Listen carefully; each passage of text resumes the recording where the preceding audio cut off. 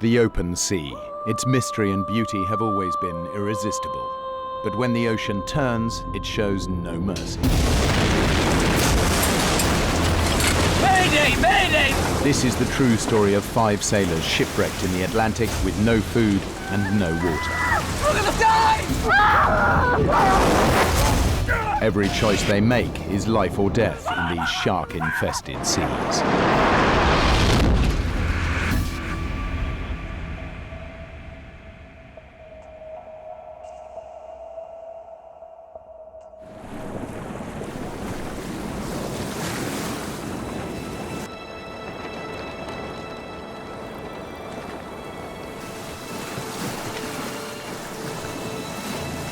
The brand new 58-foot luxury yacht Trashman surges through the Atlantic. Her owner made his millions in the rubbish business, and a hastily assembled crew who've never sailed together before are delivering the yacht to his home in Florida. The 6-day voyage begins in Bar Harbor, Maine. The crew will sail 1,300 miles down the eastern seaboard of the United States to Fort Lauderdale.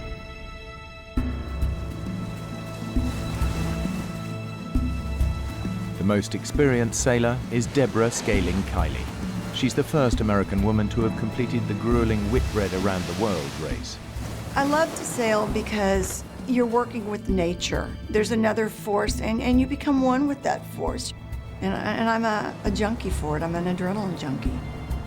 Debbie has been hired for the run by the yacht's skipper, John Lipoff. He was sort of that scraggly sailor look. It's running nicely now. Head back inland, hire some more crew, yeah? The first thing that I noticed about him Cheers. that I thought was kind of wild was that he liked to celebrate everything. He wanted to have a beer the minute I met him. Problemo, Debs. Problemo. He showed me his resume, and it was quite impressive. He had actually been on a boat called Black Knight, which was the committee boat for the America's Cup. And you know, to be the skipper of that boat, you can't be all bad. You got to be a pretty good boatman. Is everything all right? John's brought along his girlfriend, Meg Mooney. She's no sailor, just along for the ride and looking forward to parties, calm waters, and sunshine.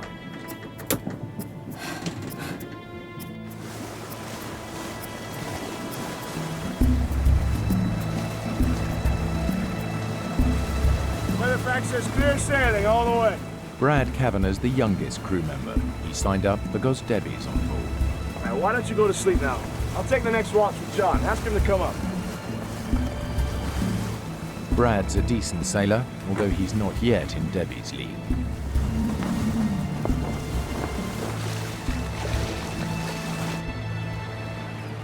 The Trashman heads inshore to Annapolis, Maryland, to pick up the final member of the 5-man crew, an English sailor who's a friend of Brad's. Debbie, this is Mark Adams. Hi. Debbie here did the last Whitbread. Is that right? That's right. I'm betting that your job, boys. I didn't like his condescending, chauvinistic attitude. Every minute that his mouth was moving, he was saying stuff just to be outrageous and to get people going. That was his MO. When we left Annapolis, I was in heaven. I was on the big version of my parents' boat with these nice new people heading to Fort Lauderdale, and I couldn't have been happier. There's something about pushing off and being back on the ocean. Everybody was getting along, and it was exciting.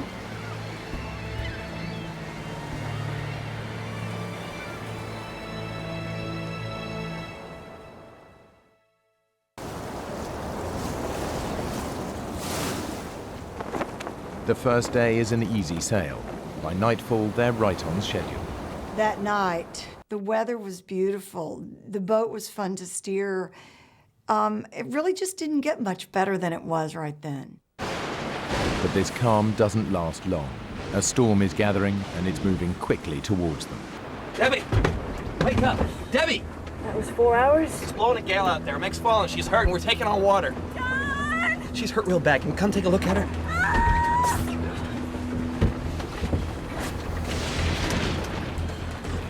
Where the hell did this storm come from? Usually if it's a squall, it comes in and it blows through and it's over. But this was not a squall. This was something that was building momentum. I couldn't believe the conditions had deteriorated so much.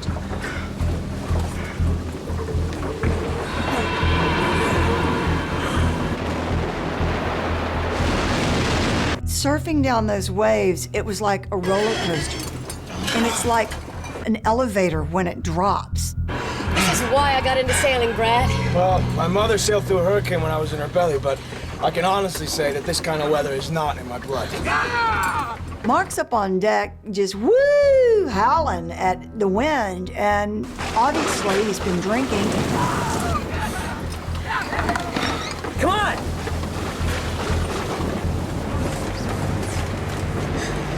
Better help her. She fell on her back. Well, I'll take a look. Meg had gone up on deck, and when the boat fell and wiped out, her tether didn't keep her from falling. I was like, what was Meg doing on deck to begin with? She has no business out in this kind of weather. Debbie, leave it. Just help her, okay? But John... Debbie, for once, would you just do what I say? She rolled over slightly, and you could see the bruising begin, and it was all through the kidney area. I could just tell she was in so much pain. I want to go home, John. Take me home. Okay, Ellie. I'll get some help.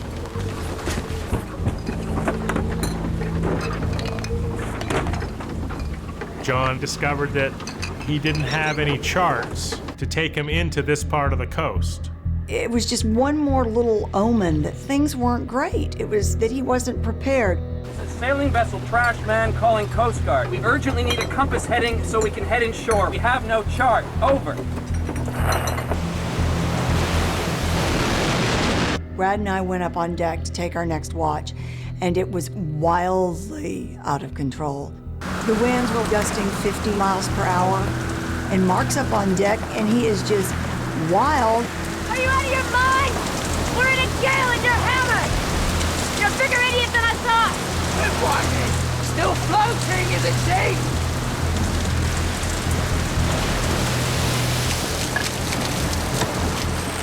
The Coast Guard advised us that we should go to Wilmington, North Carolina.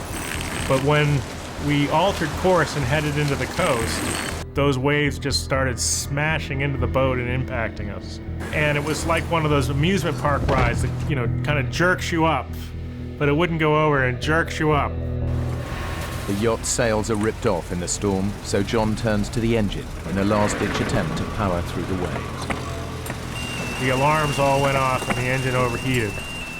The engine was gone, and that was the end of our ability to charge the batteries. We were quickly going to be running out of power to speak to anybody from off the vessel. Now we had no engine, no sail, and we were just floating out there in the ocean. Not knowing what else to do, John makes a decision the others find hard to take. He radios for help.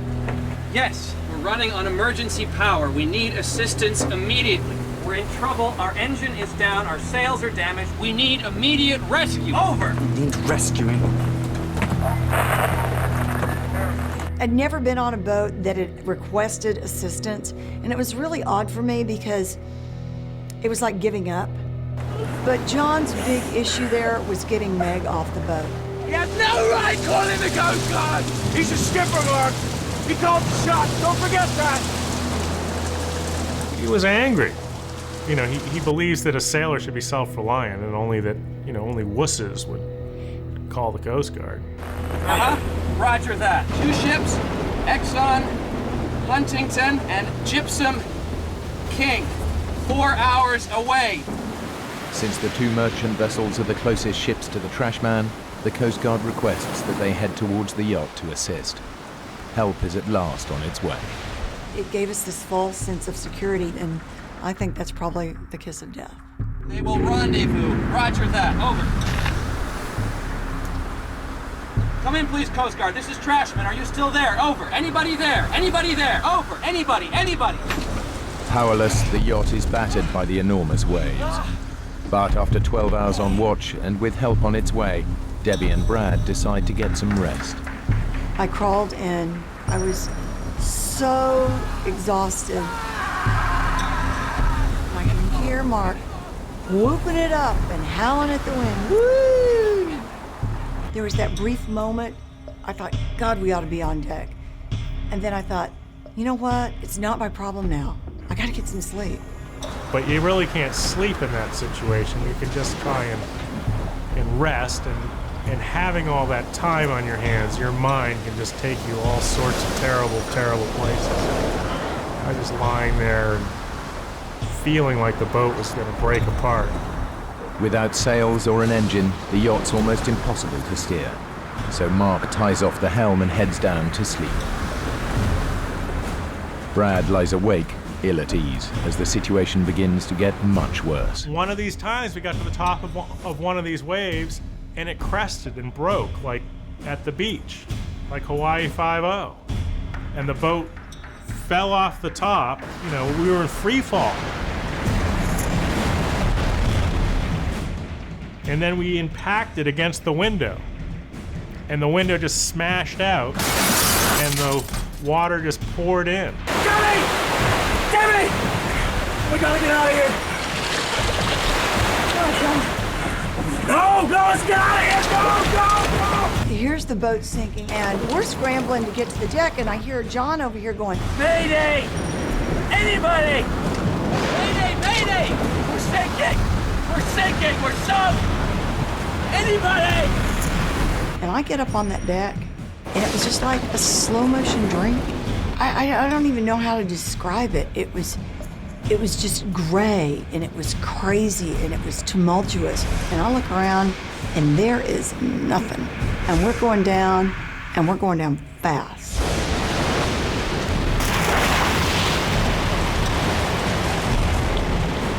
You don't think about dying. You don't think about drowning. You don't think about anything. You think about getting away from this boat that it's going under, and it's sinking in less than 2 minutes. It's just going down like a big rock. Mark frantically struggles to undo the pressurized canister holding the life raft and survival gear. Brad heads for the only other option, a tiny, inflatable dinghy.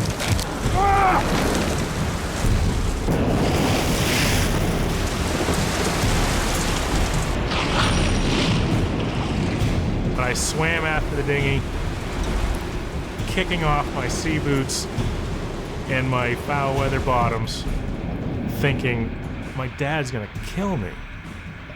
I've just let his boots sink. And then thoughts of my mother and how horrified she was gonna be, and how sad that when she learned that I had died there in the ocean.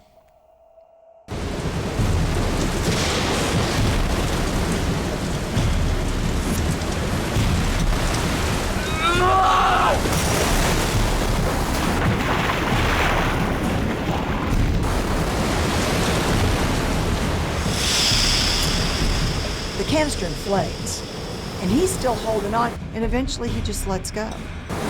The life raft is blown away, and we weren't going to find it in the middle of the night. You managed to get anything from the yacht! Nothing! We're dead! Inside that life raft was everything that we needed to live, to survive what we were going through. It had an emergency beaconing device, which a plane could have picked up on, had water makers to make fresh water from salt water. Food, fish hooks, mirrors, signaling devices. It had rations, flares, first aid equipment. Perhaps had a radio even with it. And in that rubber Zodiac dinghy, we had absolutely nothing. Absolutely nothing. I'm so sorry I lost the life raft! Our chances for survival were 0.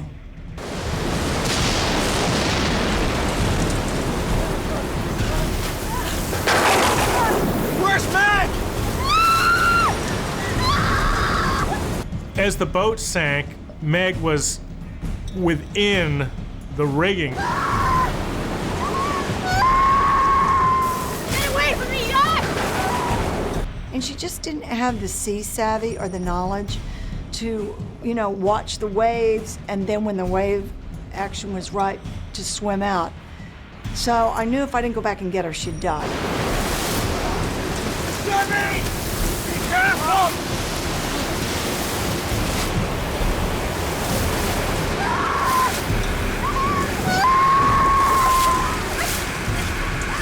Hey! You gotta keep your head, okay? Now!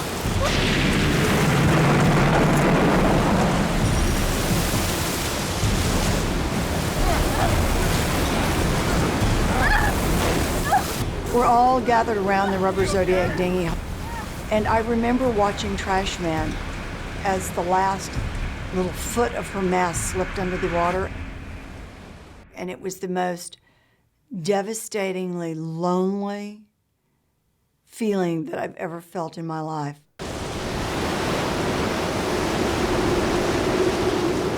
The Trashman went down in less than a minute. We're all gonna die! By not contacting the Coast Guard. You know, we were now half an hour late for our radio call. They should have been on the way. The cavalry rushing in. All we needed to do was stay afloat, and they'd find us.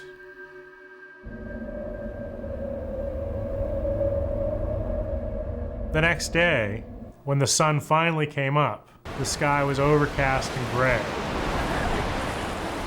The air temperature being 40, we would definitely succumb to hypothermia.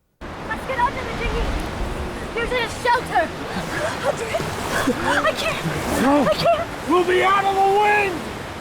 Rather than flip the dinghy over, the crew get underneath it, where they'll be sheltered from the bitterly cold wind and rapid hypothermia. Come on, check on you. The sad thing was that Meg just couldn't participate. I think it was too painful for her. But more than anything, Meg was very claustrophobic. Soon, the water begins to have its own chilling effect. Okay, we gotta get out of the water. It's cooling us down. Give me a minute! We devised a system where we positioned our bodies suspended by a line that we'd rigged. Lie down next to me. You two, lie on top of us. By stacking ourselves like a bunch of fuel rods in a nuclear power plant or a bunch of logs in a fire, we were able to share our body heat and to keep ourselves warm. As the storm raged on, you could crawl up underneath the dinghy like that, and it was so quiet and so peaceful. It was so deceptive. It was almost luring you once again into that amniotic state.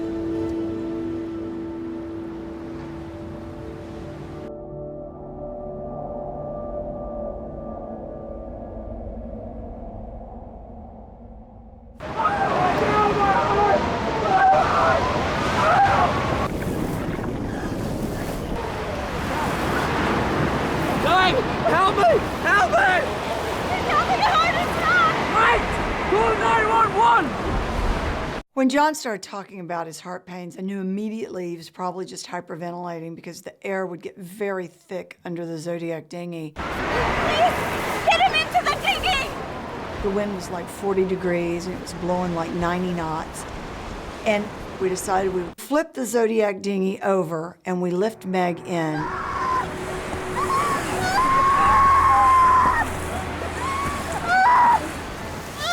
I was horrified at her wounds. The wire in the rigging had cut almost all the way to the bone, and she had huge gaping wounds on her legs. It was heartbreaking. Just those wounds alone were a death sentence. It's too bloody cold out here. Let's turn it back over. We're gonna freeze to death. Look, man, you want to go back in the water, help yourself. There's a whole ocean out there.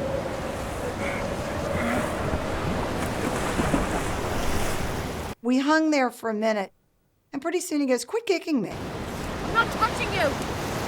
You did it again! Cut it out! What are you talking about? I'm not kicking you! Stop! Now! And I thought, you know what? I'm going to look in the water, and I'm going to see where his legs are, and I'm going to stay as far away from him as I can.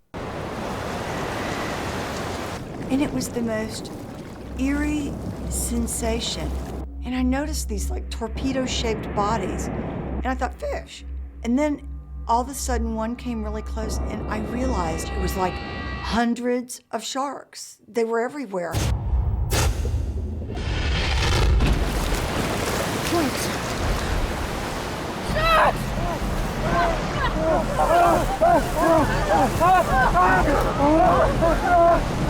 And just the minute we got in, fins just everywhere in the water. And I don't mean like 2 or 3, I mean 10, 20, they were everywhere. Every shark in the ocean! I've never seen so many sharks in my life, not in my entire trip around the world. It was the most frightening feeling I've ever felt. To this day, I don't know why the sharks didn't attack us that night, with all of us treading water, with Meg's legs bleeding. Mark, I'm warning you! Do not hit a single shark with that! Are you out of your mind? What do you think? What? You're gonna calm them down? Give me that! Our biggest threat was not just the coal, but a wave breaking underneath us and flipping the Zodiac over and dumping us back into the shark-infested water. So what we had to do is devise a system to try to slow the little rubber Zodiac down.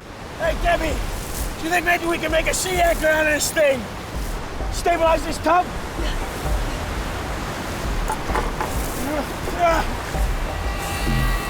But as soon as we threw the piece of plywood over the front of the boat, the shark swam up and grabbed it in its mouth. These were not little sharks. And this one was big enough to pull a 13-foot rubber Zodiac dinghy with 5 people in it, which is at least, 700 pounds, wildly through the water.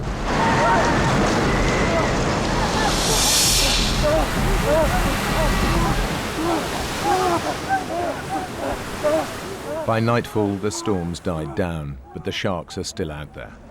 The crew's hungry and thirsty, and the night air begins to freeze their wet bodies. It's night 2, and with night comes just that threat of not being able to make it through the night again. A light! A light! A light! Oh God, it's close. Paddle! At first, when you see the light, you just are so excited you can't stand yourself. They're coming to rescue you. And then you realize the reality of the situation is it's pitch black. You're in the middle of the Atlantic Ocean, and nobody can see anything. If I can't make eye contact with someone on that ship, I'm not close enough. And I just think that paddling towards it is a huge waste of my energy, and I haven't eaten anything in 2 days. And I don't want to expend my energy when I'm freezing all the time to do this.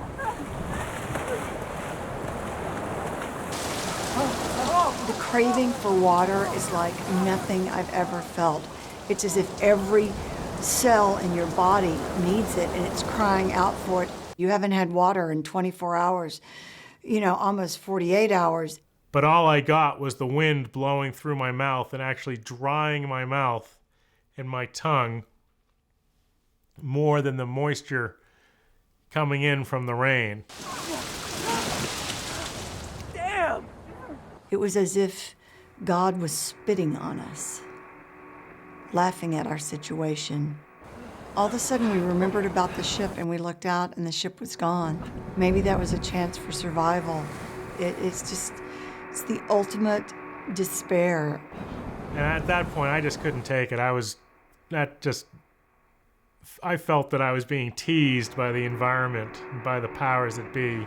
Oh, I stood up and I gave God the finger, started, saying, what are you doing to us? You're gonna make it rain, let it rain so we can get some water. The last thing you wanted to do is curse God, because that was about the only chance we had for survival. I don't want to die. The ship has gone, but some unwanted guests refuse to leave. There was always a fin somewhere. They were always bumping into the raft and pushing us around. Then they'd go away for a while, and just about the time you think that they'd gone away, they came back again. The situation was going from bad to worse to nightmarish. Day 3, and the crew of the Trashman are still adrift in the Atlantic, suffering from dehydration, infection, and the fear that they'll never be found.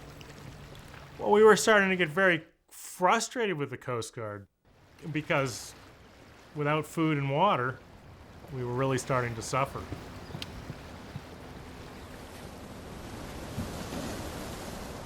Hey, do you think a ship will rescue us before the Coast Guard finds us? Coast Guard's on its way. Yeah, sure, of course. Coast Guard's on... Hey, guys, I got news for you. The Coast Guard ain't coming. They never were. They forgot about us. We're on our own. Thanks a lot, Debbie. It was as if I had dropped the final curtain on the show. They just all kind of sat back and looked at me like I'd lost my mind. Hey, Brad, where do you think we are? Well, from roughly where we went down, we're anywhere between 35 and 135 miles off the coast. What? Is that far? We could still be blown to shore, right? Guys? My God. The crew have no idea where they are, but the dinghy's now 140 miles from shore and heading out into the Atlantic. The dynamics of the group begin to change, and partnerships form as the survival instinct starts to take hold.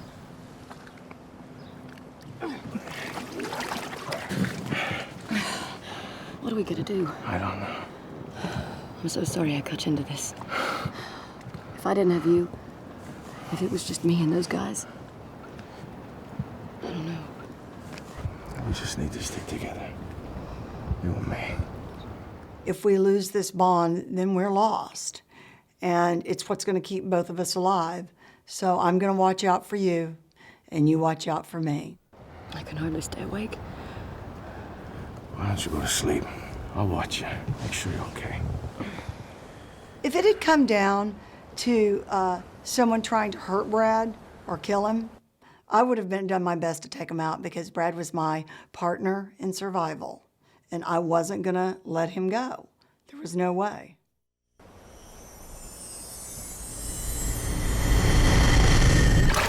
The bottom of the boat was fetid. It had a mixture of urine and blood and pus.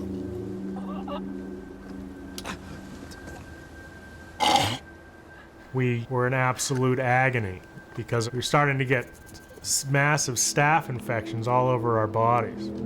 These staphylococcal infections are caused by bacteria entering cuts in the skin. They can soon attack the heart and lungs, and Meg is at particular risk because of her open wound. I felt so bad. She was dying of blood poisoning, and we were sitting there watching Meg die. It was just tragic.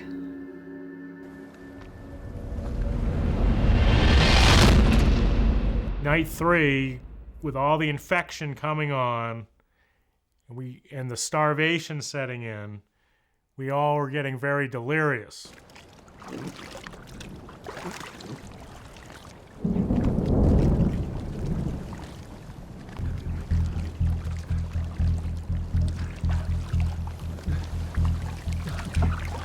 What are you doing? That stuff will kill you! Here, Miss Whitbread. Help yourself. Everyone knows that you're not supposed to drink seawater. They tell us that from the time we're little kids, and that's one of the things you just don't do. Drinking salt water dehydrates your body even more, and it causes kidneys to shut down, and you begin to have delusions.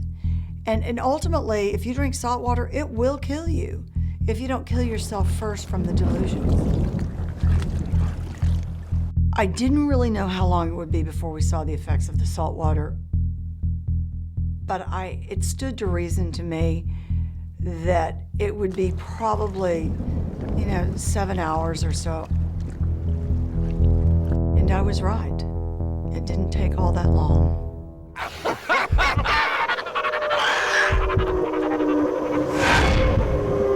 It's too hot.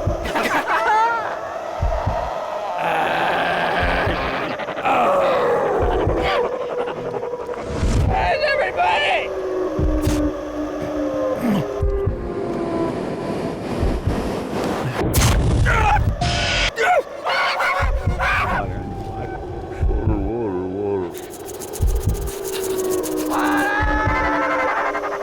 Come here. Come to Johnny.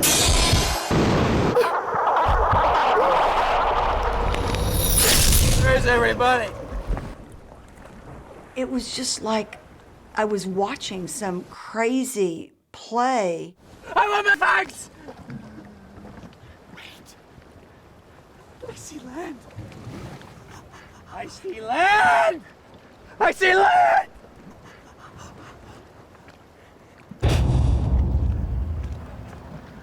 It's right there, man. You see it? It's right there in front of us. We're just off Falmouth, Meg. We'll go to the hospital where my mom works. She'll take care of us. We're in the middle of the Atlantic Ocean. We're nowhere near Falmouth. That's total crap, man! It's over there. This went on all day long. Oh, I want my cigarettes. I need one now. The monotony of it was starting to drive me crazy. I'm just gonna get my car. We're in the middle of nowhere. You guys bring the boat in, and I'll go get the car. There is no car, John.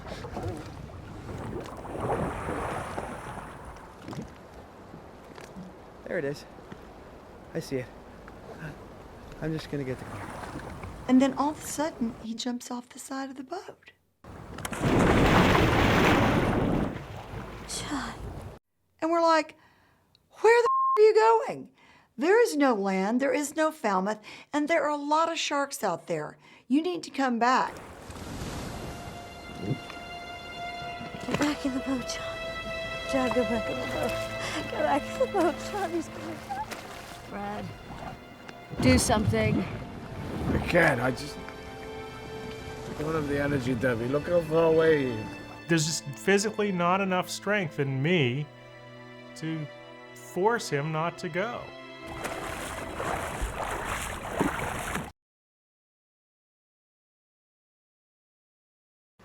I can't see him. All of a sudden, we just hear this shrill scream. I mean, blood-curdling. And it was over. And then silence. And it was like there was no crying. There was no nothing. Meg just said, He's gone. there wasn't any doubt what had happened to him. The sharks got him. The sharks never left.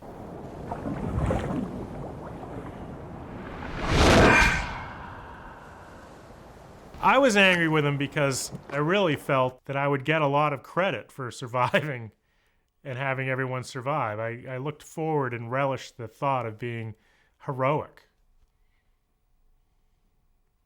And there's nothing heroic in what I had done in this instance, which was stand by while John swam off to meet the shark.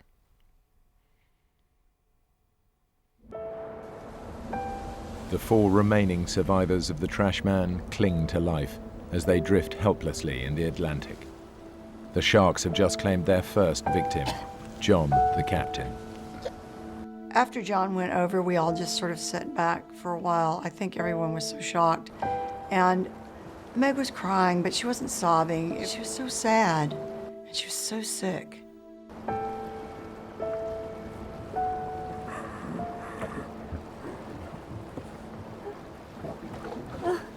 Hey, gorgeous. I know how to make you feel better. Take your mind off John. Promise. He says, hey, lady, I think it's about time you and me had sex. And that just like, hit me over the head with a 2x4, and I woke up Brad, and Brad. We've got to stop this. Hey, let's just see how she deals with it.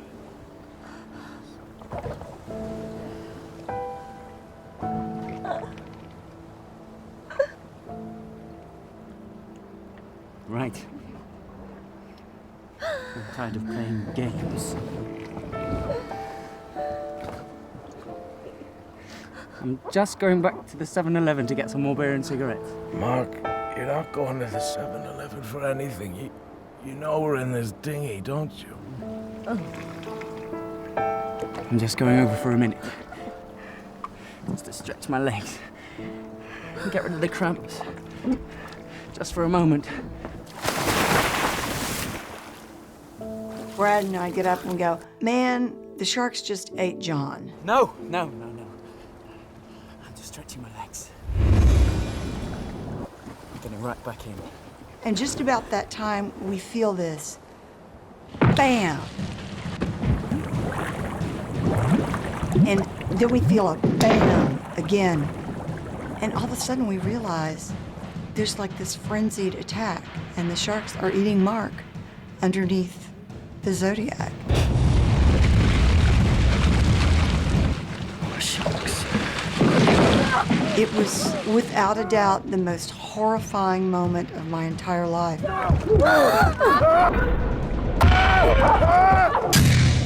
The sharks now had a taste of what they'd been following for days, and they wanted more. So they tried to tip the boat over with Meg, Debbie, and I in the raft. What would it feel like once they began to drag you under? What would it feel like with that first bite? And maybe it would be better if we jumped over and drowned ourselves so we would never have to feel it. And it lasted for what seemed like an eternity, like hours.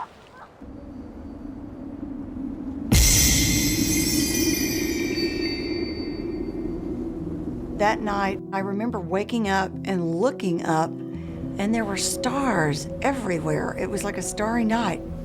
And then I began to hear Meg moan in the dinghy.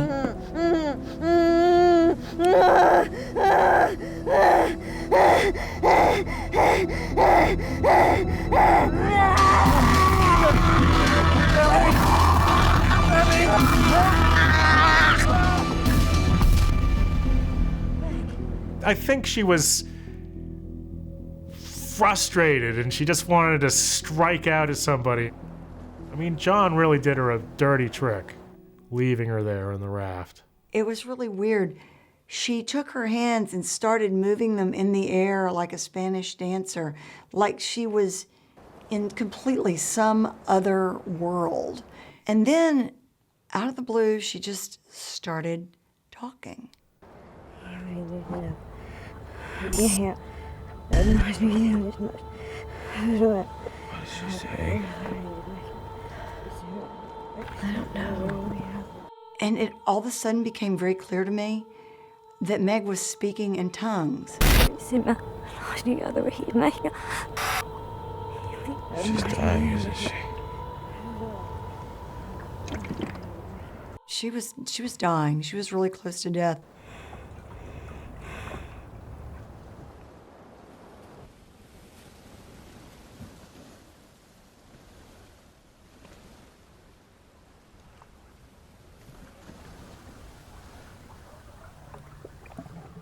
Meg?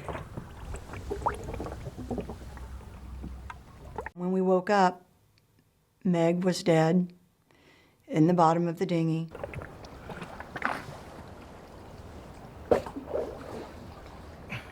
All that fetid mixture that was left over from the seaweed and the urine and the pus and... Debbie. Should we eat her?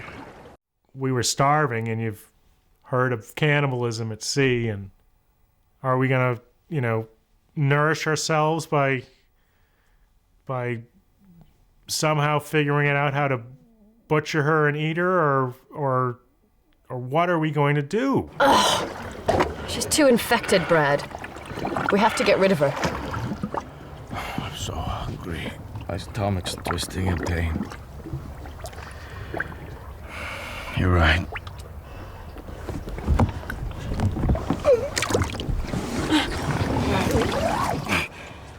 And so we decided that we would take off her shirt and all of her jewelry so that we could give those to her family.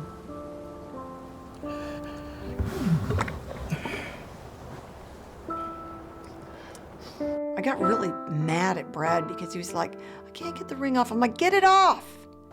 It's not like you're gonna hurt her. Just take it off and get it off.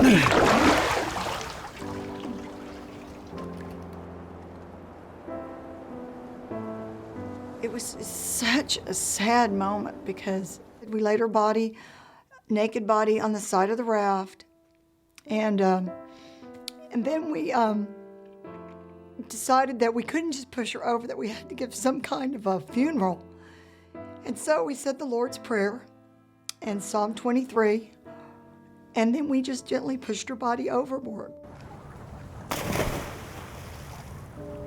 And we decided then that we would just go back to sleep so that if the sharks attacked her, we wouldn't have to see it. And so that's what we did.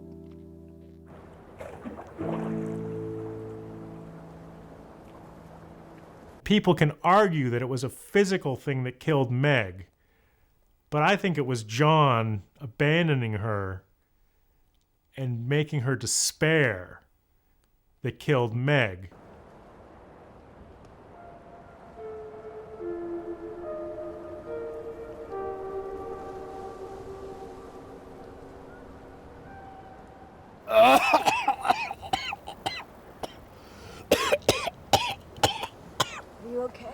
I don't know. I've been retching ever since I woke up. It's the water in the bottom. Meg's died in it. It's making you ill. The sun's only making it worse. We gotta wash the dinghy out. I can't. I don't have the energy. Yes, you do. We're turning this thing over right now. What about the sharks? I haven't seen sharks for hours. Come on, Brad. Don't give up on me.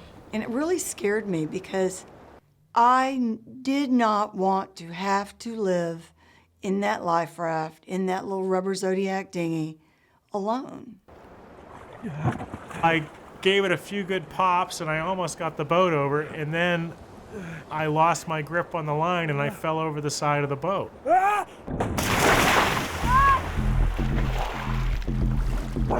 Get me! You gotta be back here. And this time I don't have the strength to get myself back into the boat. For God's sake!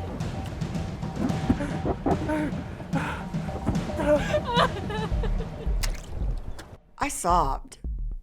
I felt like I had just doomed Brad to death. If the sharks showed up, we were screwed. And I just went on and I just burst into tears and I fell back against the seat and I couldn't do it. I could give a crap about what Debbie's thinking this time. She's just sitting there being completely useless and I'm still alive and she won't help me climb in the raft. For God's sake! She's finding it impossible to help me to climb into the raft. And I don't know what's on her mind, but she's not thinking straight. It was life and death, and I pulled myself into the boat while she sat 3 feet away from me just crying.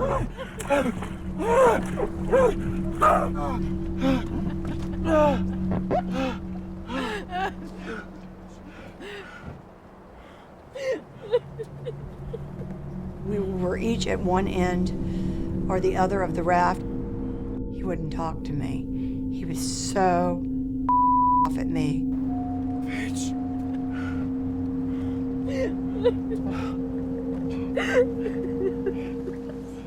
I'm so sorry, Brad.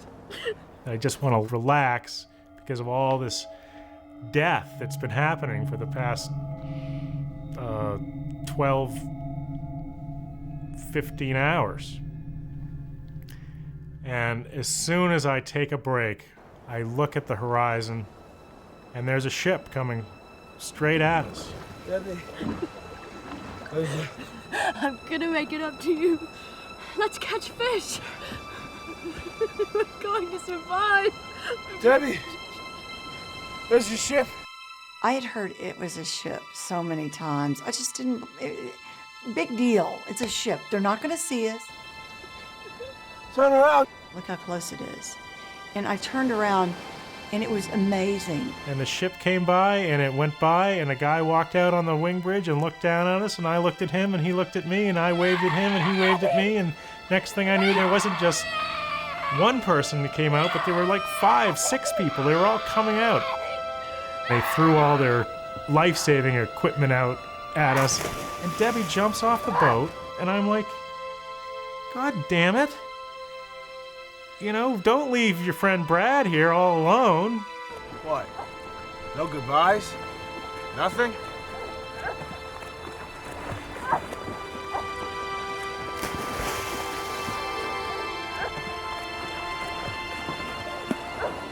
I was holding the rope that held the life ring, and they started winching us in.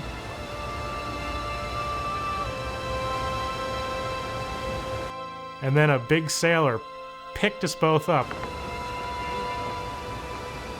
And when they finally hand me off to the last guy, he just gently lays me on the deck, and I realized that they were Russian.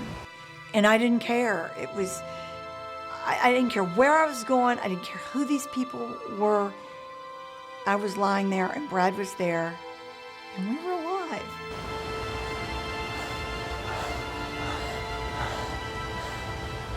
These guys did a fantastic job getting us on board the vessel, and oh, it was just so great. I mean, the whole thing was just so great.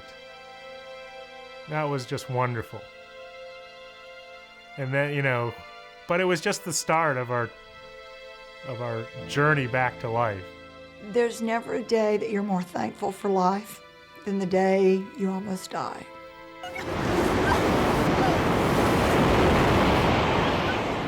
I'm here today, and I don't feel guilty about it, and I have no regrets. And every day I wake up, and it's a new day, and I'm happy. And I always try to find something good in the bad things that happen to me. It's not something you just turn off when it's over. You keep living in that survival mode. I don't know if you're shell-shocked or what you are, but it's impossible to just turn it off and go back to being the way you were before. In their 5 days at sea, the dinghy had drifted 140 miles from where the yacht sank and was heading further and further away from land. With no beacon on the dinghy, the 2 merchant ships were unable to find it.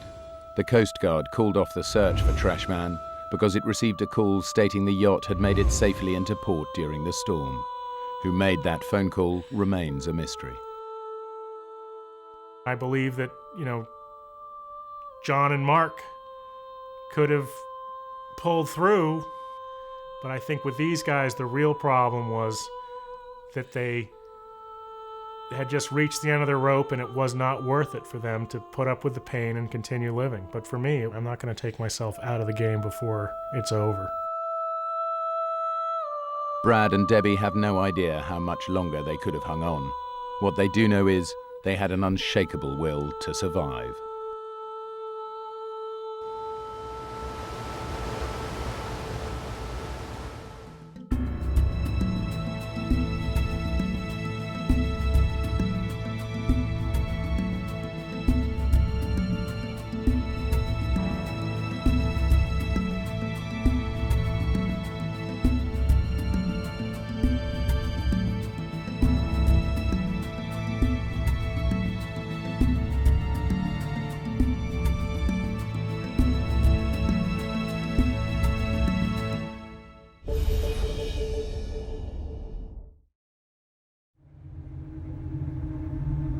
This is the true story of an ordinary journey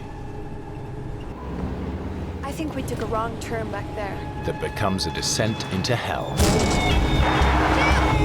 Jim, stop! Oh, God. A family is lost in the wilderness for 9 days, in sub-zero temperatures with no food. Nobody knows where to look for them. A young father faces an agonizing choice: to stay with his family and face certain death, or walk into the unknown to seek help. How the hell are we gonna get out of this?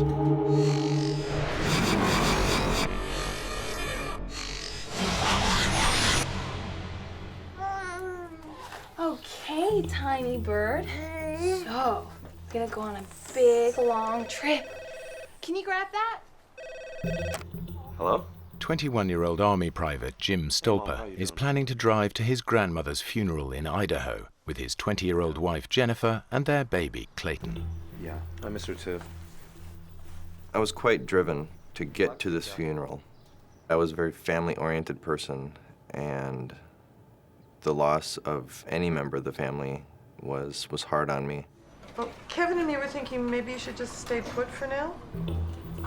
Well, it's nearly 1,000 miles, and the weather's gonna get bad again. Jim's mother and stepfather are already in Idaho and growing concerned about the weather. Don't worry, Mom. I was getting a little nervous because it was snowy, blizzardy, and I really did not want him traveling because it was bad all across the area. Yes, of course, you're a great driver. Jim's mom told us not to come. She's like, don't risk the weather, just stay there.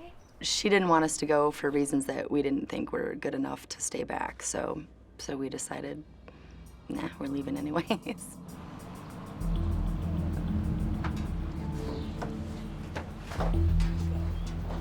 Poor Clay. He's gonna be stuck in this thing forever. What is it, like a 13-hour drive? He'll sleep right through. Isn't that right, little boy? Are we good?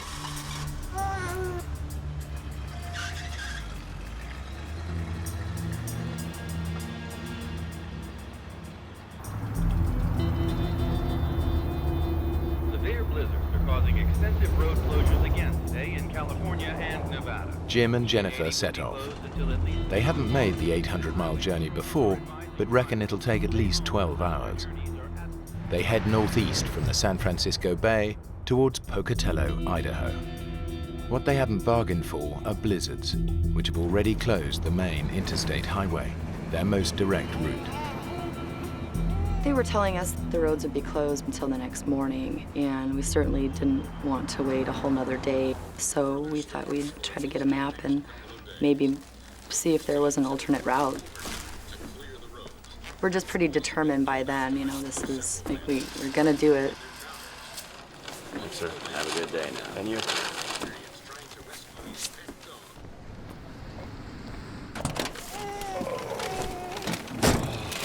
Great. Okay, so blizzard's right here. The I-80's closed. Okay, let's go north and cut across east, which takes us onto the I-140 right here. All the way to Pocatello. We just thought, okay, here's where the roads are closed. This is the main part of the storm. Let's take this road that goes way up and around it to try to just go. That's what we thought we were doing, was going around the storm. Little do we know it had already been through there and dumped a lot of snow on the ground. We could see dark skies coming from the west. It was getting to be late, and there wasn't much traffic. At one point, the roads got a little snowy, and we were a little concerned, so we stopped at a service station, and this is where we had chains installed.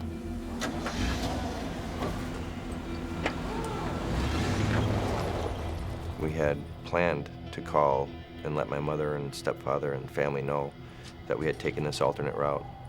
We didn't have a cell phone, so we looked for a payphone. Damn it.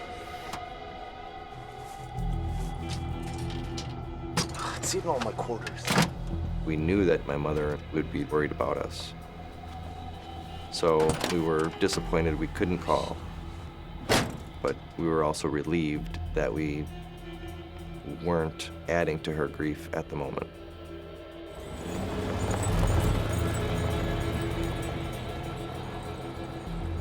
After a while, there wasn't any snow anymore. The road was pretty clean and bare. But when you have chains on your car, you can't make up any time. There, you just have to go so slow. I got out and I looked up and down the road and I didn't see snow on the road. I actually got down and felt it and it was dry. So we opted to take the chains off so we could make better time. You know, we were young, confident. We didn't know any better.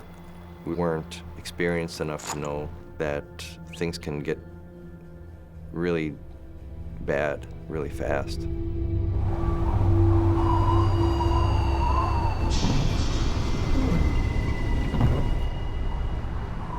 There was snow back on the road by this time. It was like getting pretty bad. But we didn't want to slow down and stop, and you know, at this point we're just figuring, okay, well, I can still see the road ahead of us, let's just keep going. This is a very minor road. We shouldn't have been on the road in the first place, but the sign that declared the road closed was buried in snow. The road was covered with just unbroken snow, and we were making the tracks now. Where the hell are we? This map makes no sense. This is weird. It's totally deserted. Wait, you know what? I think we took a wrong turn back there. Jim! Jim, stop! Jim, we're in about 2 feet of snow! Jim, stop! You're making it worse! Jim, stop! Jim, stop! Stop!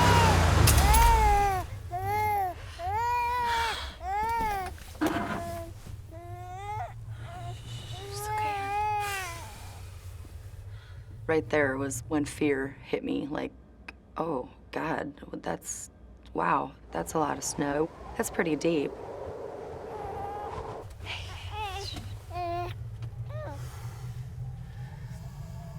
It took a while to really figure out what really had just happened.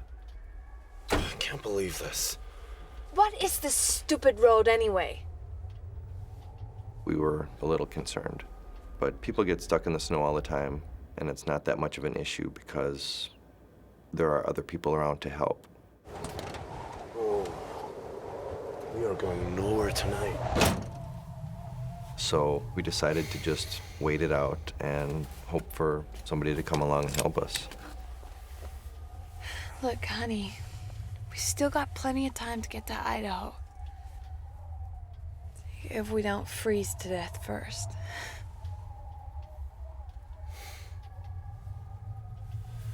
It's not the end of the world.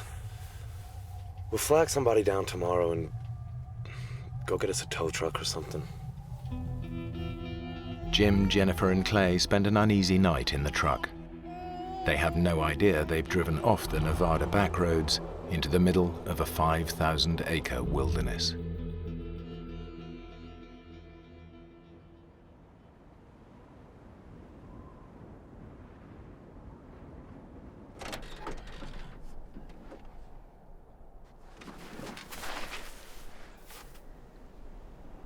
Oh, God.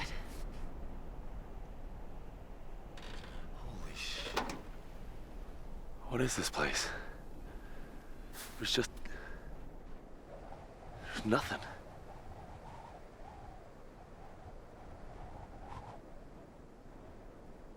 What have we done? When we saw how desolate the area was, it occurred to us that that road probably wasn't very well used. And I guess there's a little bit of anger at first. Gravel! Because it looked main enough to us at the time. This isn't even a paved road. How could we be so stupid? We didn't know really where we were. Look. But the last town we had passed through was well over 50 miles. The only place we can be is here. We must have left the 299 right about here. Let me look.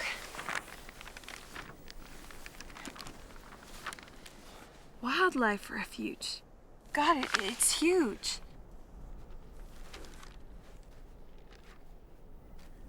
How are we gonna get out of here?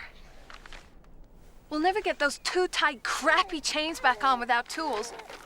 To make us feel like we were doing something to help the situation, we decided to try to dig the truck out. So pretty much all day long, that's what we did. The wind was blowing, the snow was really dry, so as fast as we could shovel it out with our hands and cups, the wind was blowing it right back in our way. There was so much snow underneath the truck, in front of it, behind it. We really couldn't get it moved at all. This wasn't the answer. This isn't how we're gonna get out of this. But we were still kind of hopeful that somebody would notice this truck in this location or drive by, or if a plane flew overhead or something. We decided to stay with the truck. We spent time getting cozy, using clothing and towels and whatever we could find to plug up any areas where cool air was getting in.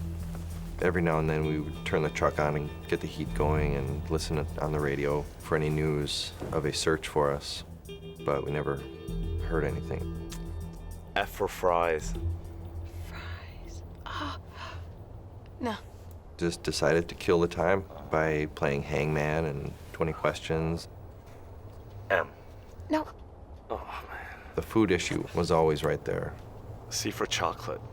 Oh, God, chocolate. Hunger wasn't quite as bad as being as thirsty as we were. Okay. Surviving on very dry snow. D.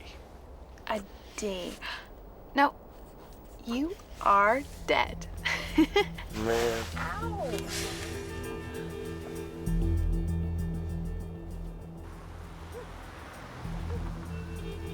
My stepson has no reason to go AWOL. He was granted leave, and he has to be at a funeral. We were getting very concerned.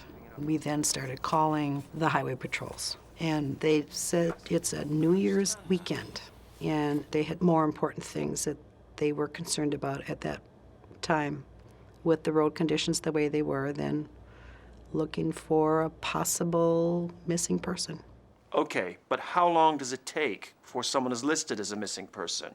We were really worried, but they just couldn't help us in any way. Yeah, I'd like to thank you for your help, except you haven't been any. Kevin really wanted to leave, but we still had the funeral to go to.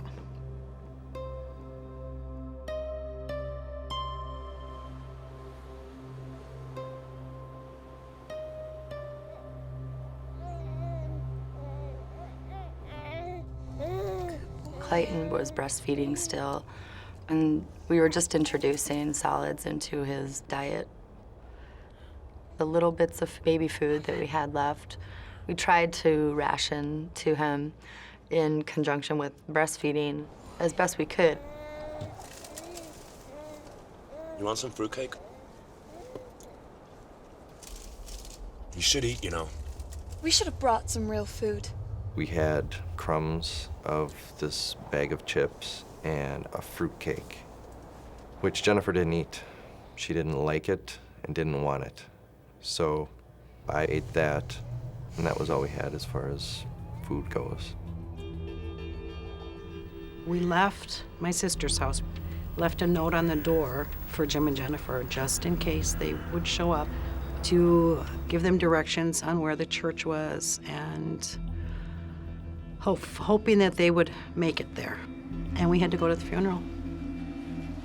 Kevin and I had already packed our things the night before because Kevin needed to get back to the Bay Area. I'm so sorry to rush off, Jean, but we have to get home tonight.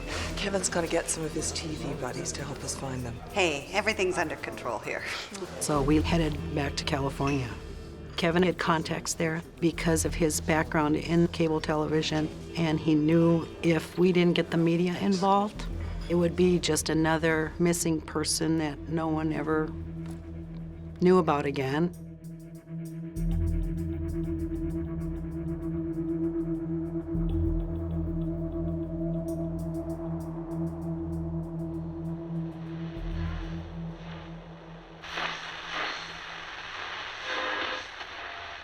We should see sunny spells all across western Nevada. We knew that it's been days now and nobody's come, and we knew we were going to have to do something.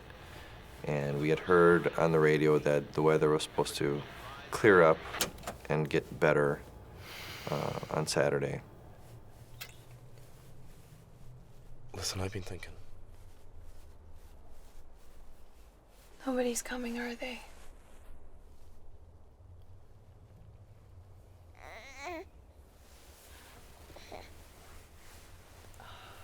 We can't just sit here and starve. And if the weather's gonna break, then we could walk. We could make it to the highway. How far do you think, Jim? Well, there can't be anything for 50 miles back the way we came. But if we go this way, to the I-140, it's, I don't know, 20 miles? How long will it take? If we leave early tomorrow, we could be there by nightfall. If the weather guys are right.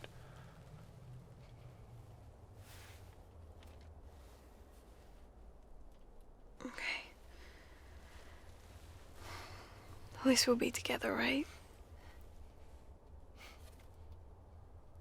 That's all that matters.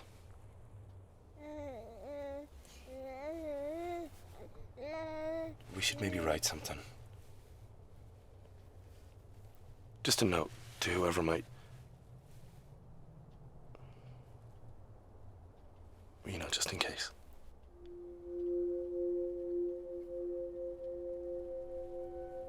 We wrote a will that was for our family, you know, as a last kind of goodbye.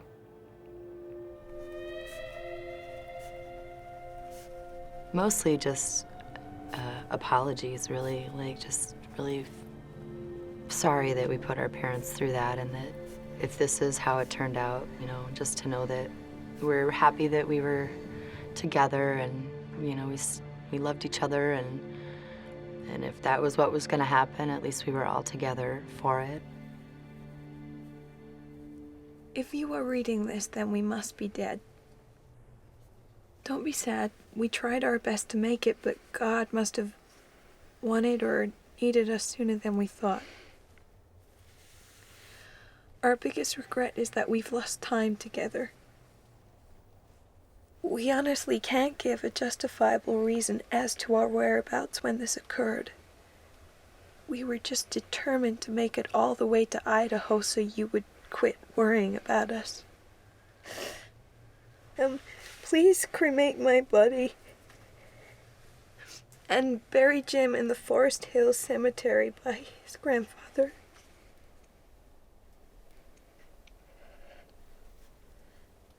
And Clay?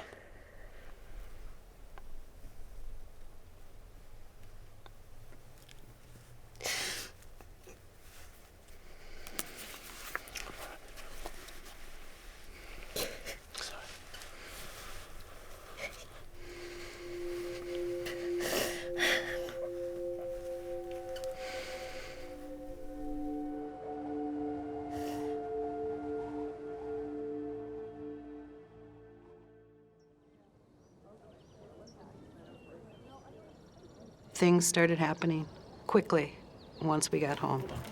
Sandy, be sure and get on the deck at NBC. Kevin got some action going. Our house then became command central. It just became a zoo. All the news channels were there on a daily basis. And I think if we can get those press releases out to the local papers, I think that'd be a good start. All right. It was just a very busy kind of time for everyone, trying to generate enough interest in these three people. Try not to worry. Kevin got a truck from a friend to go search himself through Nevada and California. He would have gone nuts sitting there not being able to do anything. We needed to go. Nobody's coming. We're alone. We're gonna have to do something to get Clayton and ourselves out of there.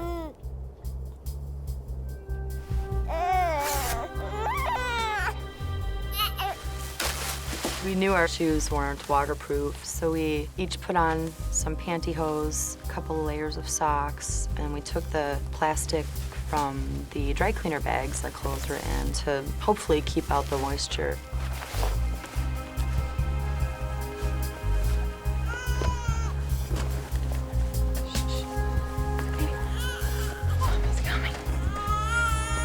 Okay, little boys. We had dress clothes to attend a funeral, tennis shoes, and comfortable clothes. We were not prepared at all for these conditions.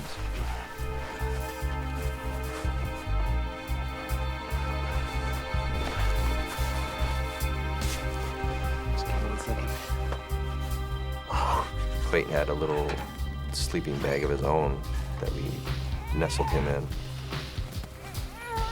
And then used the adult sleeping bag kind of as a cushion and put him inside this garment bag to keep him sealed up from the cold and the wind. Okay, little boy. Honey, it's gonna get a little cold.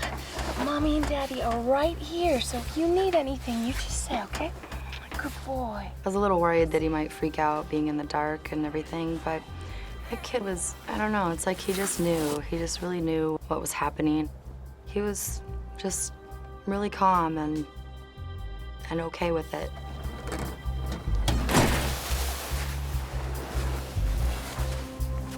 Okay? Yeah. So from then on, I was a horse and Clay was the carriage.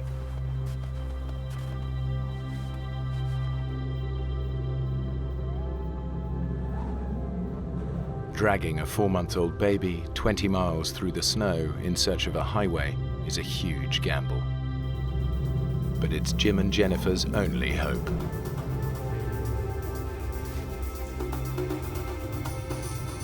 I would say on average, we were pretty much shin deep in snow.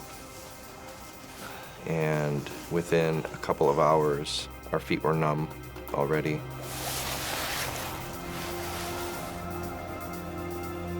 We were getting very thirsty, so eating snow was a full-time thing. Our mouths were tired and cold because we would be chewing on a mouthful of snow, trying to suck it and melt it and drink the water from it. And almost as soon as your mouth was empty, you're already reaching for the ground for more.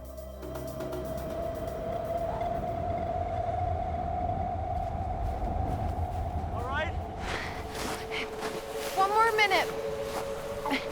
My hips. We never really had to stop because of Clayton. Mostly Jim would have to stop for me. My hips were really sore. It was hard walking in the snow.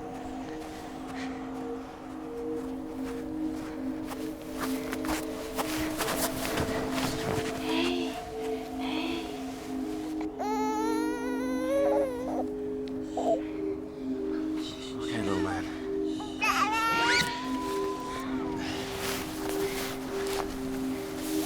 I wanted to get to help, but I also had to keep in mind that Jennifer was lagging behind and was weakening by the hour. So I had that on my mind, and dragging Clayton behind me was tiring me out. Finally, we saw there was a big hill, and that was a long, long walk to get up there. Just give us a second. We were both just exhausted. I was just over the hill now. Okay. We were so sure this highway we were looking for must be just beyond. At the very least, from the top of this hill, we'd be able to see it.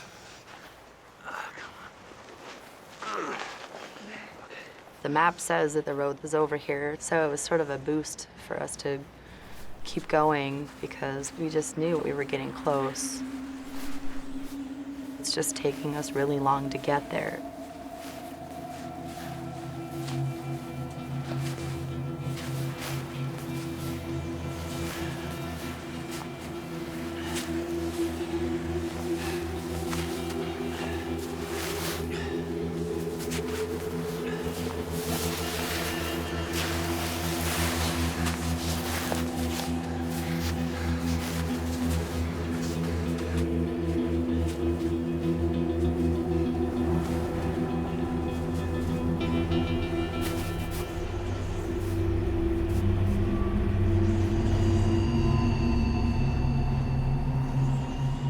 road that we were looking for was not here.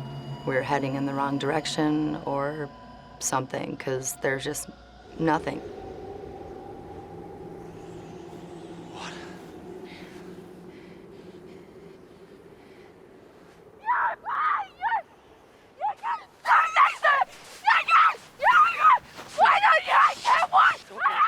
It's okay. Honey, it's all right.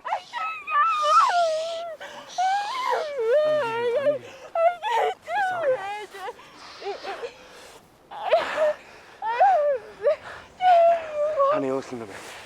Look at me, listen. We know there's a town back the way we came. We just follow our tracks back, okay? I'll follow the tracks, okay?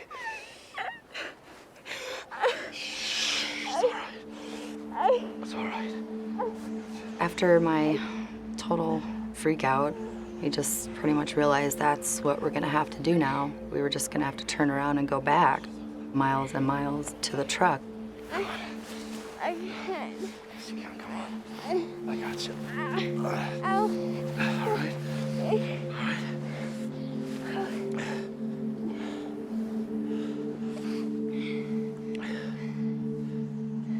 And it was then that we noticed Clay wasn't crying. Oh, God.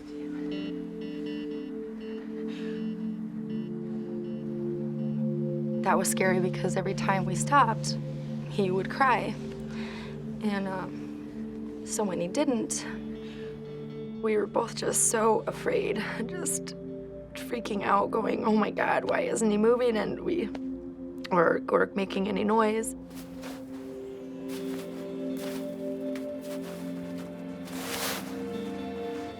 Neither one of us wanted to unzip it to see.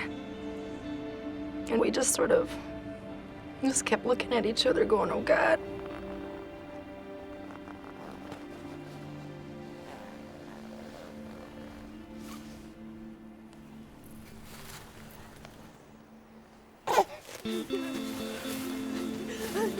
And he was fine. He was still pink and okay, but that was really, really scary.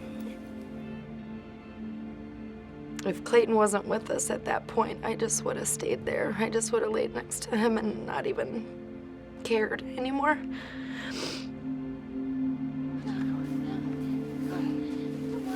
After that, just having that fear that that could have happened really made us determined, so we packed up and turned around and started walking back. The family has come within 12 miles of the highway.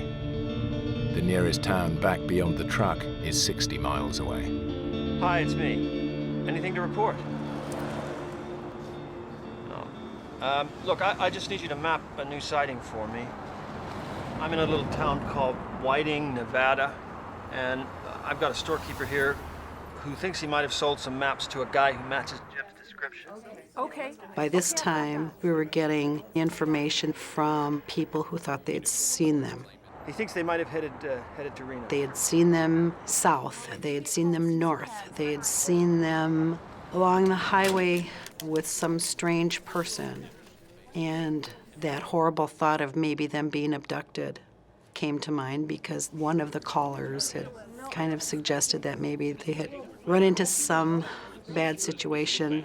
Television executive Kevin Mulligan is following a trail of clues that he hopes... By that time, the highway patrol, the police, everyone had realized that these kids had not just run away. They were really, truly missing, and we may never see them again.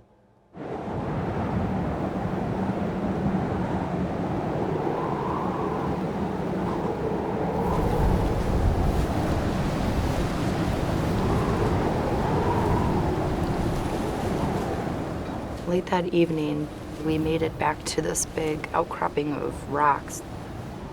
Oh, it was so windy that it was blowing me over. It was just awful. We decided to try to find a little cove or just something to get out of the wind to protect ourselves.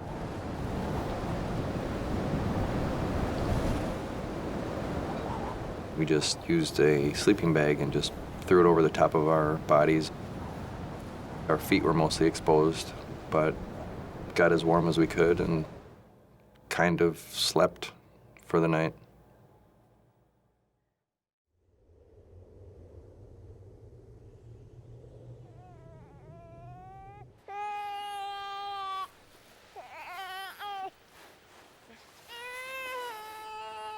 Jim? Can you hold Clay? Sure. There you go. Hey, little man. Okay.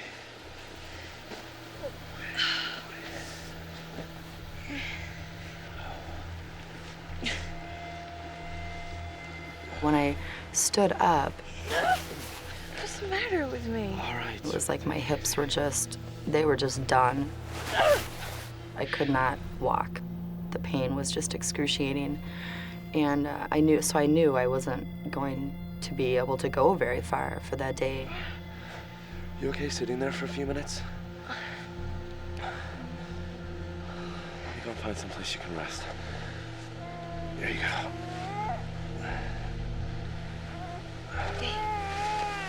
Okay. I knew I needed to walk, and I wanted to, but my body just wasn't gonna let me do it. So we looked around and found a little cave in the rocks. And I thought maybe we could all get warm and rest again. Are you okay in there? Sure. I was thinking, here we are in the middle of nowhere, now farther from the truck, no food. How the hell are we gonna get out of this? Come and see for yourself. Honey, I can't. I need to go on alone. You and Clay can stay in here out of the cold. We said we'd stay together no matter what. I need help, Jen. I have to keep going. Please. Please don't leave me alone. What if you don't come back? I told her of the plan for me to continue on, and she broke down crying, knowing that we were going to be separated now. I think deep down we both knew that it was the only thing we could really do.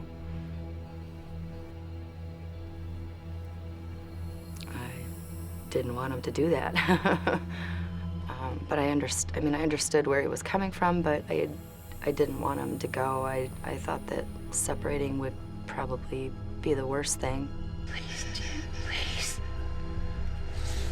I'll be back.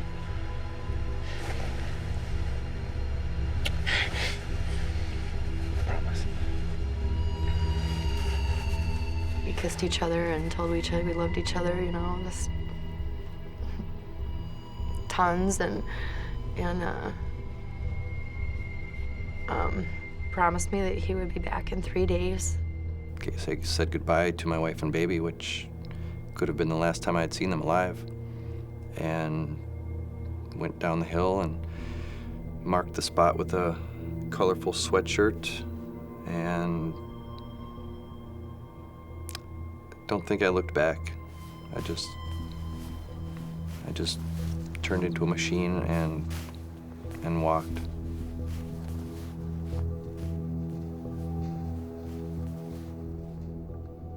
It was very, very frightening to watch him walk away. Very, I don't know, just didn't know if I was ever gonna see him again, or if I was just gonna die here in the cave with my son, or what,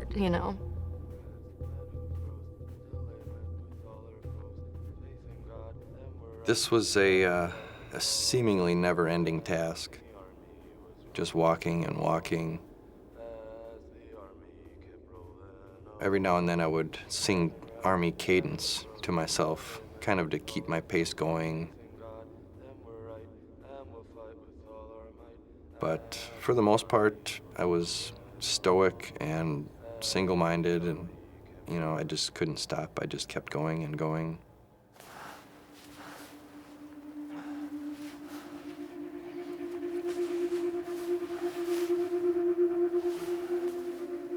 Periodically, if I found an area that I could get out of the wind, I would huddle down and maybe let my eyes close a few times and just try to relax a little bit.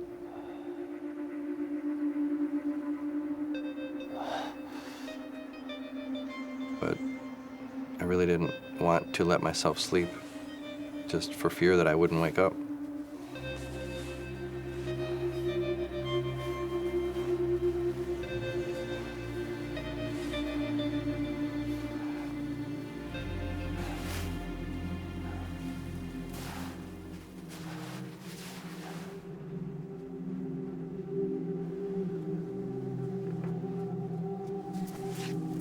I did the best I could with keeping Clay hydrated. I just, breastfed him as much as possible. But I really didn't think that I was producing much milk for him. So then that's when I started melting the snow and sort of, spitting it into his mouth. He drank it too. I mean, he wanted the water in him, so like a little baby bird.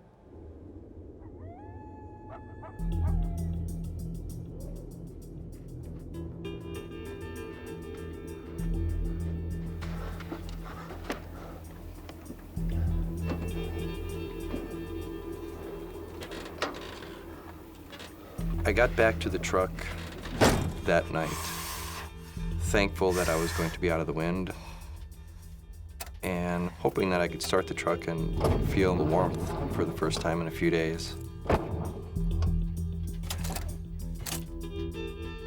But since the truck had sat untouched as long as it did, it wouldn't come to life anymore.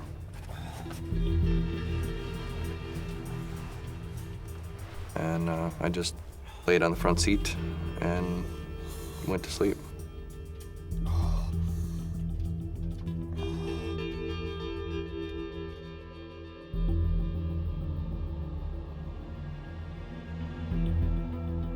I woke very early, just started going again. Not too far down the road, I came across a sign. So I knew that I must be getting close to something.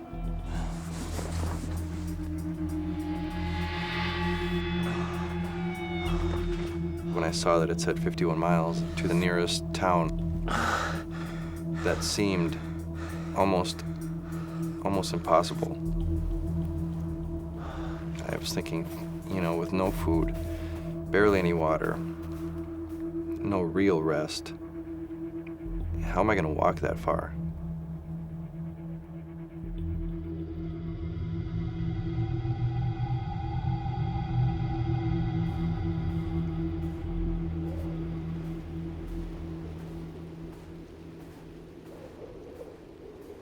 That extreme isolation was the hardest thing to deal with. Kind of like being adrift at sea and nobody knows you're out there.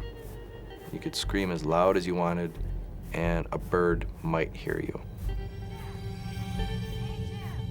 There was one point I could have swore that I heard Jennifer's voice not 10 feet behind me. Keep going. Come on, Jim. Jim! It scared me because I thought, did she die?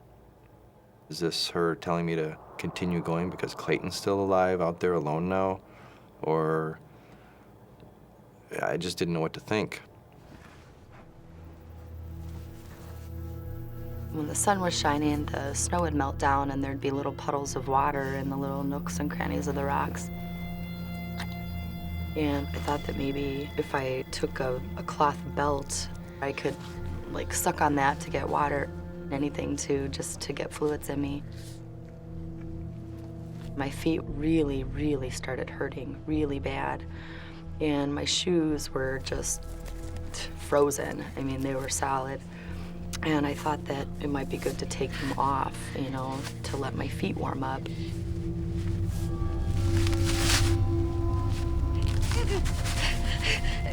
When I saw them, my feet were black and blue and really swollen, and I had never seen frostbite before, so I didn't really know that that's what it looked like. They started hurting really bad as they were thawing. I actually put them back in the snow to numb them back up again. I just wanted to make the pain go away,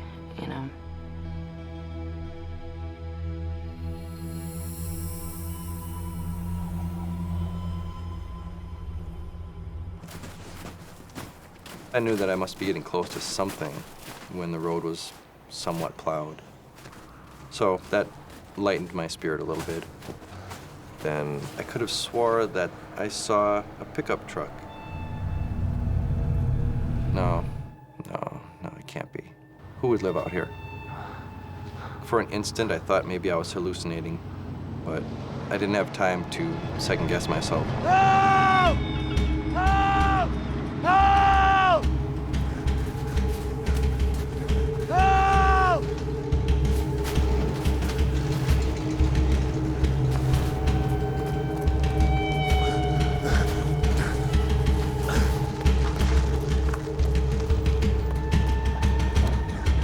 Listen, my wife and baby are out there.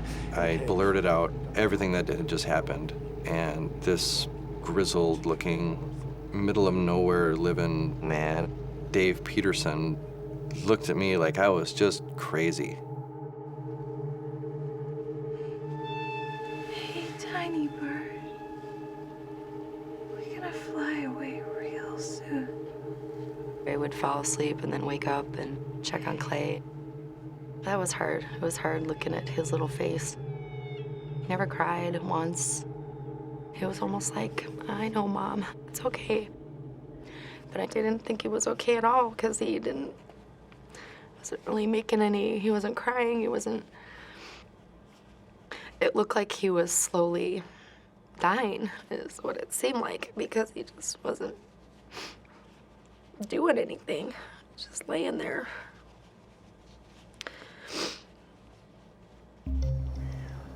Dave drove me back to his house. They don't even have a phone there. So we radioed his coworker, Dusty. This is Dave P. Dusty, are you there? Over. Come in, Dusty. Come in, Dusty. Over. Dusty said that he would be on his way over to help. Cave's over to the right by the ridge. Blue sweatshirt's on the tree. Dave and Dusty were the perfect people to go there and find Jennifer and Clayton because they know this area better than anyone. For me now, it was just a waiting game. We got a call, and the first indication that something was going on was Kevin's assistant held up her hand to quiet everyone. Hello? What? They found Jimmy. And of course, everyone in our house just started jumping up and down, yelling and screaming. Oh. But then we heard I see. Jennifer and the baby were not with him.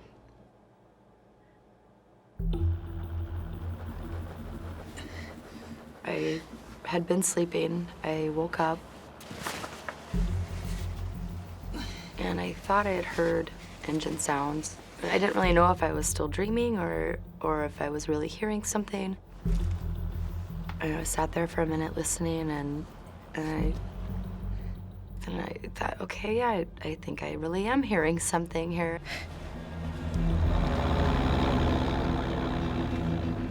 And then that was when I saw the big bulldozer that was in front with the flashing light. And there was someone in it, and I just started waving and screaming, "Hey! Hey! Help!" It was really, it was amazing seeing those guys, coming up there. And I've never been so happy to see two people, just strangers, in my entire life. I had Clayton in my arms already. I was just so anxious for them to come up there, and I just gave Dusty Clayton right away, and I knew it wasn't, doing really well, but... Is Jim okay? They said, yeah, he's okay, or we wouldn't be here. And, I couldn't walk, so they had to carry me down the hill, and I felt really awful that they had to do that, and I looked awful. My hair was a big rat's nest, and I just kept apologizing to them. I'm sorry, I stink. Oh, and I was just so thirsty. I just begged, just please, do one of you guys have something to drink? And Dusty had an orange in his lunch from work. Thank you. Oh, it just looked like heaven. I mean, it was like, oh, an orange flavor.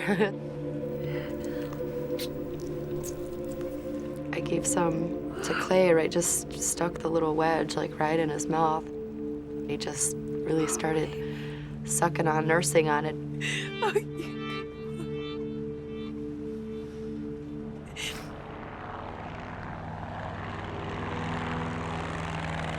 The California Highway Patrol decided they would fly me to the hospital where Jim was headed. We kept trying to get information on Jennifer and the baby, and there just wasn't any. Just before we landed, we heard Jennifer had been found.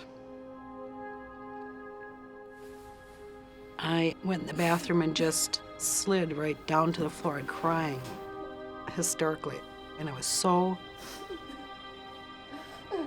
such a relief to finally hear that they were found, because 9 days of what they went through, it was just a miracle. I was still pretty looped up on pain medicine when they arrived at the hospital. We were both extremely exhausted and still trying to work out in our heads what had just happened. He looked really, really tired, but he looked good. I mean, he was alive, so that was, what mattered. It wasn't as emotional as one would think.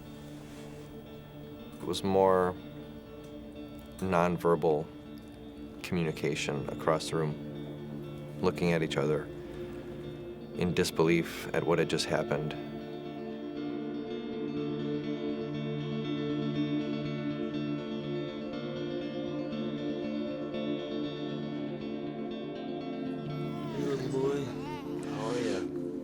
They told us Clayton was really, really dehydrated.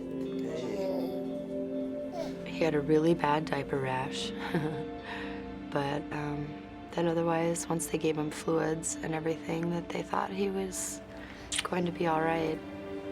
Hey. The price that we paid, our feet, was just nothing compared to having Clayton be whole and healthy. And I mean, I'd die for that. Just had to look at Clay and go, okay, it's all right.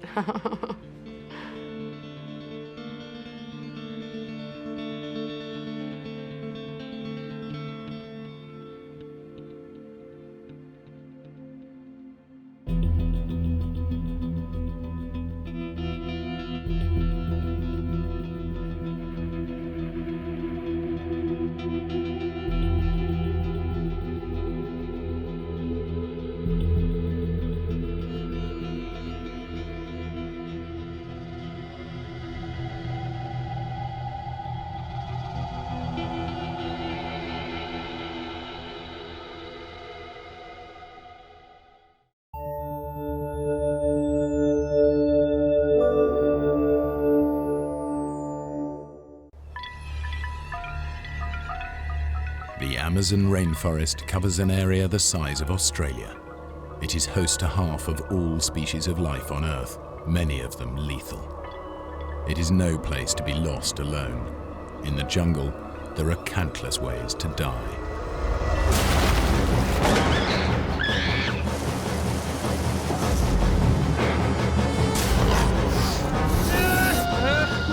This is a true story of a fatal decision that betrayed a friendship and turned the adventure of a lifetime into a deadly struggle for survival.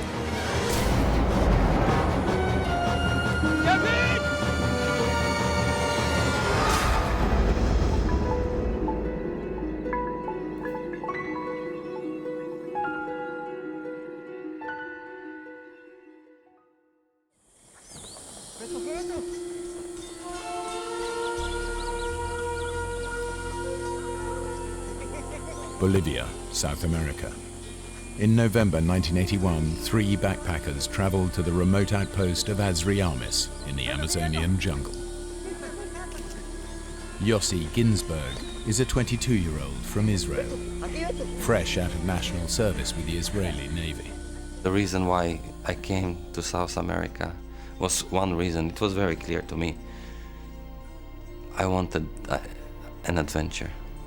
I was very, very naive, bright-eyed, open to the world. Everything is possible. With Yossi is Kevin Gale, an experienced traveler. He's a 29-year-old photographer from Oregon. I was traveling, I had an agent in New York, and I was sending my shots to him. So I had motivation to try to have some shots published. And of course I was thinking maybe I'll publish some in National Geographic, but it was primarily for myself that I was doing this. With Kevin and Yossi is Markus Stamm, a 29-year-old school teacher from Switzerland. Marcos and I had been great friends. We'd been traveling off and on together for 8 months. He was going through a crisis. A relationship had just broken up and he was falling apart. And he just wanted to escape. The three friends have spent months backpacking around South America. But now, a charismatic Austrian, Karl Ruprechter, has drawn them to Azriamus with the promise of a real adventure. He will take them into the uncharted rainforest to meet a lost tribe of Indians, never before seen by Western eyes.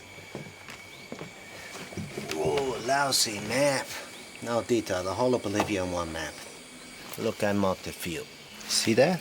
That's where we are now. We cross the Tuichi River. We cut the trail for 4 days, and we end up at the village. And then you see the real Indians. There was an X with a pen. Carl said, the Indians are there. We had no reason not to believe him. He told us that he was a geologist, that he had been in South America for 15 years, that he'd been in the jungle numerous times. He was an expert in the jungle. So I had no reason to doubt his word. Listen, it's gonna be tough, but we'll go in together and we'll come out together. Agreed? Yeah. Okay. Good. Let's do it.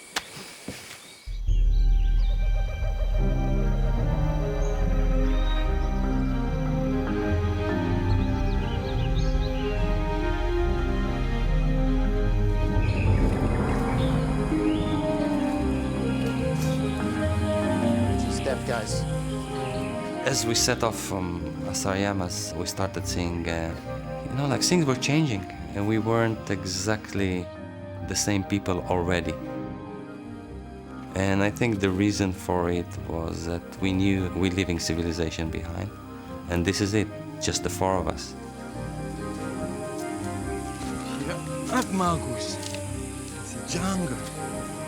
The friends follow their guide into the rainforest. Ahead of them lies a week-long hike to the Indian village. From there, Carl has told them they will return to civilization by rafting down the Tuichi River. It was a different world, and we could hear animal life all over the place.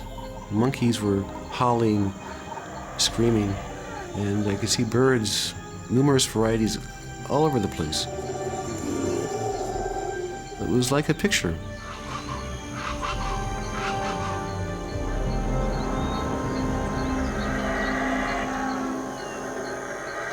We don't have food because Carl sensibly is saying we wouldn't carry, like tins and stuff. There's lots of game, so we'll hunt. That's what you do in the jungle. All we have is rice, beans, and salt. That's all. The rest comes from the jungle. But what we kill is not so pleasant.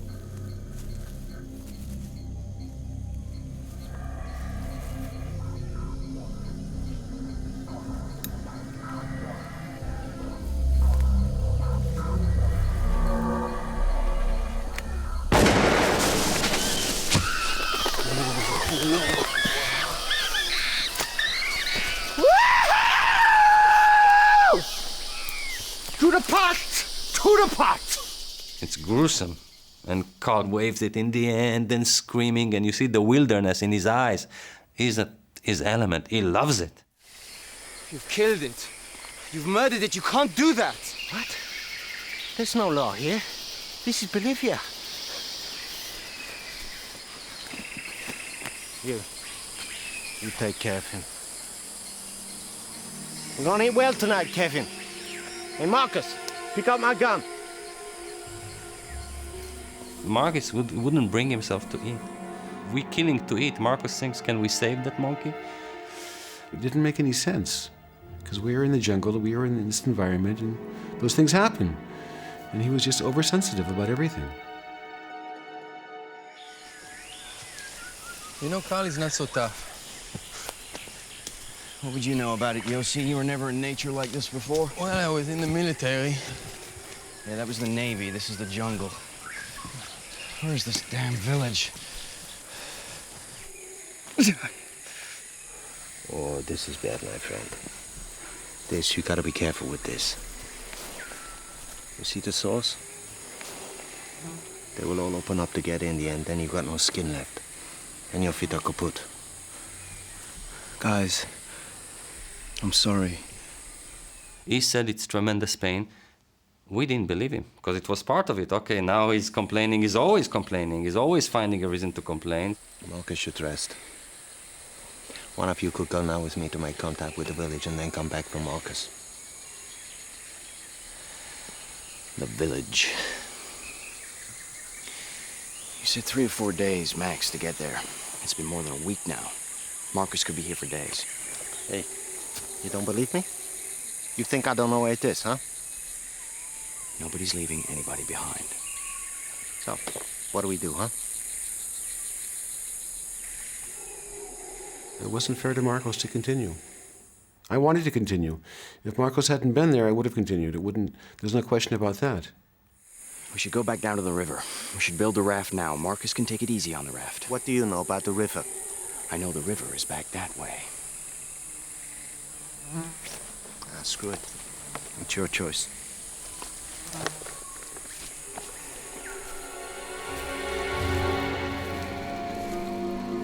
Forced to abandon their dream of visiting the Indian village, the adventurers head back to the Tuichi River.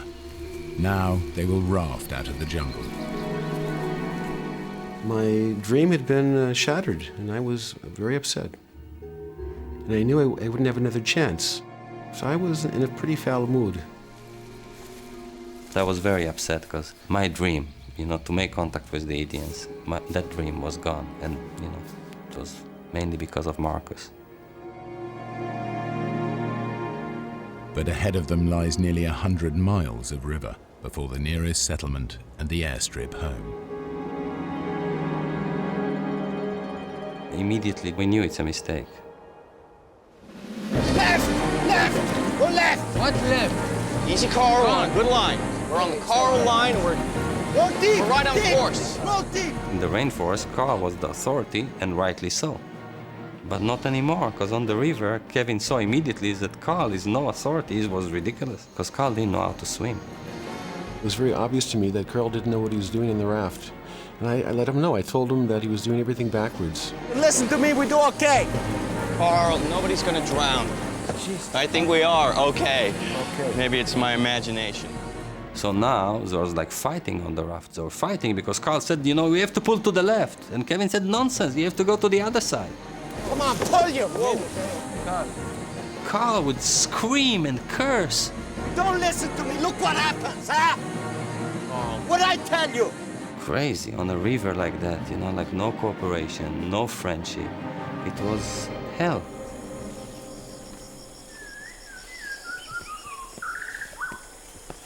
We're pretty close to the canyon. Huh? I told you. You gotta forget the raft now. Look. We are here. Almost the Cape Down River. It's Mal Paso San Pedro Falls. He called us and he said, down from here. It's a canyon, and there's no way, if you're going in, you're dying. There's no way out of it. So 2 days on the river and you've had enough, huh? You don't believe me. We gotta walk now. You understand me, Kevin? Look, we walk around the canyon. We stay close to the river. A few K further on, there's a small mining village, Playa. Playa is halfway to San Jose. We get to San Jose, you're as good as home. Carl said, if you want to live, let's walk. We wanted out. This was a misadventure. It wasn't fun for me either. And Kevin was the only one that was not happy at all. I wanted to continue. You know, the worst comes to worst, we'll bounce off the rocks and continue. And we'll just continue with our plan. We'll stop before the San Pedro Falls, hike around the falls with our equipment, build a new raft, and then we continue. We can't let Carl take the river away from us, Yossi. I mean, think about it. Why did we come on this trip in the first place? Carl promised us an Indian village, which was supposed to be the highlight of the whole thing. We never saw it. Was it ever there? All we have left now is rafting on the river, and how long have we had on it? Less than 2 whole days. And no way is Marcus coming. He'll drag us down. We could do it. We could go it alone.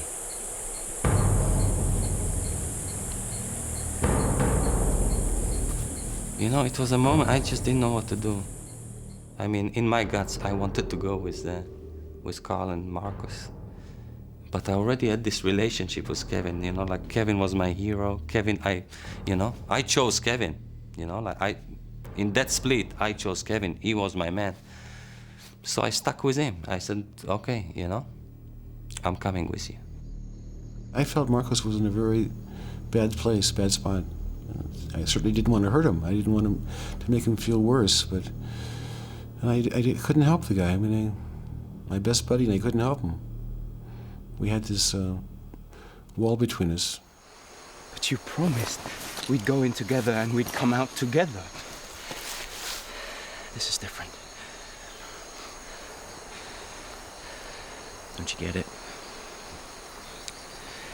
I don't want you to come. You're not coming.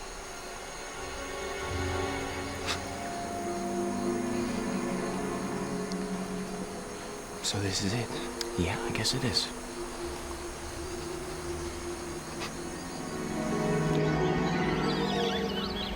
In retrospective, how did we do that? How can you split in such an environment, you know?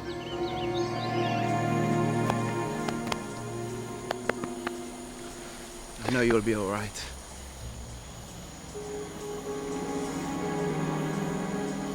Let's get moving. See you soon, Marcus, huh? I'll see you soon, Carl. You'll see, the Aventura. Still haven't had enough, huh? You're full of it, Kevin. You're gonna be fish food, the pair of you.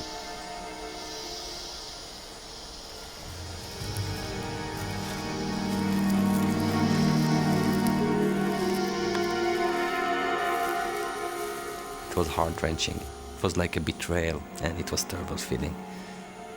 I really felt ashamed. It should take little more than a week for Carl and Marcus to hike out to the nearest village. But now Yossi and Kevin face the dangers of the river alone. Kevin and I went into full excitement into let's the adventure begin. A new chapter, no more 4 people. Kevin became the authority, and I accepted his authority. I guess part of it was an issue of age, but the other part was that I didn't know rivers. All right, get it dead straight. Go. Keeping time with my rhythm. Almost immediately, we entered a series of roller coaster waves. Hard your side. It was a different river. Paddle hard. It's becoming much more intense. You know, like the river is getting narrow, the water swifter. And certainly it was a bad decision to continue. That was a major mistake.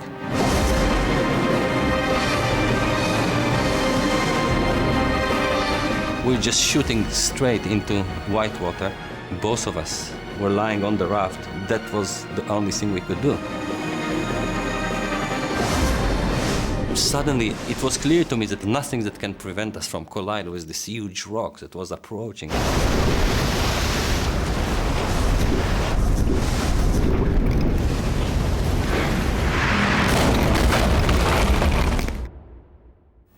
That's what happened. We hit the rock.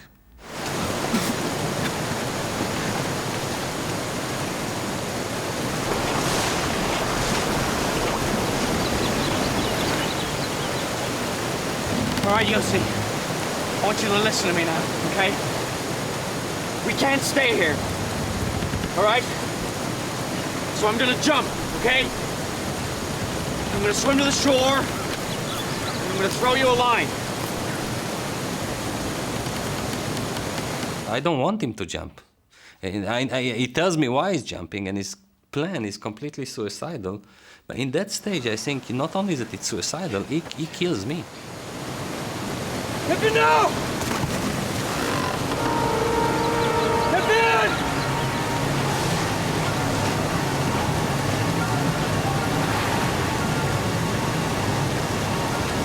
Kevin!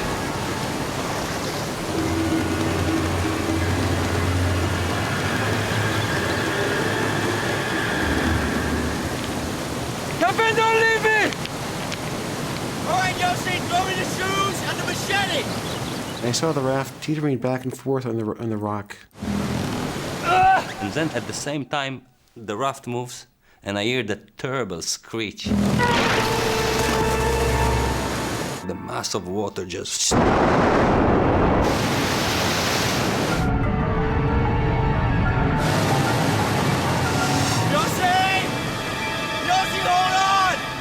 He entered the rapids, and I saw him go through 2 or 3 rapids, a couple drops, and around the bend he went, and I didn't see him again.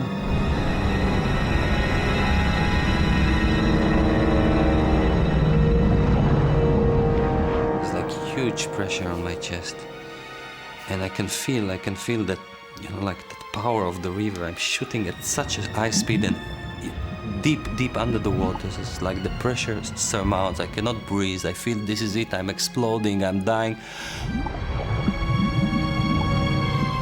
And I knew this is my end.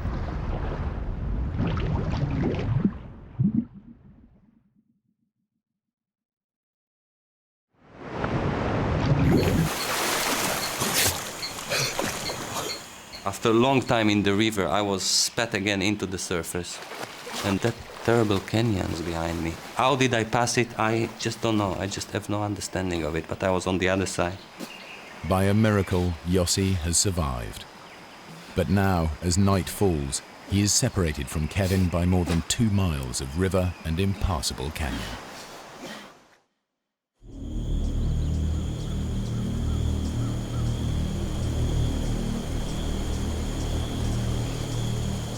The next morning, Kevin starts to search for Yossi.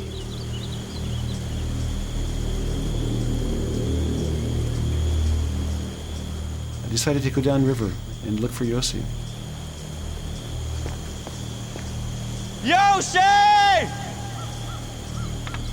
I was responsible for him being there, and I didn't know if he was alive, if he drowned, or if he was hurt. As Kevin works his way downriver, Yossi struggles back up the canyon towards him. Kevin, I'm walking up the right bank!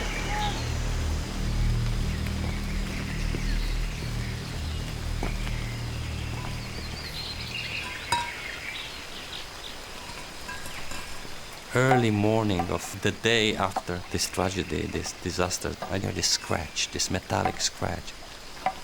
Behind the rock, there's a small pool. In the middle there, the backpack is waiting. Yes! When Kevin made this bag, he said, "Give me everything important to you, because this is the life bag." He tied 2 empty things to have it float.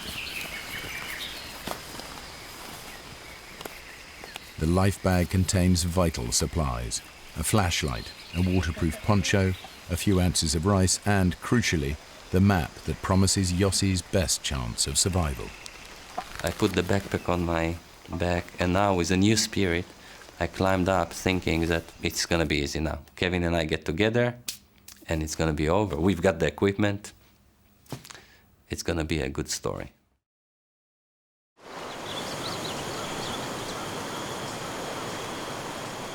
After another day of searching, Kevin is less than a mile away from Yossi when he comes up against the canyon walls. He has no choice but to turn away from the river and climb up into the jungle. I knew that the San Pedro Falls was before me, and I wasn't about to swim through that. So I decided to leave the water and hike into the jungle.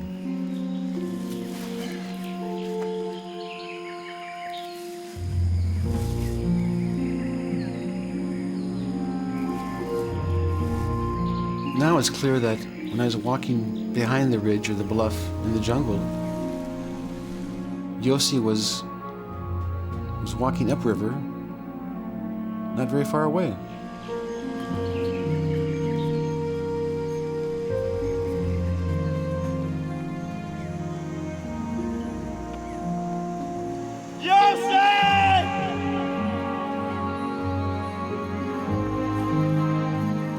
The friends continue to look for each other for days, surviving on little food and almost no sleep. They're unaware that every step is taking them further apart.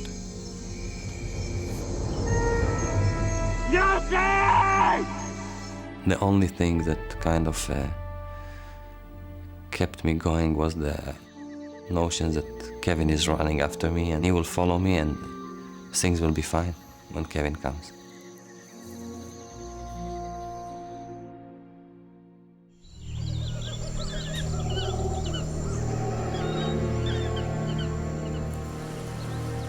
Kevin has finally worked his way back to the river, but he is now miles downstream from the canyon and Yossi.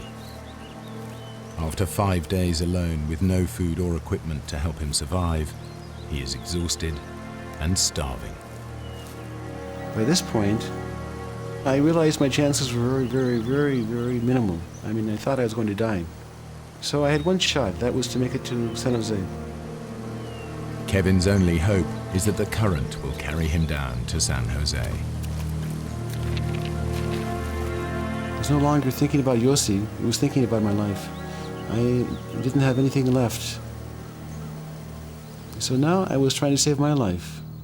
And that's what I did.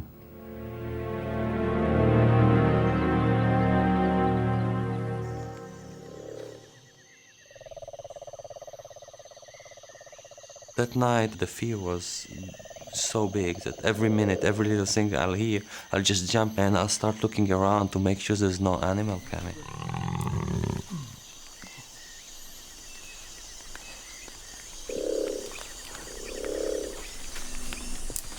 I just clearly heard some branch breaking. Something is moving. I knew I'm not imagining that something is moving near me.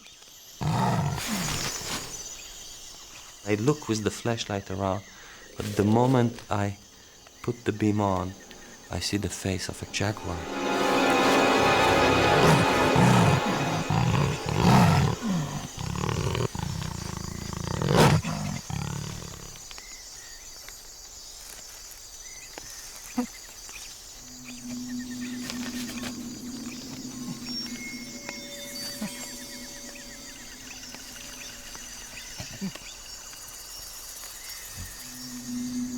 I had a cigarette lighter and I had a can of repellent. And I remember that I saw that in a movie that you can actually set the repellent on fire.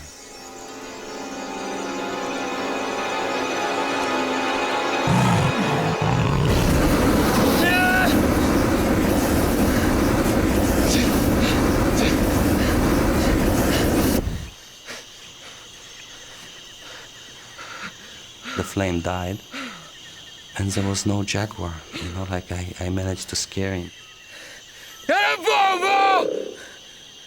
I sat there for the rest of the night, and you know, I started crying and screaming and trembling. It was consuming, that fear.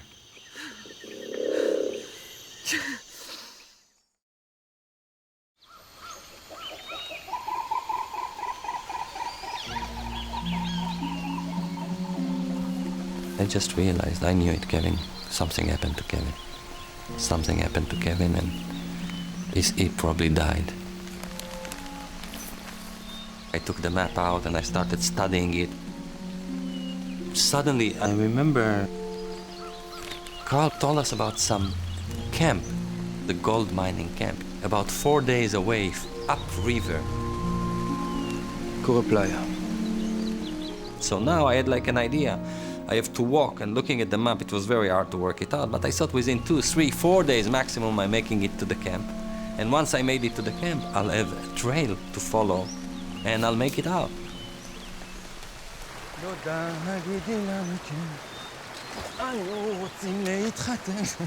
Yossi heads for the mining camp at Playa. From there, he will pick up the trail to the village of San Jose and safety.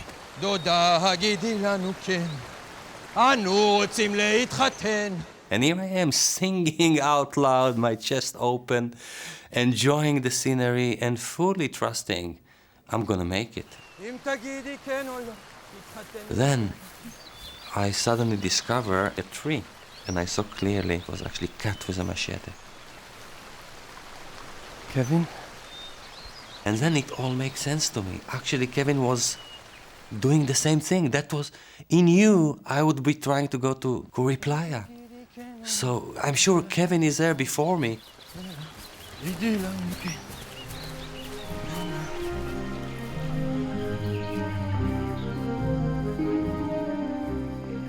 I kept on walking along that trail, and it started being a bit strange because the marks weren't as clear as before.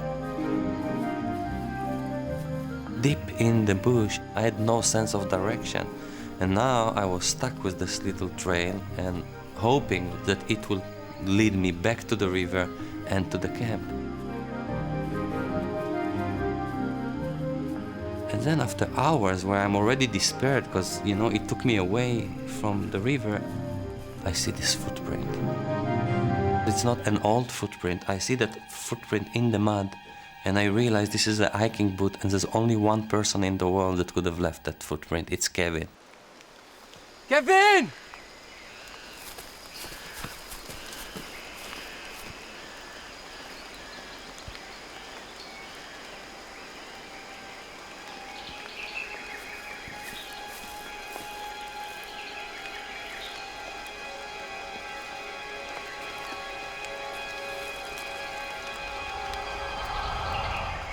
This footprints wasn't Kevin's, it was mine. In all these hours, half a day that I walked, I actually walked in a circle. This trail didn't lead me anywhere.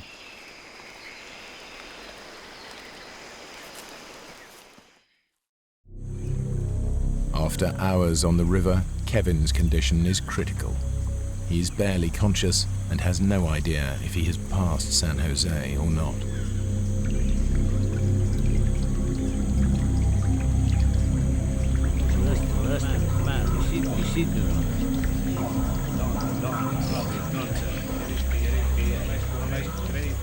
All of a sudden, I see a canoe. The current is swift, so it's taking me downriver quite a ways.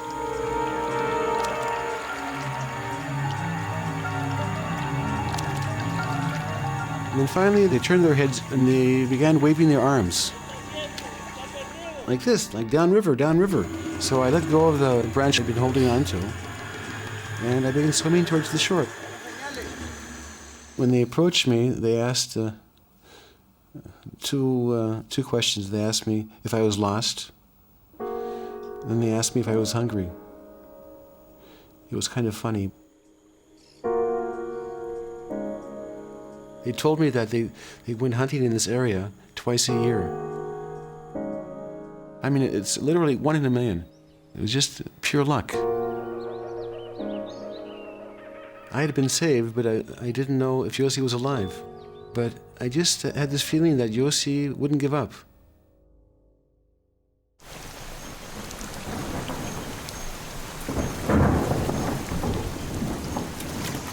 Yossi pushes on towards the old mining camp. With the rice gone, he's surviving on little more than scraps of fruit scavenged from the jungle floor. I just made it a rule. I'm not gonna lose the river again. Suddenly, there was this opening along the river and I saw the hut. Playa.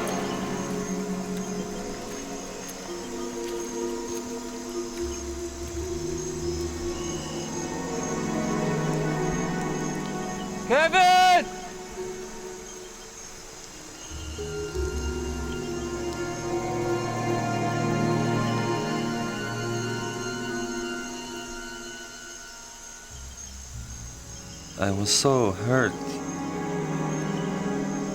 The disease on my feet, this fungus, reached my hands as well, and my hands were raw as well. And I felt that not only the pain that was so excruciating, but I actually remembered how Marcus had that. And I remember that I actually didn't believe him, and I thought that he's a wimp. And for a second I was thinking that maybe what has happened to me was directly related to the way I behaved to him, to my friend. And now I know, because I suffer myself.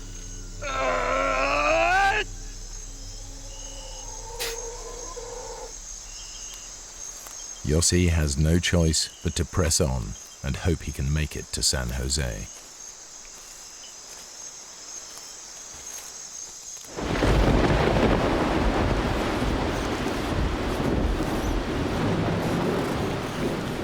The rain was merciless. It was so tough. The night came and it was very hard to escape. What happened is quite unbelievable. I didn't know of that phenomena, but literally the jungle started collapsing.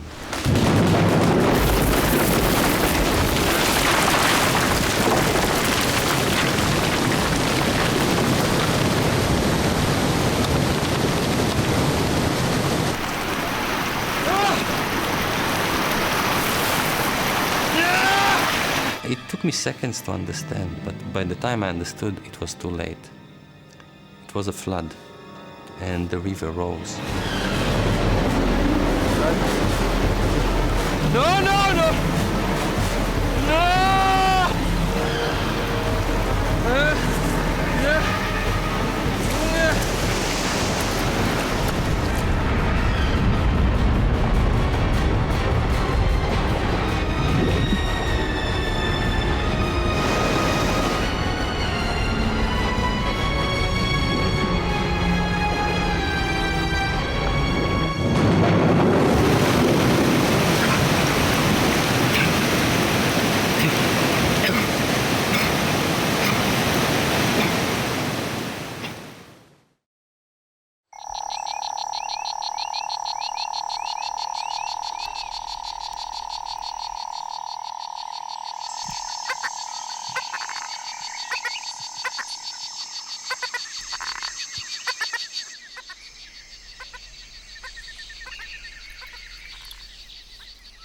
By morning, the flash flood has subsided, but Yossi has been washed far away from the river. By that time, I was really in bad situation. It was the 15th day of my solitude. I couldn't start a fire, there was no sun to dry, and no food, and the rain, and wet. But things were clear. I just had to stand on my feet and keep on walking. Well, I knew now there's one thing, find the river. Just days after being rescued, Kevin has made his way to a Bolivian army airbase to try and convince them to mount a search. I went to the office of the commander and I spoke to him. And he said if a gringo, a traveler, was lost in the jungle, that he didn't have a chance. Si él fuera tu hijo, o tu hermano. ¿Por qué no te regresas a los Estados Unidos, donde tu familia? A pasar las fiestas navideñas. Pero hay una persona perdida en la selva.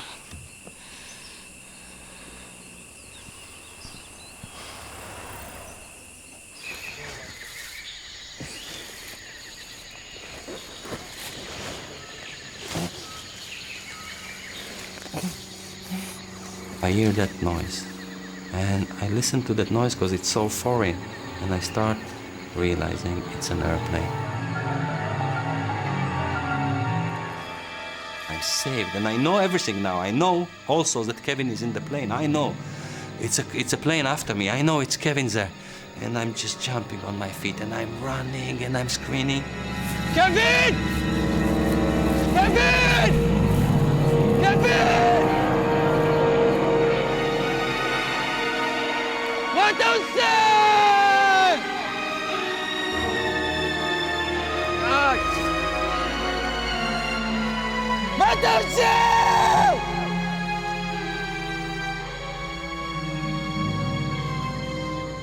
You know, as soon as I realized this airplane was just oblivious to me, I just collapsed.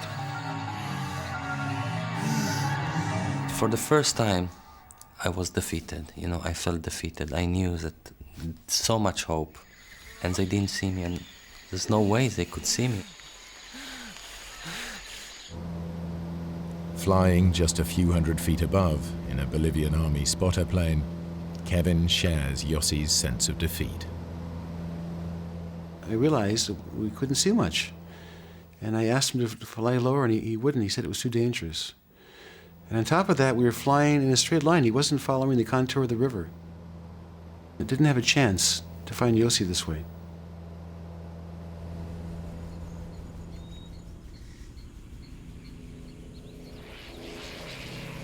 I was going crazy. It was very, very frustrating. Like, every day was very important. Time was the key element. And every day that passed, I knew it was another day that Yossi's chances were diminished. They were getting smaller and smaller.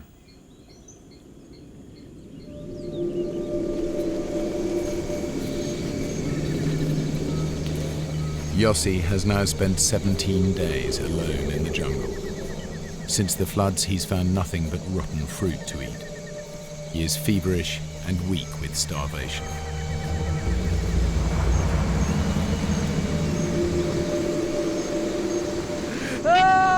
I was famined, I was diseased, I was injured and weak. I started realizing that I don't know what's going on anymore. Maybe I'm becoming insane.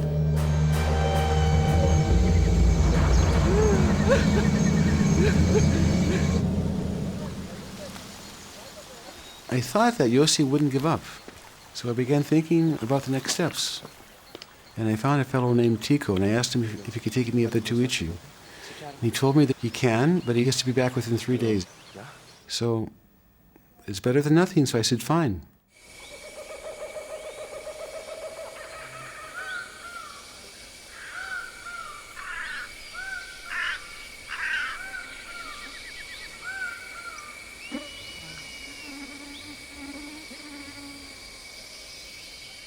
Something bit me. It was a strong bite. And I can feel it's like a termite, an ant. And then another bite, and then another bite. And then I attracted a nest of termites.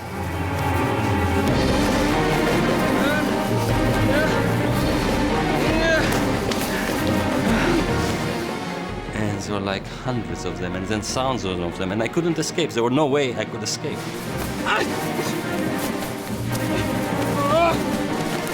But the worst horror was the ray of light hitting a red carpet, you know, like everything around me.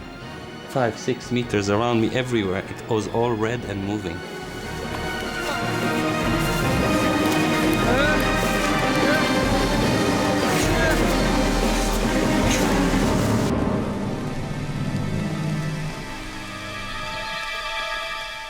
My body was like a colander. There was no place in my body that wasn't bleeding. And I just had to escape now. And I stood on my feet and I kept on walking.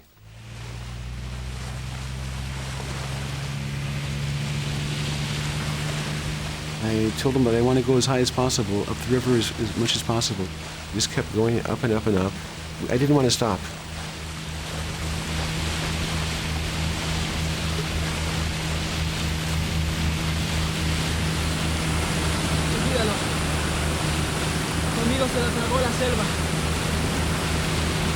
The jungle is just the jungle.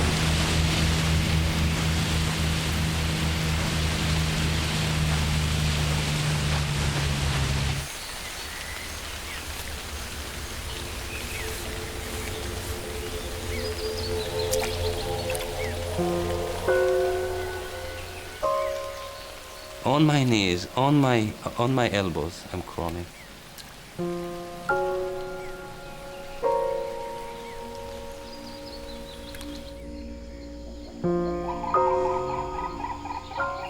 suddenly I started seeing a few things that I recognized, and it was actually Kuri Playa. I went all the way back to that deserted mining camp, but the mining camp wasn't there anymore. The flood took everything.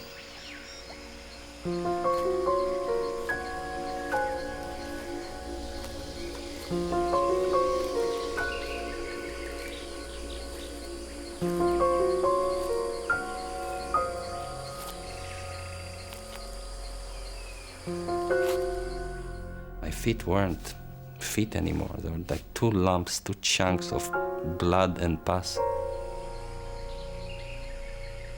I gave up. I prayed to God, just allow me to die. All I want is to rest. Let me die.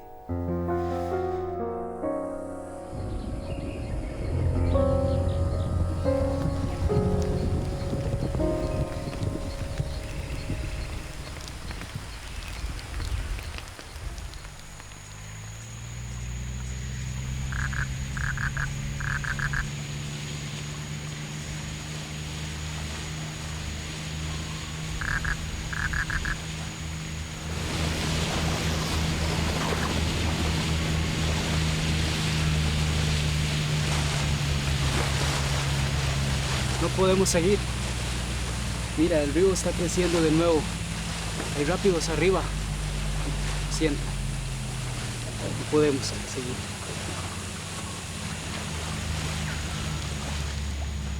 I knew that was it for Yossi. It would take weeks, if not a month, to get back to the jungle. And there's no way that he could survive another month in the jungle. And I just felt this heavy feeling, and this sense of loss, and this terrible sense of guilt that I'd caused his death.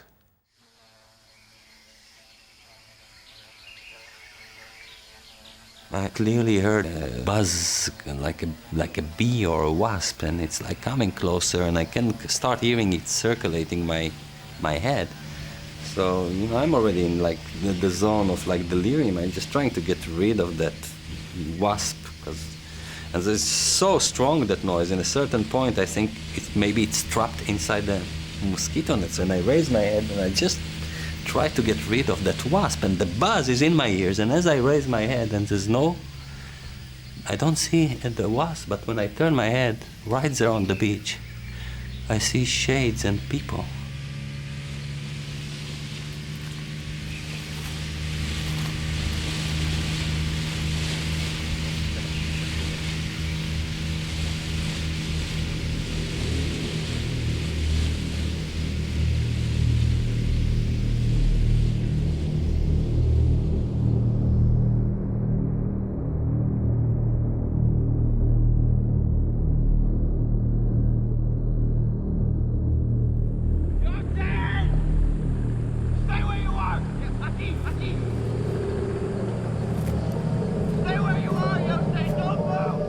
I mean, it's like at that stage, I don't know what's going on. Just, you know, like Kevin, like a flesh is already there, and I'm collapsing in his arms, and we just hold each other and hold each other. It's now just emotion. We cry and cry and cry.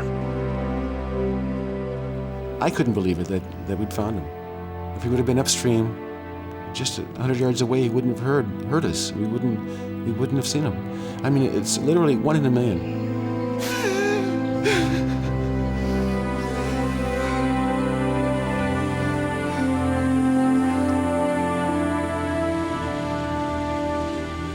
My life was spared. I mean, I know Kevin saved my life, but it was a miracle. For sure, it was a miracle. I think that Yossi saved my life, because if we hadn't found him, if he would have perished in the jungle, I would have had a very heavy burden to bear, knowing that I caused his death. Because I put him in the situation, and I was entirely responsible. So I think that's how I see it.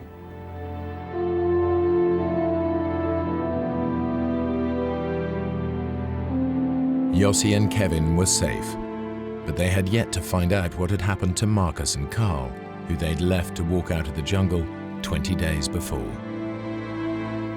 It was a shock to us to discover that there was no trace of Marcus or Carl. Of course, when I realized that Marcus was lost in the jungle, it was a very, very heavy feeling. Kevin went back into the rainforest immediately to search for them, and he couldn't find anything, any sign, any track. It just evaporated. The Bolivian army also mounted a search and discovered that the Indian village that Carl had marked on the map did not exist. They told me that Carl had a history of taking people into the jungle and leaving them. It happened more than once. They were very, very familiar with Carl, and they said he's a troublemaker, and he found refuge here in Bolivia. And I was shocked. Over the following years, both Kevin and Yossi mounted searches for Marcus, but no sign of him was ever found. I don't feel guilt about not taking Marcus with us. Then and even now, I feel that it was the right decision not to allow him to come. But I always thought then, and I probably do occasionally now, that if I would have gone back with Carl and Marcos, if we would have gone back together, that it would have ended differently. It was a life and death issue, and we decided for him that he should go out. Yeah, we did think, both Kevin and I, we were thinking that what we are doing is more dangerous, if this is an excuse. We were thinking that. Still, we made that decision for him, and he never came back. Kevin Gale is now a fitness instructor and photographer living in Israel. He is married to Orna, an Israeli he met while searching for Marcus and Carl. Yossi Ginsberg is now a writer and a motivational speaker, and has done much to preserve the Amazonian jungle. He lives in New South Wales, Australia.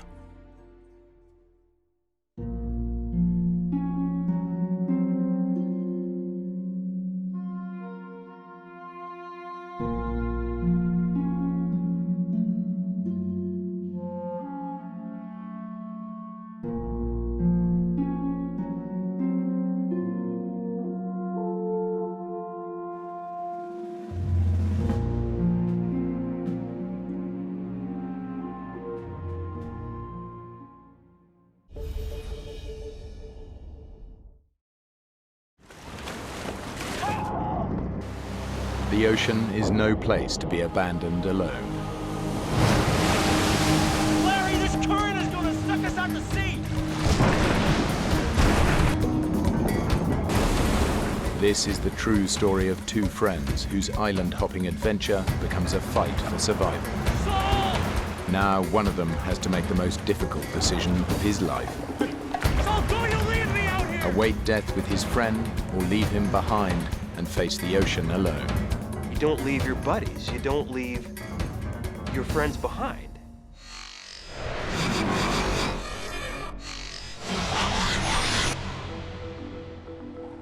The San Juan Islands in America's Pacific Northwest. It's a sea kayaking mecca. But every year, these waters claim the life of at least one sea kayaker. It's 3:45, folks, the end of a beautiful November day. A winter is on its way, so plan your weekend accordingly. The sea kayaking season is over, but endurance athlete Saul Kinderis wants to conquer the San Juans.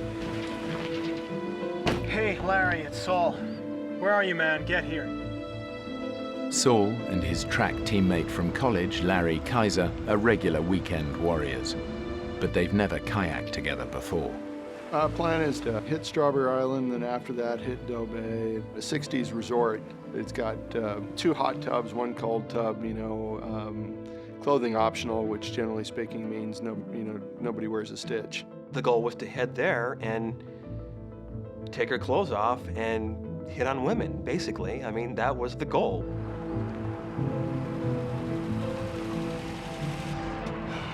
You're late, Marjorie. You're late, Larry. 4 hours. 4? 4 hours. I'm sorry, Saul. I just got stuck in that damn Seattle traffic. So you gonna be up for this? Yeah, I'm up for this. fat tourist like you can do this sport, I don't see what the problem's gonna be. I'm up for any kind of challenge like that, any kind of physical challenge, especially if Saul throws that at me. If he can do it, I can do it. And not only if he can do it, I can do it, but I can do it better. Yeah, competitive would probably be a defining and describing characteristic. We tended to compete in almost anything. Chop, chop, Larry!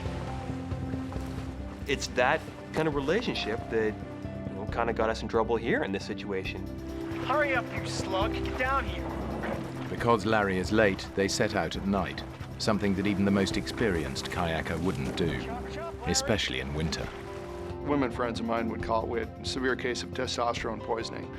And, you know, the brain quits working because you just want to go. Slide you out. You hit the water, put your weight on the paddle, okay? I'm gonna kick your butt, you know that. Put your weight on the paddle. It was unnerving setting out at night. People die every year kayaking in the San Juans. But that danger is exciting. It's a thrill. I'm thinking I'm invincible.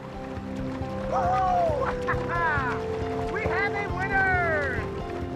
Larry and Saul are paddling off the coast of America's Washington state into the heart of the 176 islands that make up the San Juans.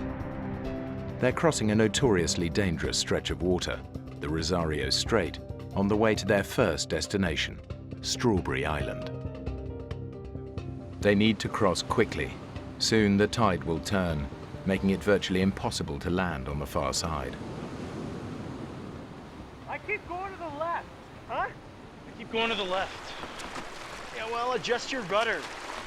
The rudder? Yeah, with your foot pedals, you know? Foot pedals? What are your feet touching? Nothing. Nothing? Are you sure? Yeah, I said nothing.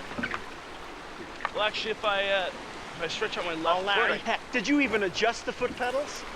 Everybody adjusts their foot pedals before setting off. Yeah, I did. They just must have come loose or something. I'm just kind of trying to fake it. And that's the first time I'd set my ass in a kayak. I'd never been in one before. It started to dawn on me that Larry is faking the expertise on the kayaking. That's when I started to figure, okay, we've gone from a trip to an adventure. You know, looking back, I'm thinking, what the hell was I doing? What was I thinking? What sane and reasonable person would cut across a channel at night the first time in a boat? So not only were we doing my first winter trip, we were doing a nighttime crossing, and we were enduring a storm. So anybody that would have known us would have known, you know, that was really stupid.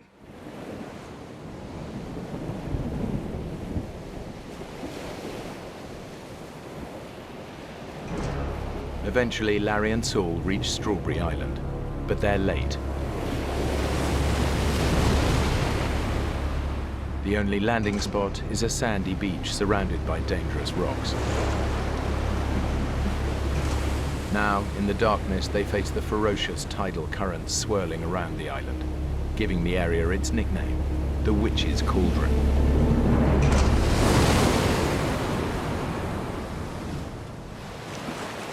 We're here. Witch's Cauldron. What? Strawberry Island is dead ahead. Where? Up ahead, can you hear it? Saul, all I hear is thrashing waves. Waves are smashing and crashing on the rocks up there. The wind is picking up. It's hard to hear. And it's just looking pretty nasty up there, too. And I'm just thinking, well, this doesn't look fun. This is the plan. There is only one beach on this island, only one slot in between the rocks. We can't miss that slot. I'll paddle in first.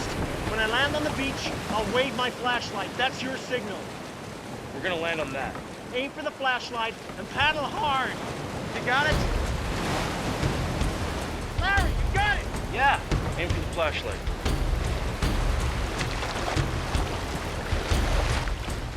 This was pushing my enjoyment factor. We were starting to get outside the area I enjoy.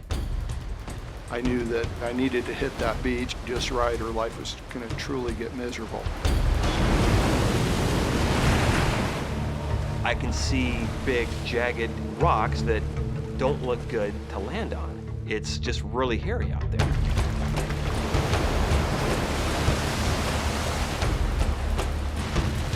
The flashlight I have, you know, it's just not that bright.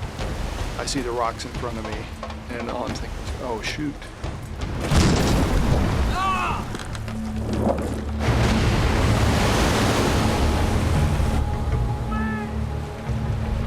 What?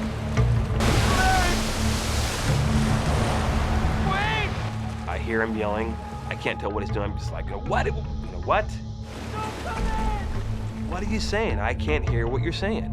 Do not come in! Larry sees my headlamp kind of waving around a little bit, and so he's figuring I must be waving him in. Larry! I could see him coming in. He's aiming for the flashlight, just like I told him to, and that flashlight's on my head.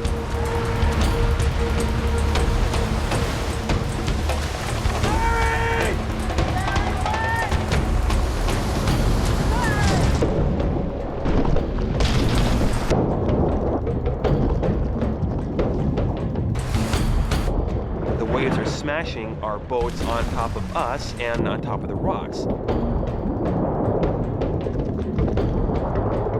Very scary situation. Totally caught us off guard. It just happened in a split second. You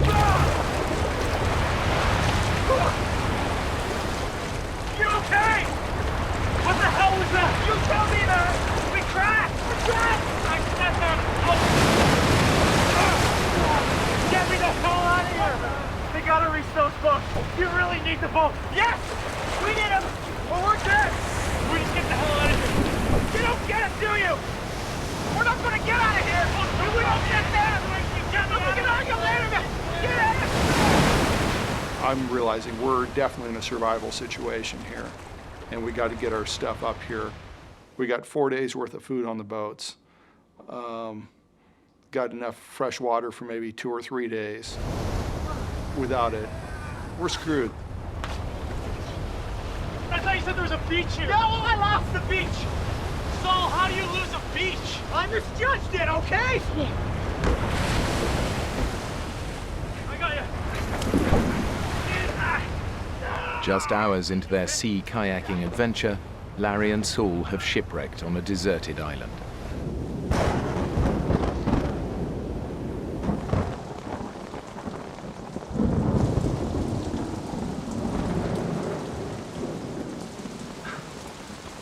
I'm looking forward to getting warm. We could have been killed, but we weren't. As much as Saul and I both seek out these fun, dangerous, athletic situations, we don't have a death wish.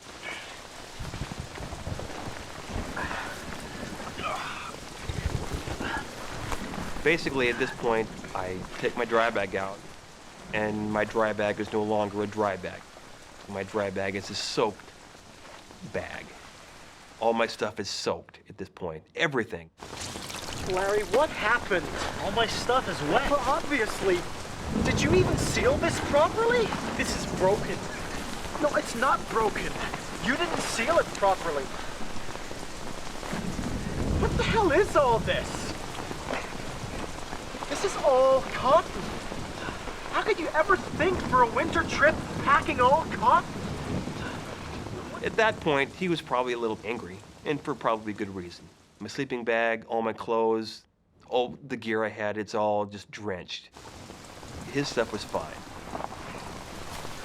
Get into this. This is your bed. I have dry clothes. I can sleep in them.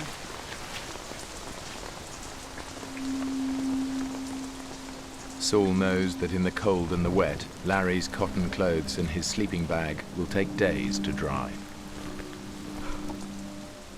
By that point, I truly realized that my assumptions weren't correct on his level of preparedness. I'm the guide on this trip, and Larry was going to more or less along for the trip. If I got in trouble, he wasn't going to be able to help me because we were so far out of his element. And then I'd snuggle up against the outside of his sleeping bag. Guys, especially in your 20s, you're going to go damn near hypothermic before you'll cuddle up with another guy. He kept trying to nuzzle up to me. He was cold, and I'd get away, Saul. You know, what are you doing? You know, just keep. Throughout the night, he kept getting closer and closer, and I kept going farther and farther over this edge of the tent. I like Saul, but I don't like him that much. Larry, I am cold. You move one more time, I'm climbing in there with your naked butt. Got it?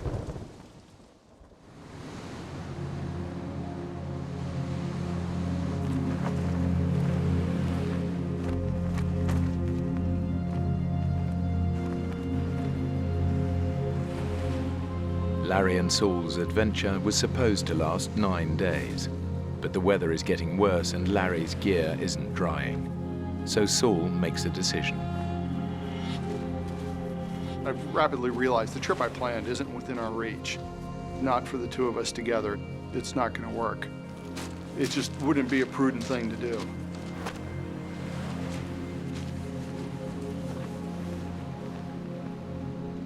I just wanted to tell myself, you know, we still have time to have some fun and get this out of our system and use this as a small setback and just keep going.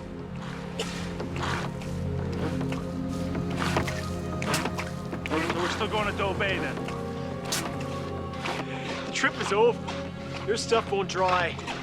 One of us will end up hypothermic. So the crash last night was totally my fault, had nothing to do with you. Larry, man, we're bagging it. I agree. Hey, do I get a say in this? Because I agree with you. Start to pack your stuff up. We're leaving. The trip is screwed at this point. But he's the boss. He's the leader. Saul is the expedition leader. That's how he always is. He likes being in charge. Did you seal your dry bag? Yes, I did, Daddy. Okay. Boat's in water. Hey, Saul, I really think I gotta take a number 2. Yeah, there's a tide window. I'm not missing it. The Nazi drill instructor was probably more what I'd become. Okay, I'm gonna give you 4 options, Larry. 4? I don't think I can count that high. Quit joking. Either you listen to me or you're on your own. Ooh. This is Strawberry Island now. This is Washington Park and our trucks. And this is the Rosario Strait between us and home. Option 1. This island back here has a cabin. We knock on their door, ask for help. Option 2. We continue further to Orcas Island here. We stash the boats and take the ferry home. I'll get the boats another day. 3. This is the toughest option. We paddle back the way we came, 3 miles across the Rosario Strait. Now, I can do any of those, so you tell me which one you want to do. You don't tell somebody you've competed with all your life in a variety of sports that I can do any of these. Which one do you want to do? I can do any of those too, so. What's he going to pick? He's going to pick the toughest one. You just told him which one was the toughest, and then he picked it. Let's paddle back. You sure? Yeah, man, paddle back, bring it on. That was really stupid. What won out in the very end is the same thing that got us in trouble here. It's the same thing that's got us in trouble in other times. It's our competitive nature. If he can paddle across the channel, I can paddle across the channel. I can swim across it. I can cycle 150 miles if I want to. I can run a marathon. I don't care. He's the same way. But when we get us together, maybe we don't make the best decisions as a team. Larry and Saul are paddling into the jaws of an oncoming storm. Soon they will face 70-mile-an-hour gusts and a huge storm swell rolling in from the ocean. Let me do you, man. Looks pretty ugly. Yeah. Sure you're gonna be up for this? Yeah, I'm up for this. Are you up for this? We got 40 to 45 minutes to make this crossing before the current gets too strong. Yeah, I know. Paddle hard. I'm not an idiot.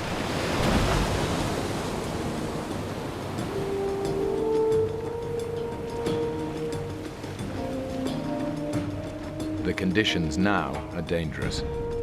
But if they don't move quickly, Larry and Saul will face far worse. In less than an hour, the tide will turn and all the water in the channel will surge out to sea, taking them with it. Rosario Strait is 20 miles wide of water, with the water cranking through there at a peak faster than any of the rivers that we bother to measure, you know, the Mississippi, the Amazon, the Nile, any of those. So you just imagine the biggest river you've ever seen in your life and multiply it by 5 or 6 or 7. Hey, Saul! Hey, I'm taking on water here. There is a technique for paddling into waves that stops them splashing into the boat. Saul! But Larry doesn't know it. Hey, I'm still taking on water here.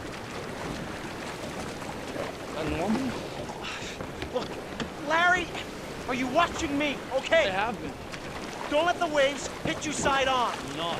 We'll minimize the water that goes into your boat. And dig with your paddle. Dig. Don't puncture the wave head on. Everything I'm telling him is just blah, blah, blah, blah, blah. It's a bunch of words. He ain't listening. He's confident at this point. He knows what he needs to do. And he's probably thinking to himself, Saul's full of crap. Dig with your paddle. Dig. Dig. Hey, I'm still taking on splash here. Larry, do you understand anything I'm saying? Saul! Stabilizing strokes do you no good. Saul! I have never been in a kayak before, okay? You said that you had. No, I didn't. Yes, you did. No, I didn't. Well, that explains it. Explains what? You better learn and hurry. I am doing what I can. Yeah, well, quit. Just paddle like I tell you, okay? He's trying to get me to put my nose into the wave, pierce right through it, take on the least amount of water possible. Number one, I didn't have the skill to do that at the time because I still was learning how to kayak, essentially. But number two, the waves were coming all the time. The closer they get to the middle of the channel, the more their progress is slowed by wind and waves. And now the powerful tidal current is pushing them dangerously off course. Larry, this current is gonna suck us out to sea. Do you understand? Saul, I think I'm sinking. Jeez, you just I am, okay? I'm trying. We haven't moved 10 feet in the last 10 minutes, man. I could sense some panic in his voice. He knew that we had a limited amount of time to get across the channel. We hit a point where when it got really rough, just all our forward progress stopped. I mean, 20 minutes we were roughly halfway. 40 minutes we were roughly halfway. An hour we were roughly halfway. At this point, Larry's boat is so full of water, it weighs over a ton and is impossible to maneuver.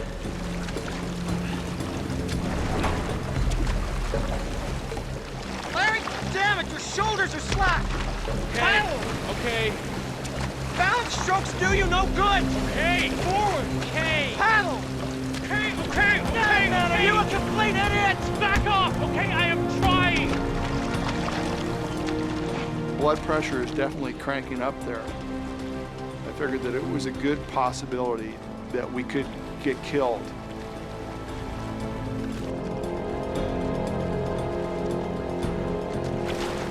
I was starting to have these doubts in my mind that we were going to be able to stick together.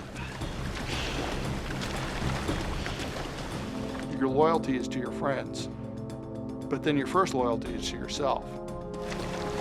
Saul, get the hell back here! You're slowly getting to this decision. It's not an easy decision to get to. Saul, wait up! The key for my survival and even his survival was that I make it to shore and get help.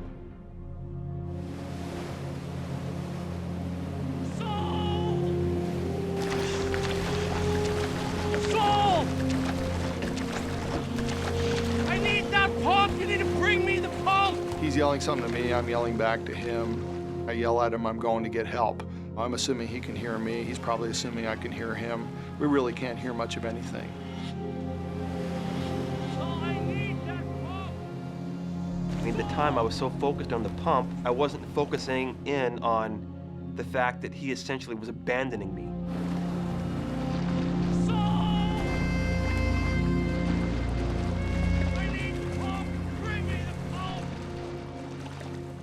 I can't see Saul anymore. He's gone. He's just not there. You don't leave your buddies. You don't leave your friends behind. I love the guy, but he left me.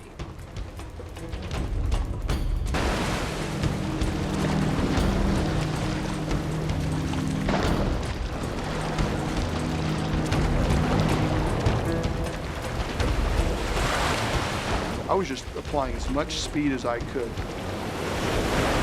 Just crank it. The faster you can get to somebody to get them to help him, that's the only thing that's going to work. And I was getting more nervous because I've got this big phobia about being swept farther and farther towards the ocean. The ocean's very big. You know, there's lots of mean things out there that will do bad things to you. I'm very aware of two things. The current is moving Larry further and further away. We got darkness at, 3:30, quarter to 4, 4 o'clock in that range. Hey, I need to phone. I need to call 911. My boat was completely full of water at that point. My feet were covered, my shins were covered, it was coming up my legs. And that's when I started to get that sense of panic. And I knew, you're not in Kansas anymore, Toto.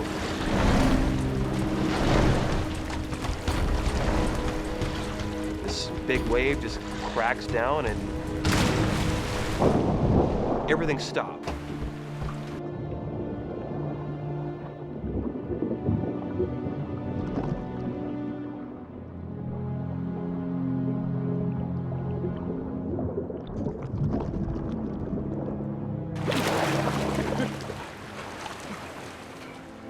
One moment I'm here in this boat full of water, and a second later I'm outside the boat treading water, just like that.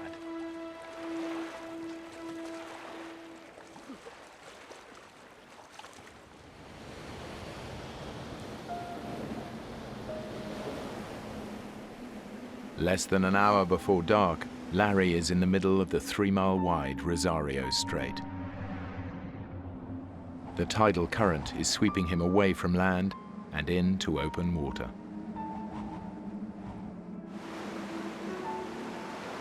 I'm in the water now. Not a fun feeling. Looking down and not seeing my feet, not seeing my shins, not seeing my knees, I'm getting scared at that time.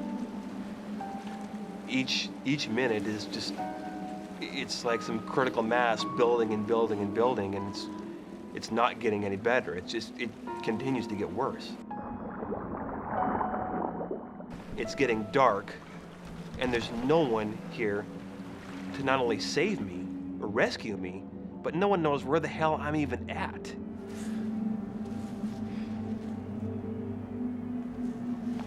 I'm starting to have some self-doubt. Did I make the right decision? Where is Larry? Is Larry alive? Did I just consign my friend to death? What do we do? I mean, what are my options at this point? His kayak contains vital supplies, fresh water, flares, and a flashlight. But Larry can see the shore, and it doesn't look far.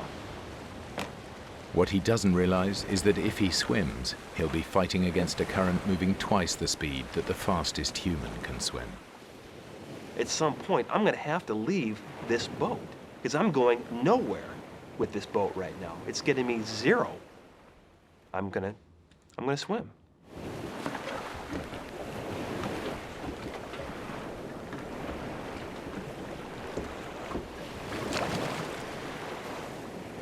So I take off and leave the boat.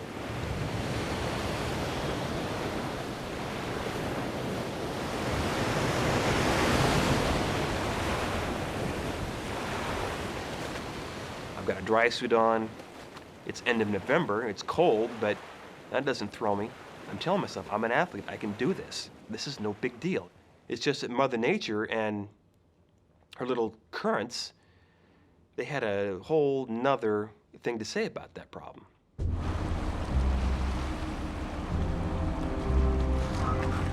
It's been an hour since Larry capsized. Now, a full-scale rescue operation is underway. But without the lights or flares from his kayak, Larry is all but invisible. I wish I would have grabbed the flashlight I had taped to the bow of my boat, which I didn't do. If I would have grabbed that flashlight, it probably would have been saved in half an hour.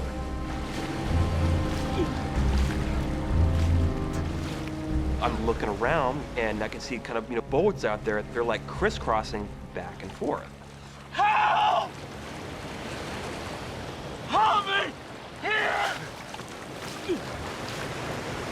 Hey! And I started thinking, I bet they're looking for me. Help! I must have looked like nothing in the water to these people. Hey, over here! Here! Help! Help me! Here! I'd go down on a swell and come up. They're always just right back, searching where I just was.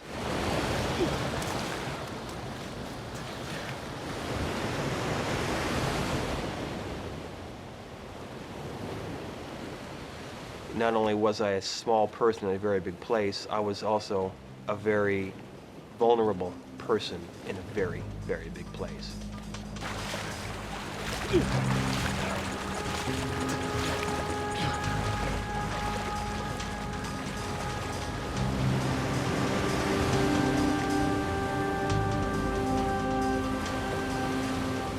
I was thinking, okay, I know me, I know Larry.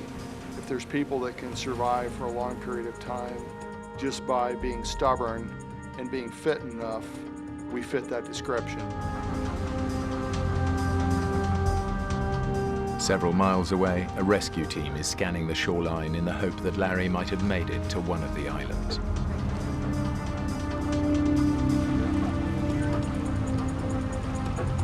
Bravo 6, we have a visual on a red kayak on Burroughs Island. As soon as I heard that they were, that they'd spotted the kayak, it was just happiness. It was like, oh, great, Larry's fine. He's there, he landed the boat.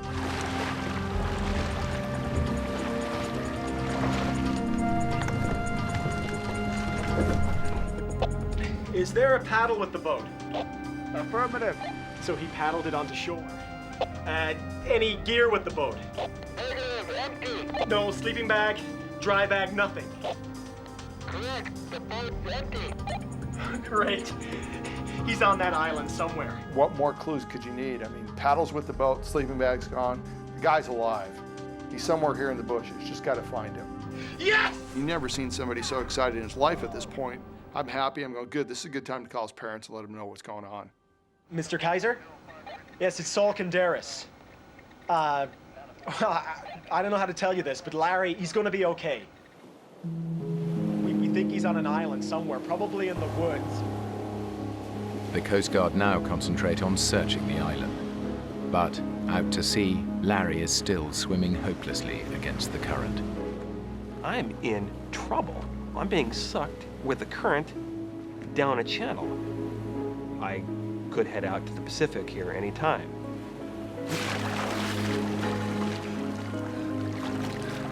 I saw a buoy off to my right. I'm thinking, I'm gonna see if I can maybe latch onto this buoy and not get dragged out to the ocean.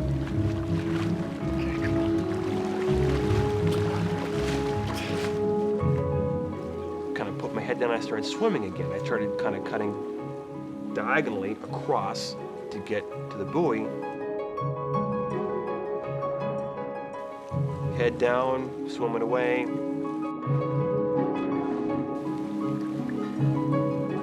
I'd look up to kind of see where I was going.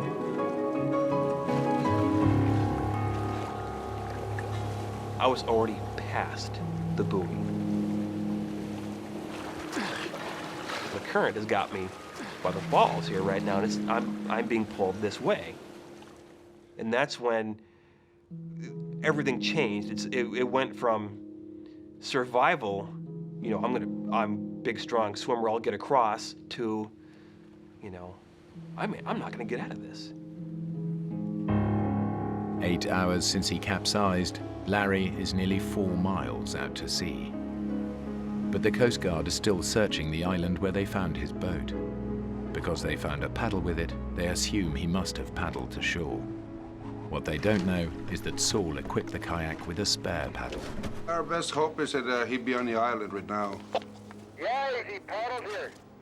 He left a red paddle with his boat. Did you say red paddle?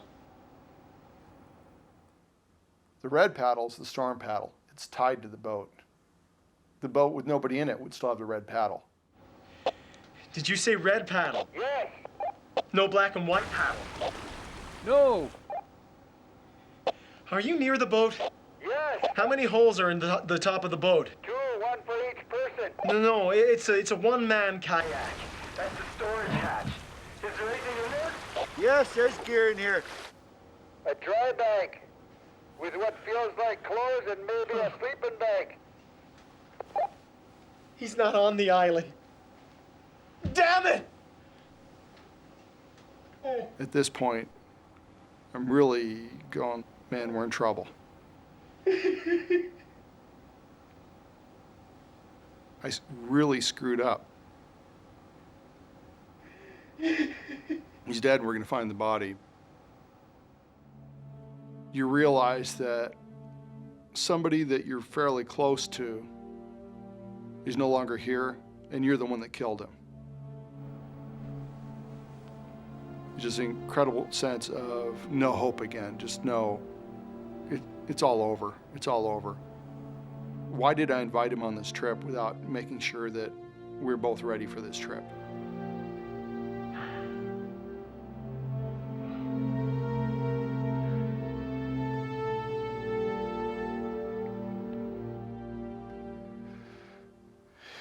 It's almost like saying, what the hell was I thinking? Yes, Mrs. Kaiser? It's Saul Canderas. I'm sorry to call you so late. It was the hardest phone call I've ever made. It was nothing that in my life I'd ever expected myself to have to do was call somebody and say, hey, I just went out with your son and did something, and as a result of doing something, he's dead. You know, I took your son out, it was supposed to be fun. I got him killed. Shortly after midnight, the Coast Guard call off the search. They assume that in the morning, they will be looking for Larry's body.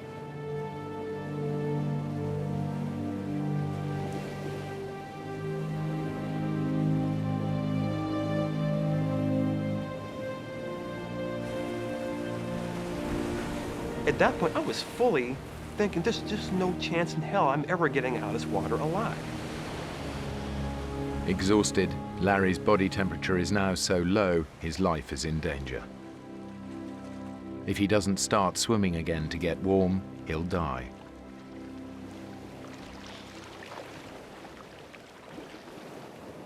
I really thought, just end it now. Why even bother with this? I thought about, trying to essentially drown myself.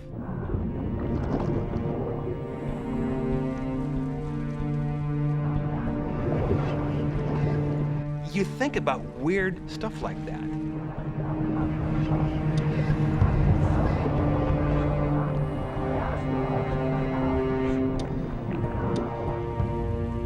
And that's when they start thinking about my mom. And I love my parents, I love my dad, I love my family. What do you say? Thanks for, being my mom, quote unquote. I mean,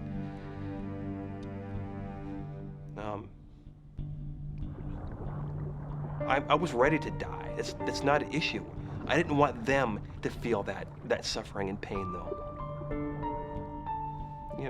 And not know what happened to me.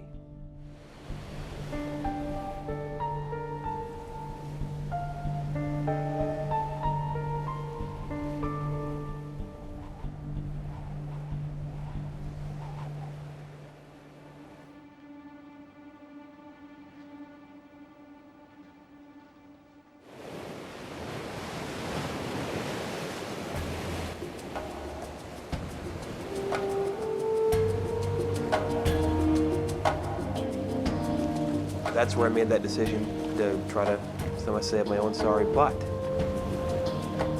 As I'm continuing down, I can see this lighthouse coming off to my right as I'm coming up on it. And it seemed like I'd gotten a little closer to land from where I was at. I was in the middle of the channel when I first started. And I kind of came to this lighthouse, and it looked closer. And I'm thinking, I could maybe get that. I can maybe swim for that. The tide is sweeping Larry towards the Pacific. But by sheer luck, a side current carries him within striking distance of the last available piece of dry land. I start swimming, and it's getting closer. And keep swimming, it's getting closer and closer. I'm like, I'm gonna make this.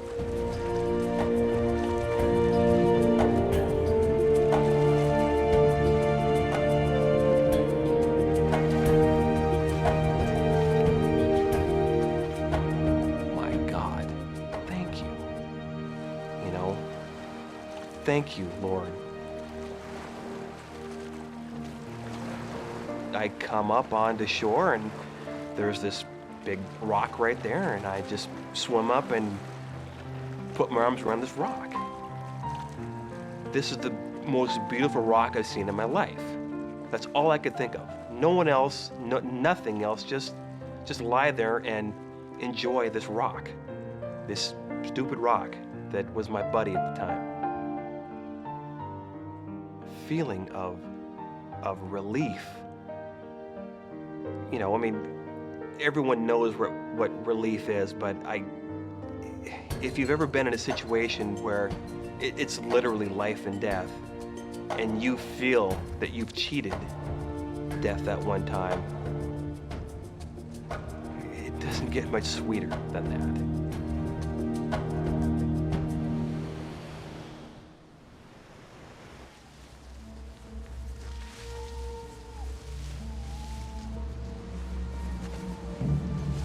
Larry Kaiser has survived 9 hours in a freezing ocean. Now, exhausted and dehydrated, he faces an even more desperate fight to stay warm on land.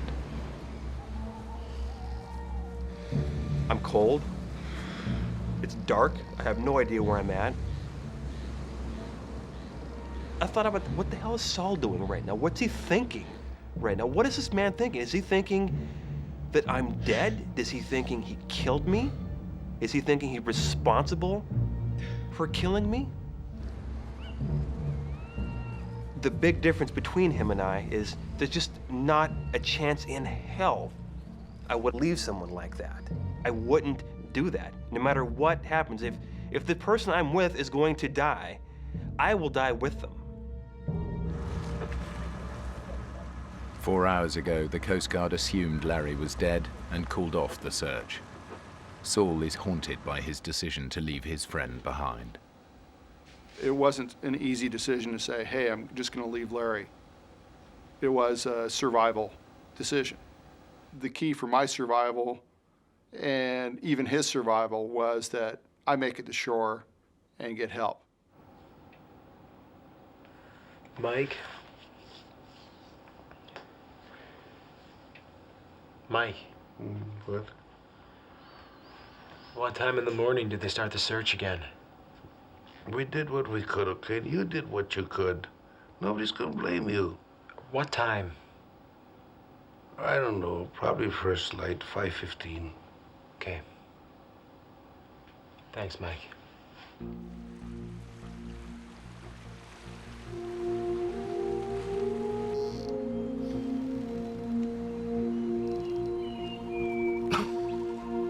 Larry assumes he's on the mainland. Now in daylight, he thinks he can walk to the lighthouse he saw the night before and get help.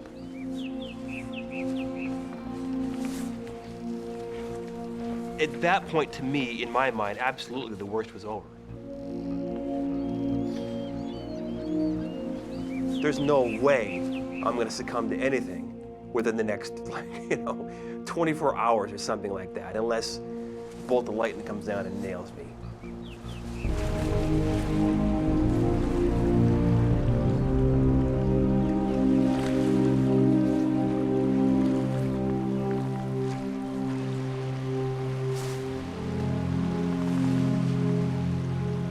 I'm thinking, what is this? I'm on an island right now, and it's another mile across to get to land again. What's the first thing they tell you to do when you're lost? You know, tell you to stay put. I don't see any helicopters, I don't see any planes, I don't see anything. So I just figured they'd given me up for dead, and I'm on my own again.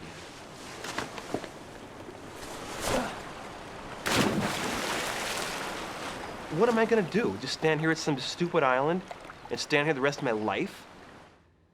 It's not gonna work. I'm not Tom Hanks. I gotta go out and get going here, for God's sake. I'm thinking, I'm an athlete, I can do this, I can swim that. I'm gonna swim.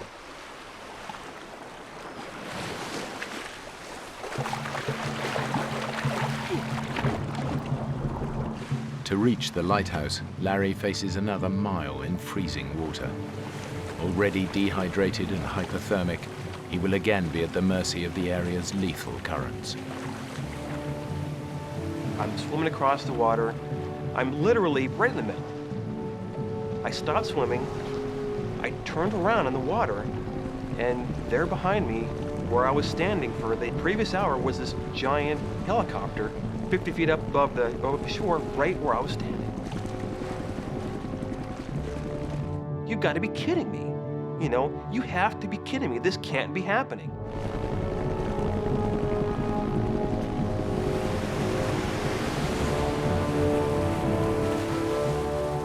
Why can't I get rescued? I mean, why can't they see me?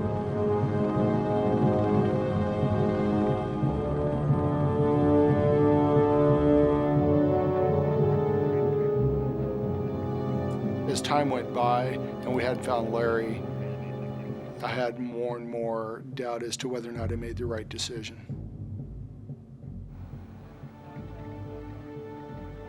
Not only did you get your friend killed, but it's proof you're a failure. Can't you do anything right?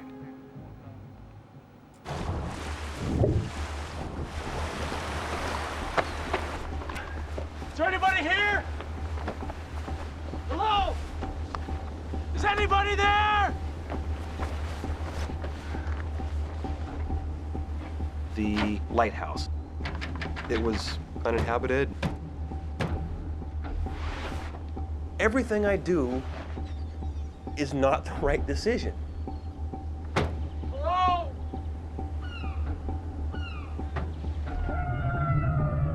At that point, I felt like I was floating in a dream or a nightmare. You know, hope has been slowly draining away, and feeling really depressed. I got him killed. Nobody else got him killed, I did.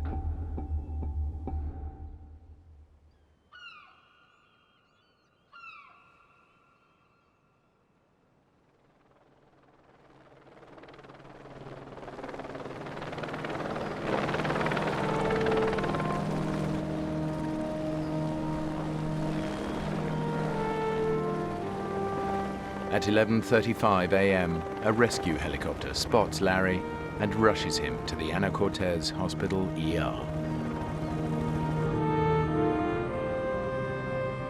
Then the helicopter kind of flies overhead, and the guy there crewing the station just jumps up and says, "God, great news for you."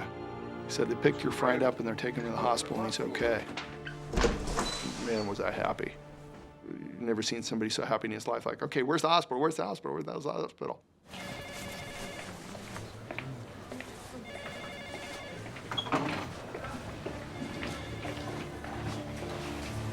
No. The zip's broken. I'm going to have to cut you. I remember seeing him walk into the room that I was at, and you could tell without him verbalizing his feeling. Yo, Larry. You okay? Lift. Hey, Saul. I felt good having Saul there, but you don't leave your buddy. It's not correct. It's just not right to leave someone like that. You left me.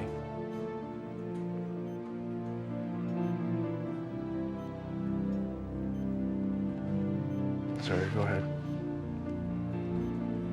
I'm just glad you're all right. Yeah, me too.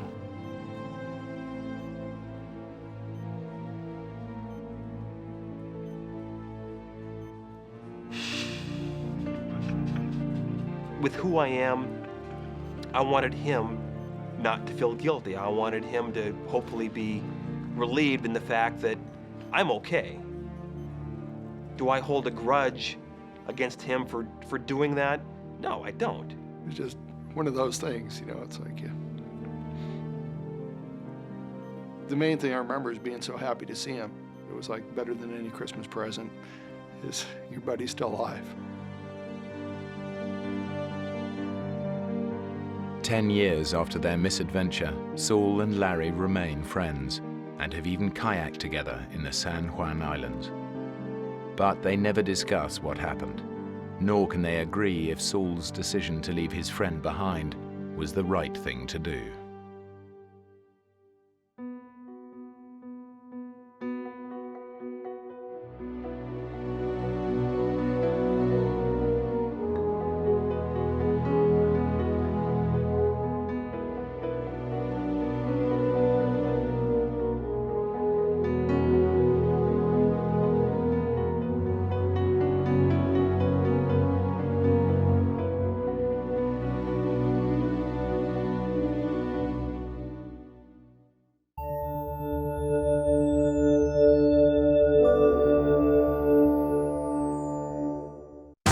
This is the story of a very bad thing happening in a very bad place. Controlled explosion ready. When Chris Moon left the British Army, he couldn't have imagined life on Civvy Street would be even more perilous.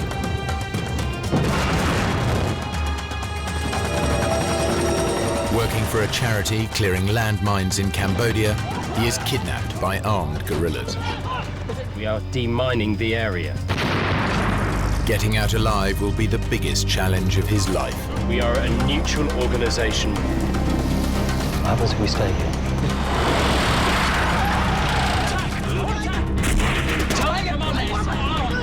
There's no threat!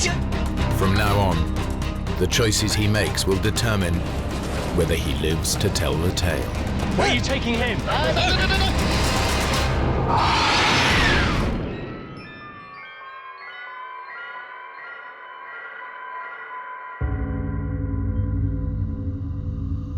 North Mozambique, 1995.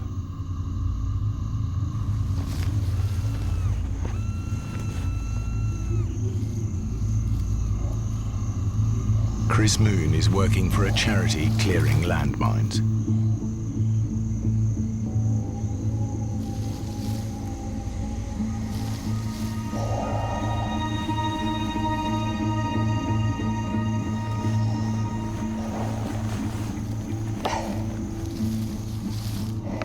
I was walking in a cleared area, 7th of March 1995. For some strange reason, I felt something was wrong.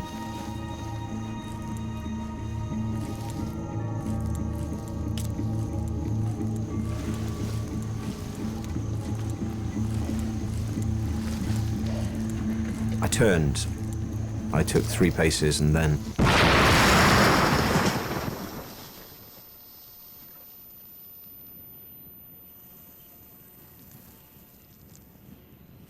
I realized in a split second that there was only one possible cause for the blast, and that must have been something I stepped on.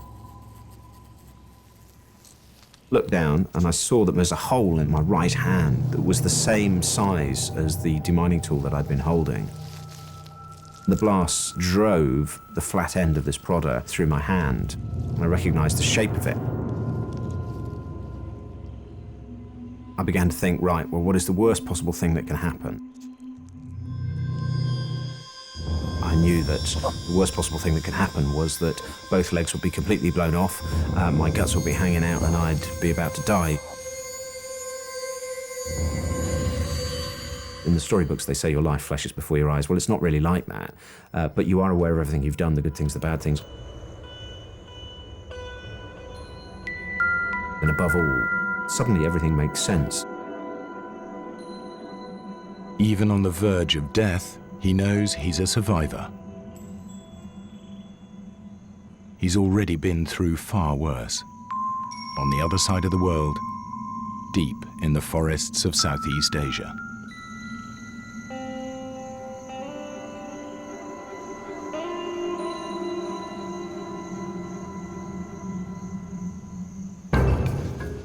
Two years earlier, after leaving the army, Chris Moon traveled to Cambodia. He was there to learn how to clear landmines. It was his first demining job.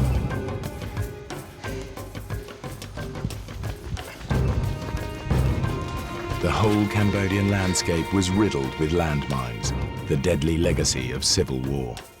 6 to 10 million mines scattered across the country. In roads, fields, even school playgrounds. The problem with landmines is that once the fighting stops, these things are killing and maiming people for decades afterwards. Chris and his team started working in a small village in a safe but remote area. We were working all together in Posat province for mine clearance. My job as his interpreter. Mine clearance is relatively straightforward.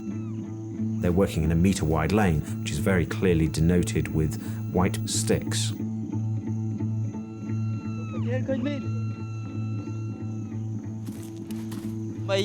If it's a landmine, place an explosive charge next to it and destroy it. Controlled explosion ready.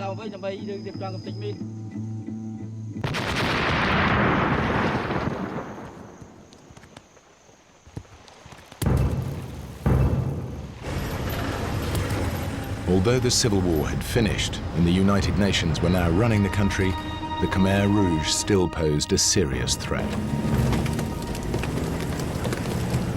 And what about Khmer Rouge in this area? No, you're safe around here. They're all well out into the jungle. The Khmer Rouge were holding the forests, and the forests and all of those areas were very much for us no-go areas. Anything else I need to know about? Stop unless you absolutely have to.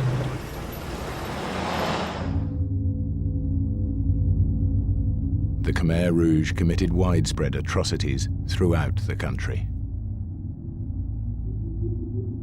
As many as 2 million people died, perhaps a quarter of the population. They brutally tortured many thousands. In modern history, perhaps the killing fields of Cambodia are unparalleled.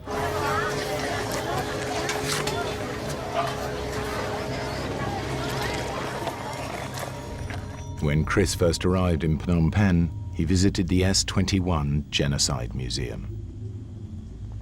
Previously a school, the Khmer Rouge had used it to hold prisoners before execution. And to torture them.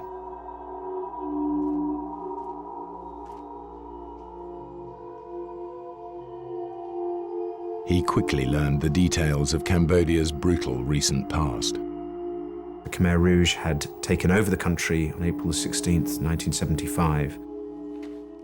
They forced everybody out of the towns. They turned the country into a huge labor camp.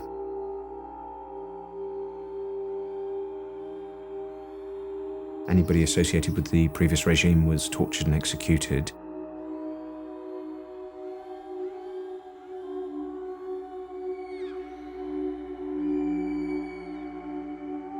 Before long, he himself would be a prisoner of the Khmer Rouge.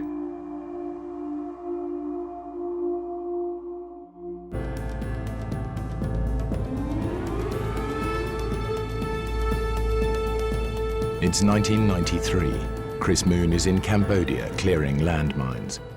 He's been told the area where he's working is relatively safe. As far as anyone knows, the Khmer Rouge are some distance away. United Nations people locally to us had told us that they had been way beyond the point at which we were clearing. There were no troops near us for about 70 kilometres. So the small village that we were working in was quite safe. On our truck, we were taking some women and children from the village down to Kravan, the small town. In my Land Rover, I had about 6 of my blokes. They were in the back.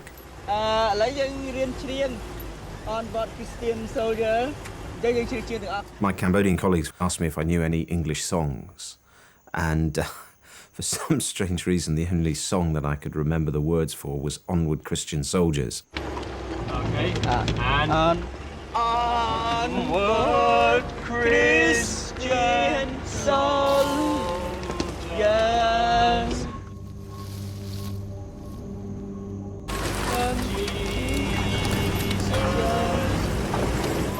We were going down the same road that we'd always been going up and down when we reached a clearing. And I saw some movement in the bushes, and I just felt something was wrong. I began to wonder if my eyes were affecting me. The bushes seemed to be moving slightly. And then suddenly, charged 30 Khmer Rouge soldiers.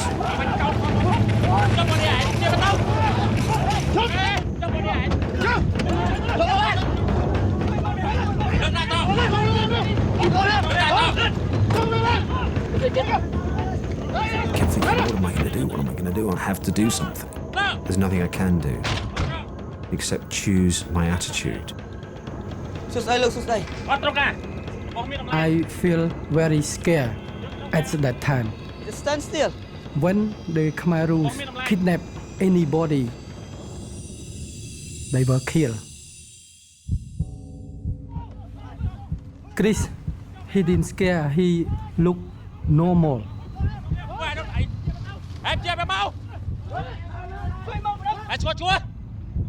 Everything that I did was focused on, well, how can we survive? How can we get out of here?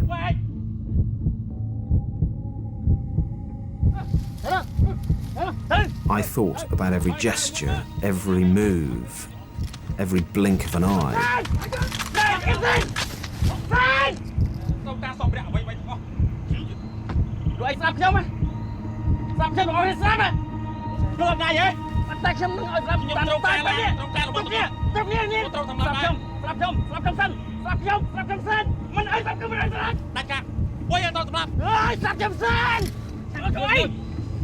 He said, why you come here? To help the Cambodian people. We are demining the area.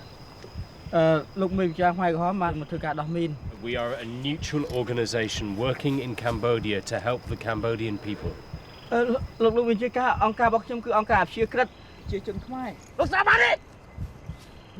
said that he doesn't care neutral or it's not neutral, but this is his area. He tried to say more words, you're gonna kill us. And then they tell us to take our clothes off.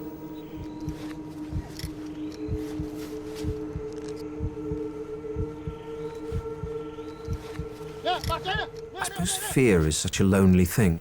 Here you are with all these people, and yet, inside, I felt very lonely. And I'm standing there in my underpants thinking, right, no matter what happens, I'll never assume the role of victim. Because I do think that if you behave in a certain way, you pre-program others to treat you in a certain way. They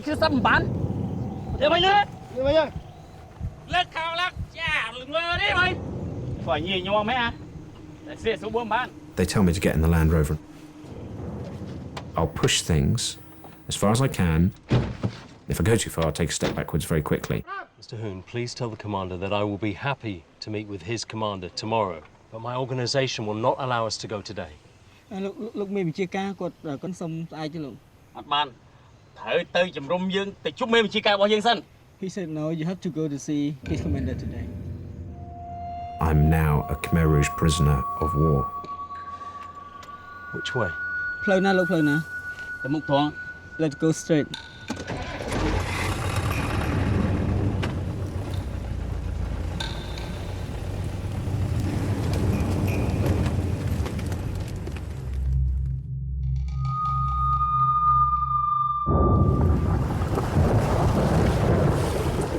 We're driving for what seems an eternity.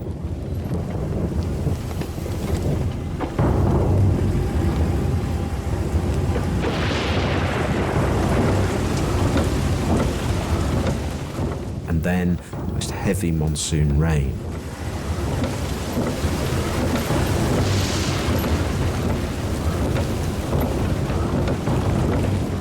The look on Ben's face tells me that he thinks we're going to die. There's no hope in his eyes. I'm watching the Khmer Rouge soldiers. I'm trying to work out what's going on inside their heads. You look in their eyes and there's just nothing there. There's no compassion, no feeling, no nothing.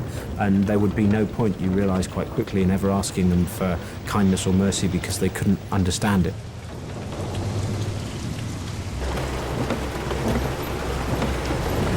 Mr. Hoon? Yes?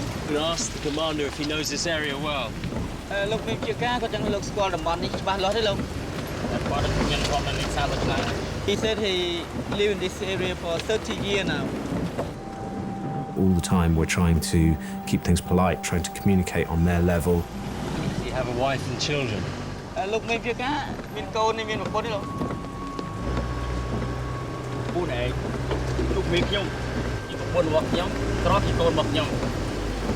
Before he's married, but now he used the weapon as his wife, and the bullet is his son.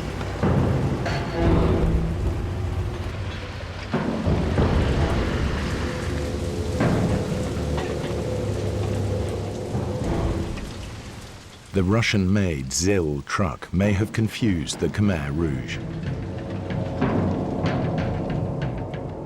Their enemies have been using Russian military advisors for many years. Perhaps they think that's what Chris is really doing in Cambodia.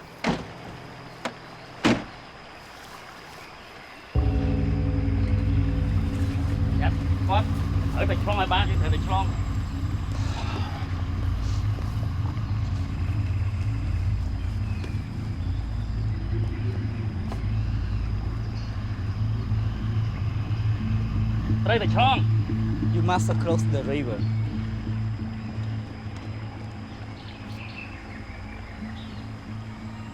Tell the commander to send one of his men through the river first. Psychologically, it's going to be far better if I make him send one of his men in to get wet. What I need to do is create some sort of a relationship with them in which they respect me. The commander would be very unlikely himself to walk through. He'd get one of his guys to do it. This river marks the unofficial boundary between government and Khmer Rouge territory. The recent heavy monsoon rain has made it virtually impossible to cross. No, it is too deep for the Land Rover. We cannot go across. For the first time that day, I feel good because I'm calling the shots. I'm saying no. I am now in control.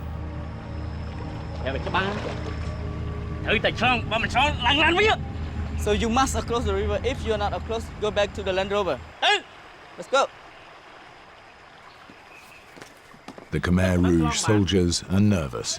Until they cross, they're worried they could be attacked by government troops. I speak to my driver and I say, look, you must listen to everything the soldiers are saying. Tell me what's going on. Be fine. If in like 20 minutes we are not across the river, they want to burn our car and they want to kill us. We'll get across the river. I have to find a way to get the vehicles through.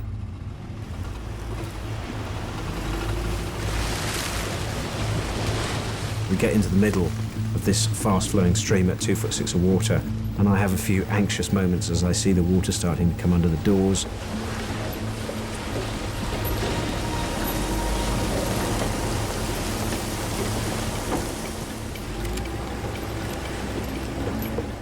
We just get through.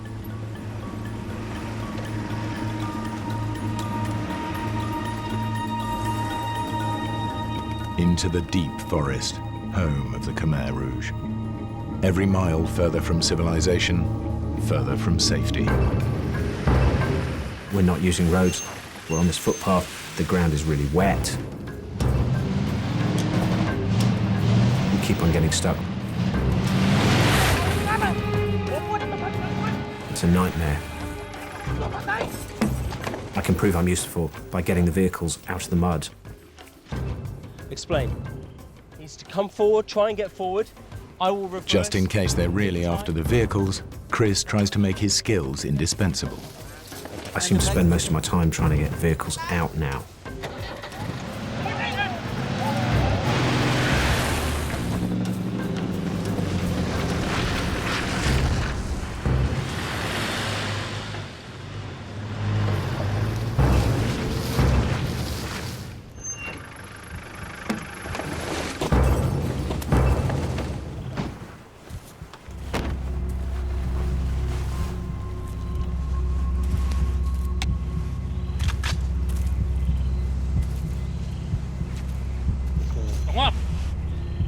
Don't look at them.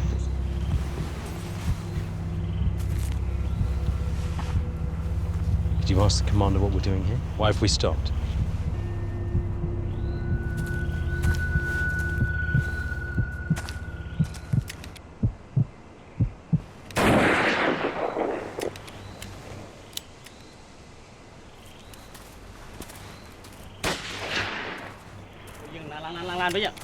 I know by now that we must be deep into their territory. This is their jungle. Okay. What's going on? You have to follow the commander. Ask him why are we going?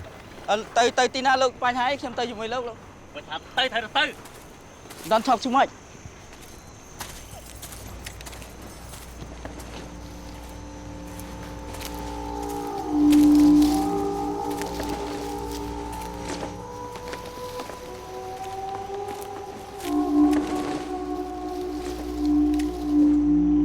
A little man comes towards us.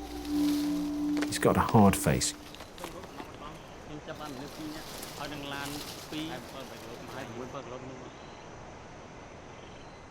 And he's got this strange little brown trilby hat on his head.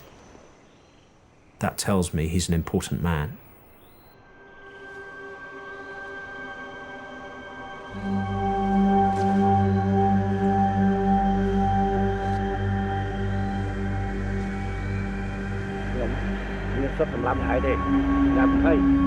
I don't have the authority to shoot you today. Let's go with us to see my commander. Let's go. Chris is now the prisoner and property of a second Khmer Rouge commander.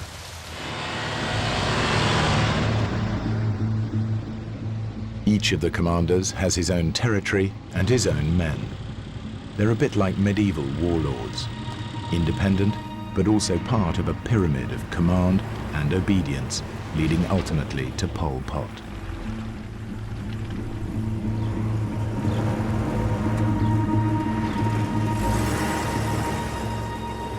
At the end of the first day, they stop by a stream. They tell us that we are now in a minefield. I'm not sure if I believe them or not. It could be a genuine warning, or simply a lie to keep them from running away. You asked the commander what his plan is. Why have we stopped? Are we staying here tonight? Tonight we sleep here. Tell the commander it is not possible. The rules of my organization will not allow me to.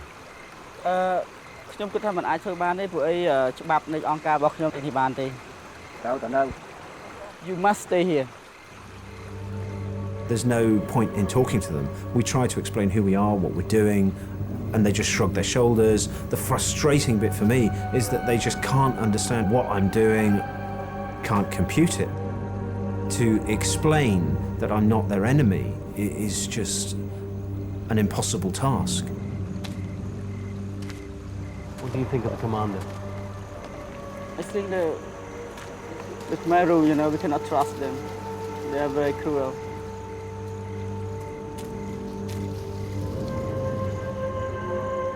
I can see from the look in his eye that he believes that this is going to be his last night alive.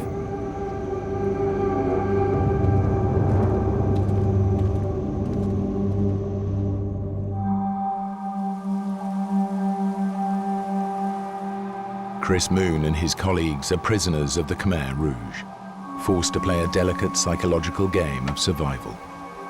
It's morning on the second day, and Chris asks his captors for permission to wash.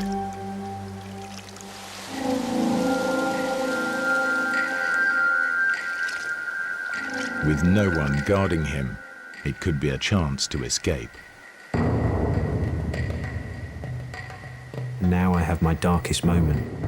My hobby is running. I just know that if I do a runner, they won't catch me. They just won't expect it.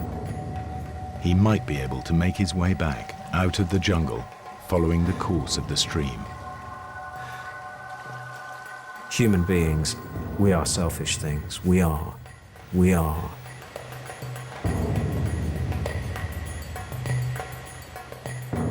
Chris, he has chance to escape. If he escaped, we would be killed. But he decides not. I can't leave my colleagues. Now I can't leave them, so I walk back slowly to the vehicle. I think that Chris Moon is a brave man in my heart.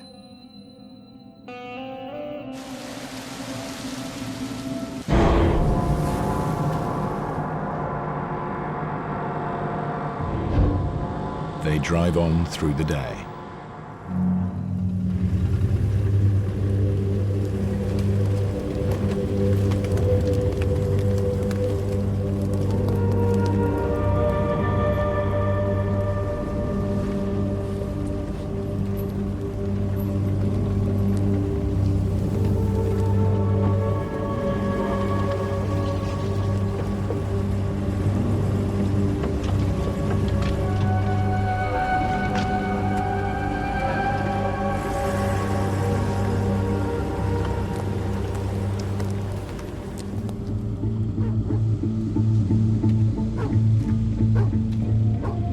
At last, they approach the heart of darkness, a Khmer Rouge base deep in the jungle.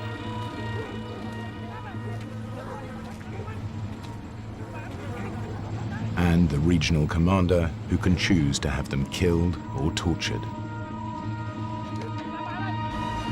Deep down inside, I begin to think maybe there is no hope. And that's when I have to banish the demons.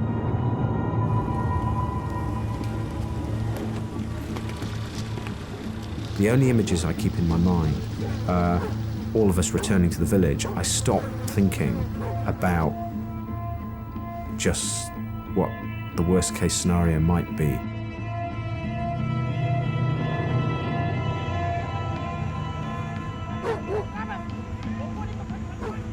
My imagination keeps leaping off. All the time I have this dread, and if I focused on it, what I'd be thinking of is all the horrible stories about them torturing people. I think about what I need to do when I meet this commander to communicate with him. That is all that I allow myself to think about. If I start to think about my fear, it's opening the floodgates. So all of the time, it is about controlling the way that you think.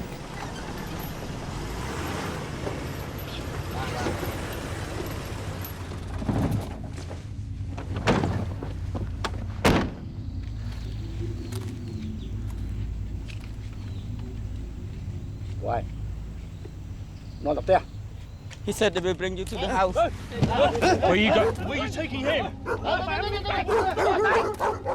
The Khmer Rouge, when they want to kill, firstly, they separate, and then they can't kill quite early. They've separated me from Pern.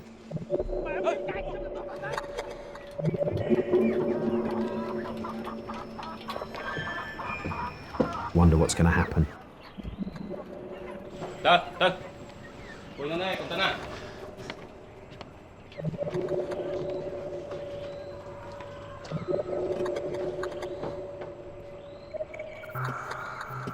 All of the time, I'm telling myself not to focus on stories that I've heard of people being tortured.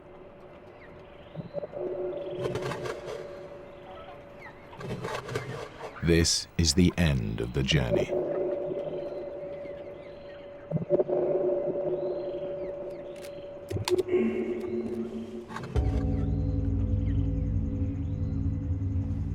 Now Chris comes face to face with the one man with absolute authority to decide their fate.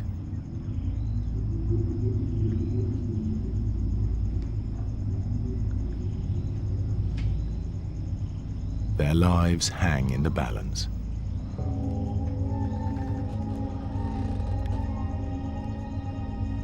Speak Khmer? No. Speak Thailand? No.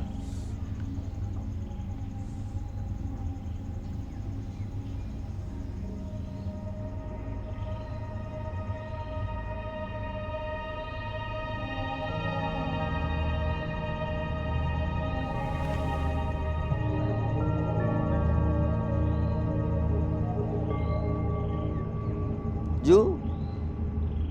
I don't understand what you're saying.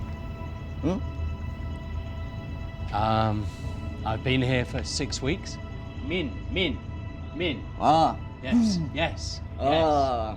yes. To Cambodia? In Cambodia? Yeah. 6 yeah. weeks. 6 weeks. In Cambodia. In Cambodia. Your name? Name. Clever. Clever. Yeah. Clever. Yeah. Chris. Clever. Mr. Clever, he's got a sparkle in his eye. There's an element of some humanity there, which I find immensely cheering. United Kingdom. 1, 2, 3, 4, 5, 6. England. Clever. Clever. Yeah.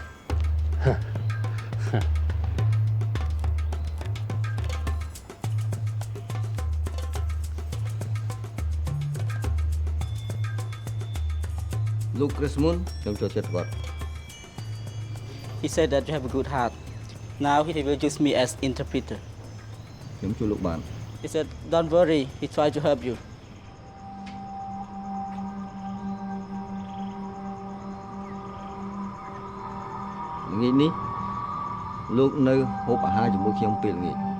This evening, you should have dinner with him.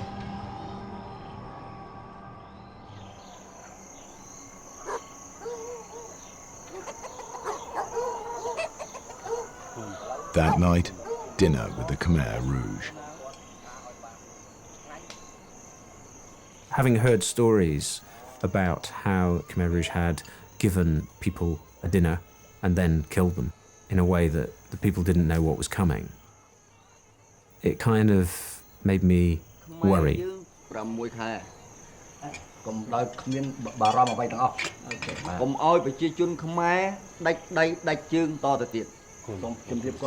Please bring beer. Please all of you enjoy. Meal. I live in Pol Pot regime.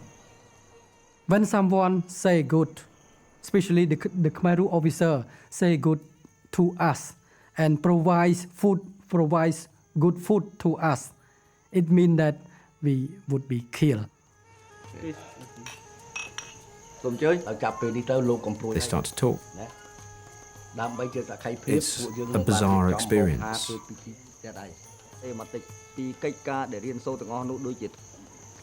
Please thank the commander for his hospitality. Although things were very polite, we didn't know what to expect. So please enjoy your supper. In my mind, I thought that we would be killed. There's going to be no concept of us being held for a long period of time. We are either going to be killed or released.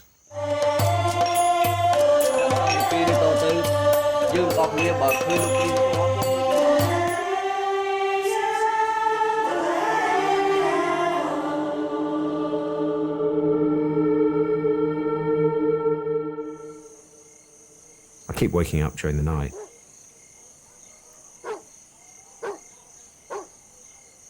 I can smell a cigarette. I can see a cigarette light somewhere out in the darkness on the edge of the trees.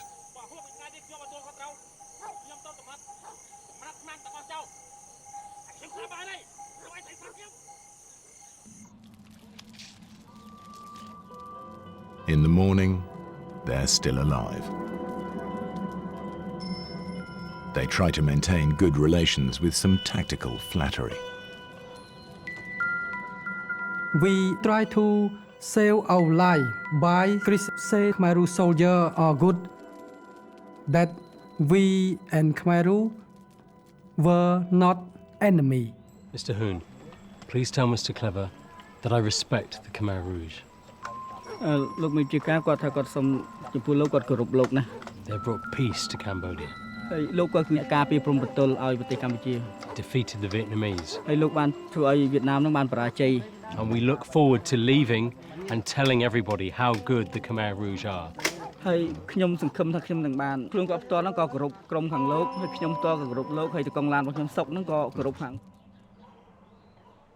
As the day drags on, it seems less likely they'll be shot. Instead, they just wait and wait. Then, way in the distance, I think I can hear something.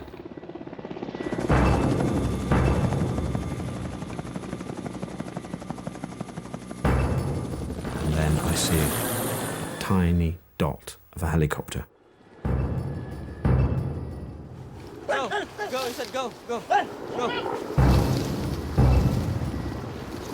a United Nations helicopter has been searching the jungle for them. I think it's seen us. All friendliness is gone. It's not armed. Mr. Hoon, tell the commander it's not armed. There is no threat. It's not armed. Suddenly, No! Stop shooting!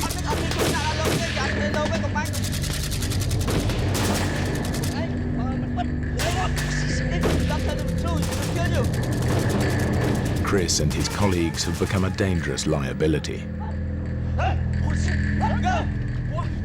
Mr. Clever needs to get rid of them. Fast.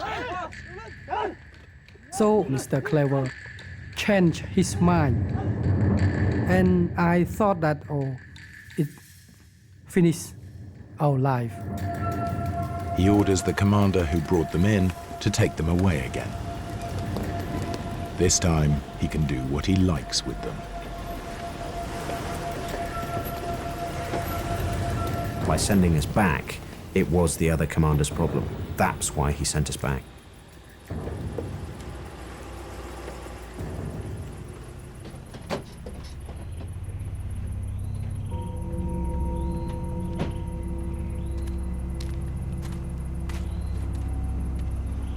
But when they reach his base, they get an extraordinary surprise.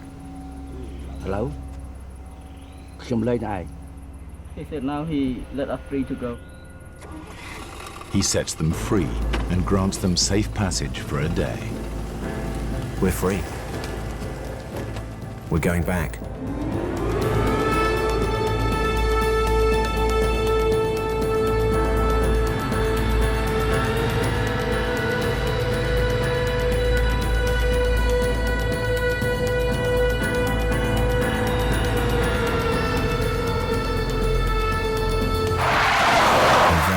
To my complete horror,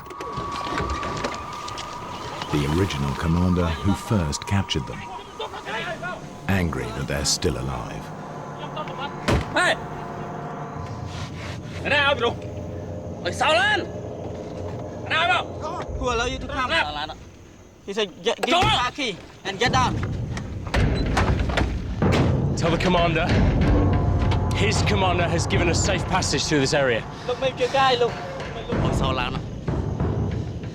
Ôi sao lên đâu? Give me the car key. If I give him the car keys, how are we going to get home? បើសិនខ្ញុំឲ្យសោឡានទៅលោកតាពួកខ្ញុំអាចទៅផ្ទះយ៉ាងម៉េចបាន ឡើងឡើងនោះ You said get in the truck. Down here. Down here.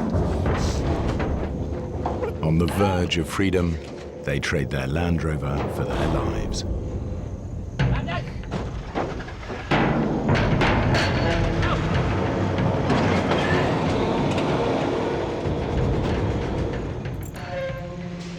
Chris and his companions are being driven out of Khmer Rouge territory on an old logging truck, with 2 boy soldiers guarding them.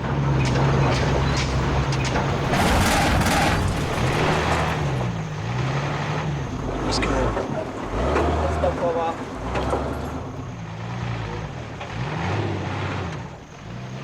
They only have safe passage for 1 day. If they haven't made it home by then, all bets are off. They must get out of the forest.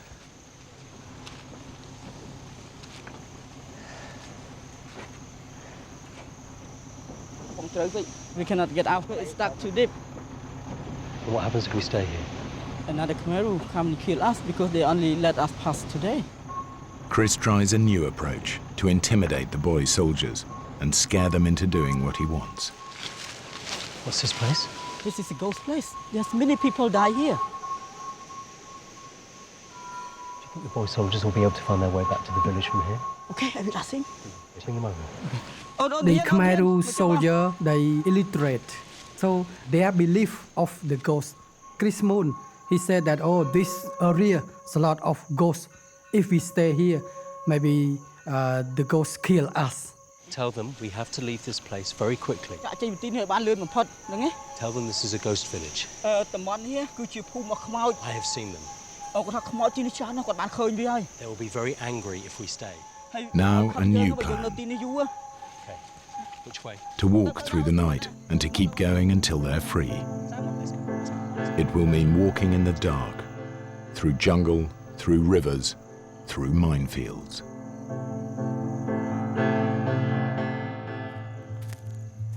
Chris Moon and his companions must get out of the jungle. It's now their 3rd night in Khmer Rouge territory, and Chris is determined it'll be the last. we're walking for our lives. We have to be out of there by daybreak.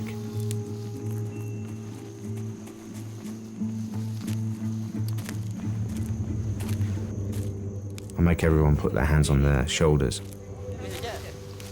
In the darkness. In this place where there are no rules. Where I'm just so angry with them for what they've done. I have to confront the fact that what I hated in Khmer Rouge might also be in me too. Because I have a very wicked thought. Maybe I should kill the boy soldier. I've even got my hand on his neck. I can snap his neck like a pigeon. And then I've got the weapon to get the other one when we emerge out into the night.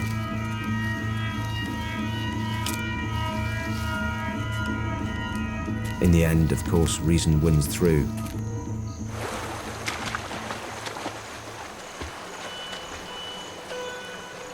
We walk almost the whole night. We walk and I'm very, very tired. Sometimes I could not walk properly. But Chris, he's still strong.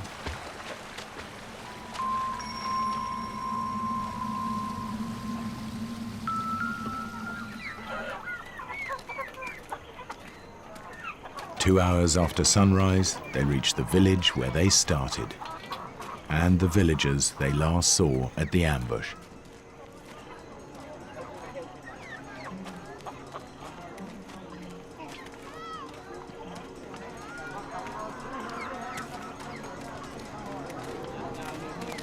when we arrived to the village, where we remaining there, many people were very happy and come and congratulate us.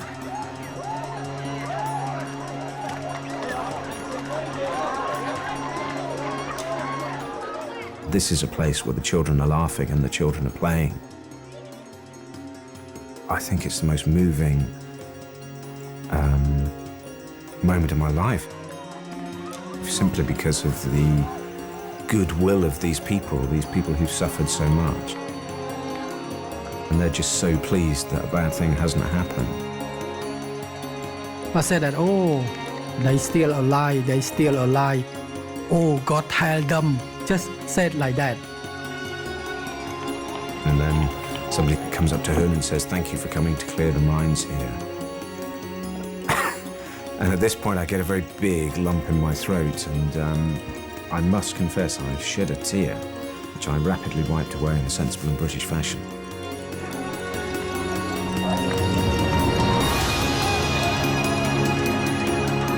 We were released on Sunday. We were back working again the Monday.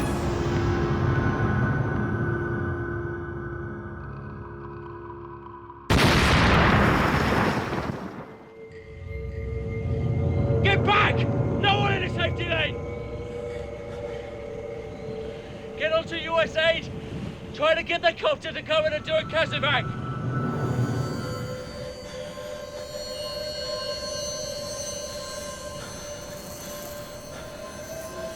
I look down.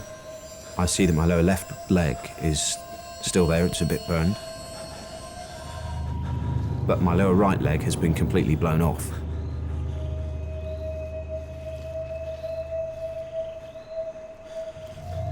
And then I have this overwhelming desire to scream, oh my God, I've had my leg blown off.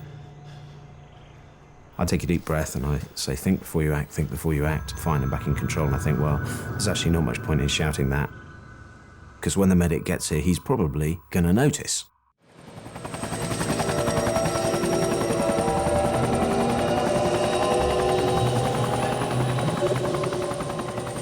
People talk a lot about the survival mechanism, that your survival mechanism kicks in. Well, that wasn't the way it was. After a while, when the pain starts to hit you, I think it reaches a stage where it is so bad that you actually want to die. You would rather give up and pretend it wasn't happening.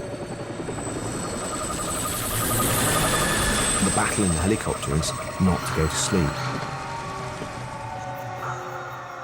It was easier to go to sleep, to pretend it wasn't happening, to turn over and just fade out. And dying is definitely, in those circumstances, the attractive option. It's easier to die. I knew I'd gone into shock. I desperately needed fluid. The medic was struggling to get the drip lines into me. I had to get some fluid in. I decided that I would drink my drips.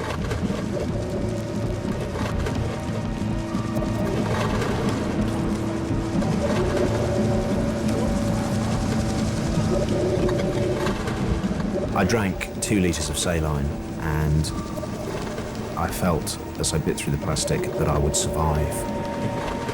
It didn't enter my head that I wouldn't survive. Once I'd made that decision to live, I thought of all the reasons I had to live. To see my family again, to see my friends, to see my niece grow up, who was then very young, and also I still had my job to do. I had a responsibility to my programme. I didn't want to die because I knew it would be bad for funding for my programme. When Chris reached hospital, his red blood cell count was so low, he should have been dead. His right leg was lost below the knee, and his right lower arm had to be amputated. But he vowed to make a full recovery. Within a year, he was running marathons. Eventually, he ran the Marathon des Sables, 7 grueling marathons across the Sahara Desert. 7 marathons in 7 days. Now the downhill bit. Be like this. When you've given all that you have to give, that's when you maybe start to get a bit of luck. But what happens most of the time is that we stop here at this point at which it's uncomfortable, at which it all hurts a bit too much. But the reality is that we have the capacity to go beyond that point if we believe we can. And many of the challenges that I've faced have been about having the confidence to say, right, I won't give in. I don't know if I'll make it, but I will never give up. I will just take one more step. And maybe that's what the journey of life is about keeping on going. If you fall over, keep on getting up.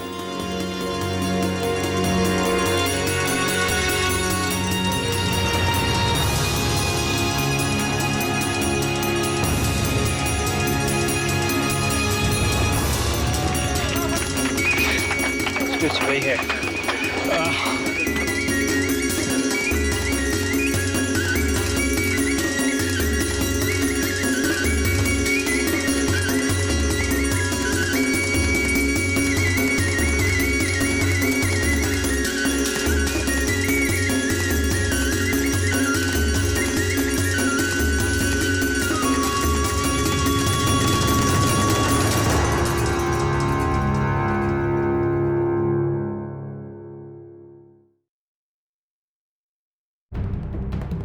In the vast expanse of the African bush, a British conservationist flying solo crashes his ultralight plane. Severely injured and carrying no food or water in the wilds of Africa, his chances of survival are slim. His best friend desperately searches for him, knowing he may never find him.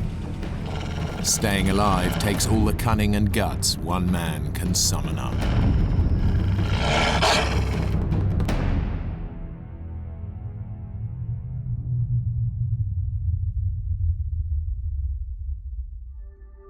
Zimbabwe, Africa, home to some of the most varied animal life in the world, much of it under threat from poachers and encroaching civilization.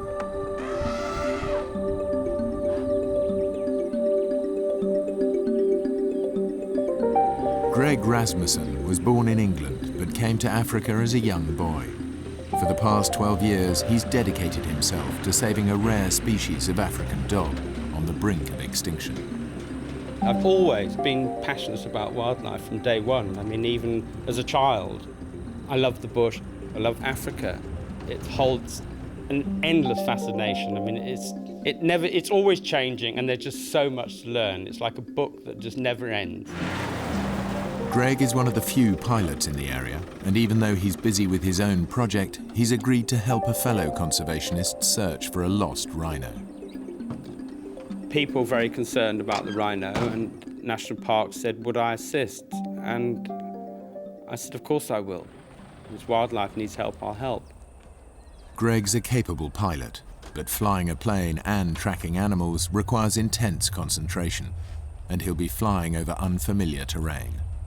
And I was aware of that, I was fully aware of that, but we had rhinos that needed locating. There were poachers out there. I mean, you can't turn your back. I can't turn my back on things like that.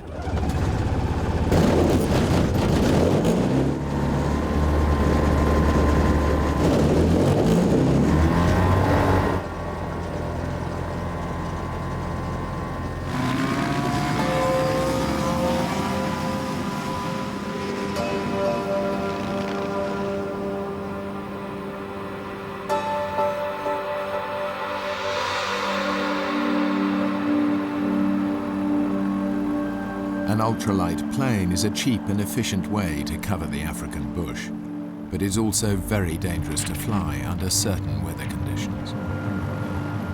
Temperatures in the day can be very, very hot. Tricky flying conditions for a light aircraft. Because, it's hot, the air's thin. So it's quite hard keeping the plane up in the air.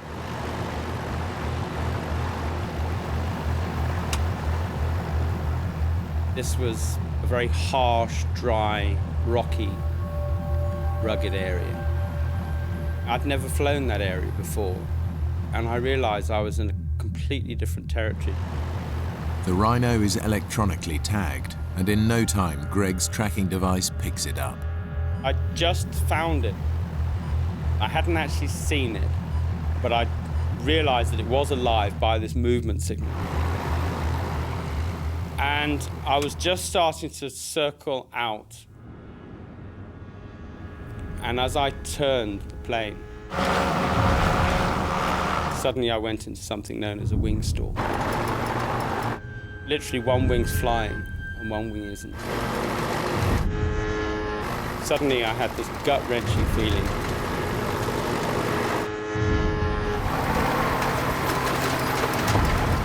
I put full power on the rudder.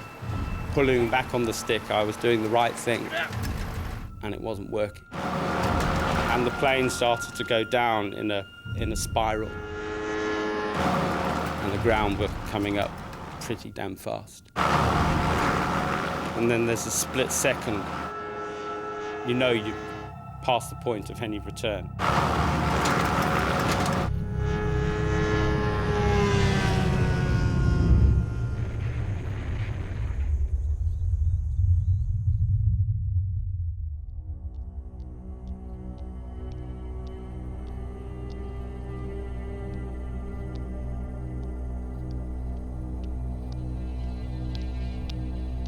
I almost didn't want to open my eyes.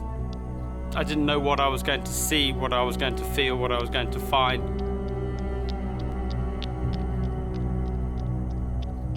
I was totally dazed, stunned. And I was like, I'm alive. I'm alive.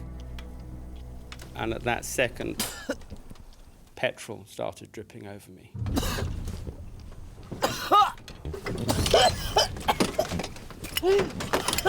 And I just pulled myself out, literally almost fell out of the plane. As the petrol started to come down, I had these visions of this wall of fire.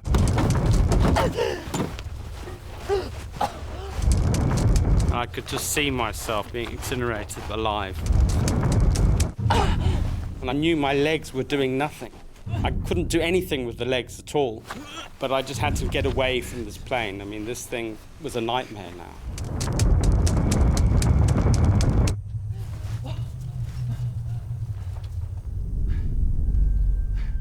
And then I suddenly thought, Mayday.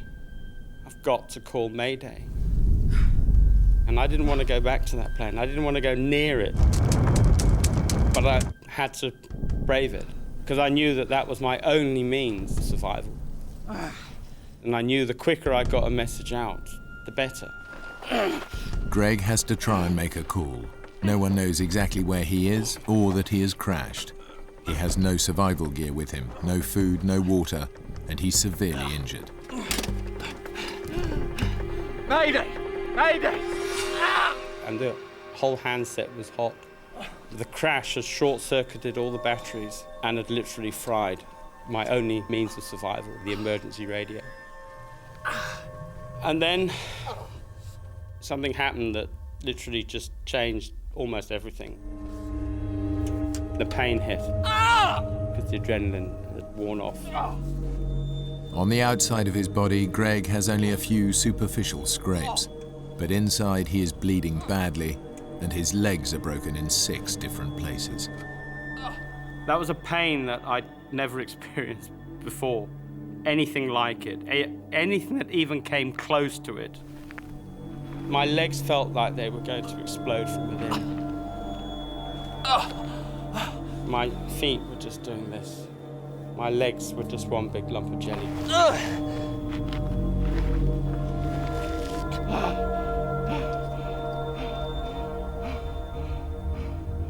And I realized I had to stay in control.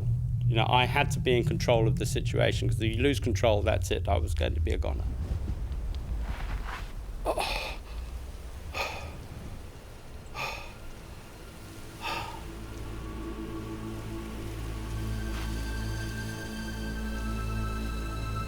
I started to try and take stock of the situation. And it was quite a harsh reality. I suddenly realized there was no 999. There was, If I was going to get out of this, it was only going to be me and me alone. Greg is over 70 miles away from the nearest road. By the time anyone realizes he's in trouble, it may be too late. The brutal heat of the African sun will bake him alive. If he survives that, he will face worse horrors. As night approaches and hungry predators come out to feed. Unable to move, Greg is easy meat. But right now the pain from his smashed legs is all he can think of. There was this pain in my ankles. They felt like they were going to explode because I'd got these boots on. Yeah, and of course there was no space for the swelling to go. There was no way I could even get anywhere near my shoelaces. But I was thinking, if I don't get those boots off, there's going to be gangrene, and I'm going to lose my feet. I lose my legs. I managed to look back, and I thought, well, maybe if I can drag myself to this tree, I can tilt my body forward so that I can maybe get to my shoelaces somehow.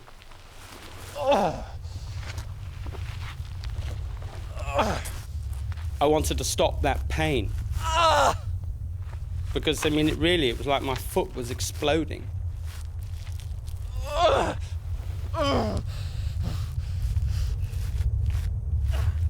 Fate is being cruel today. The closest tree to Greg is a thorn tree. But as its thorns dig deep into his back, Greg realizes they might be useful. And I managed to just break a twig off that was about a foot long, and it got a hooked thorn on the end of it. And I lay there and I could hardly focus.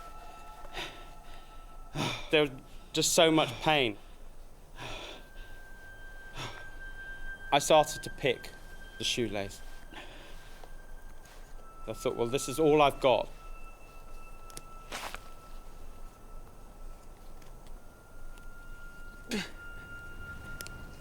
And I remember I had a little flashback to childhood because I was always absolutely useless with shoelaces. I then realized I had one chance. If I pull and the knot doesn't spill, then I've blown it. That's that foot gone.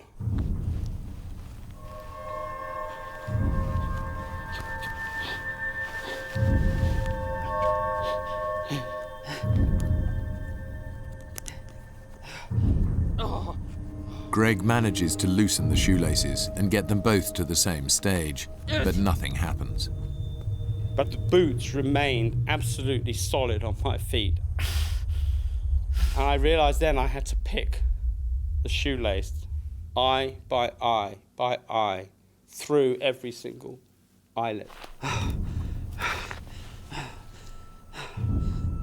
And all the time, all I'm thinking of is, if I don't get those boots off, I'm going to lose my feet. And it was almost, it was like a nightmare.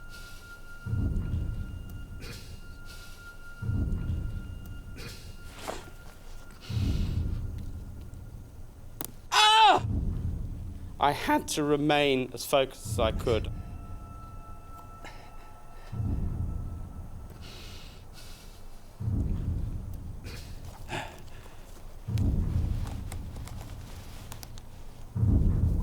And I picked and I kept on picking until I finally got to the point where the shoelace was free. Loosening his boots isn't having the effect Greg expected. The pain is just as bad because his feet keep swelling up to fill the newly expanded space. He has to try something else. I saw a stick. And that was all there was. I thought, well, that's the only tool there is that I can see other than rock. I'll go for that. And as I even just touched the shoe, the pain was just, it was terrible. And I thought, oh my God, I'm not, you know, and now I've got to push this. And absolutely bizarre, you know. Then I had a flashback to a movie. You know, I mean, ridiculous. It was a John Wayne movie, you know. Oh, well, you bite on that while I cut this. And I grabbed this stick.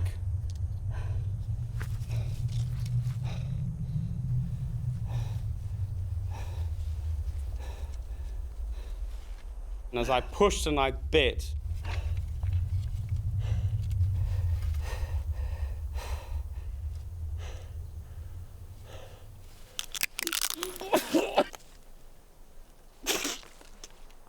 this stick was just rotten. It was full of termites.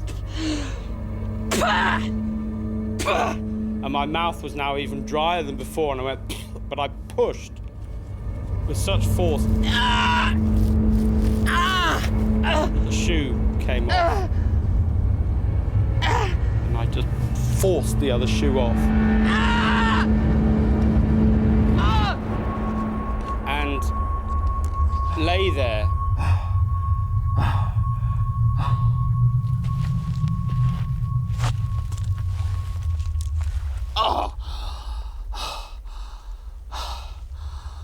And I looked at my watch.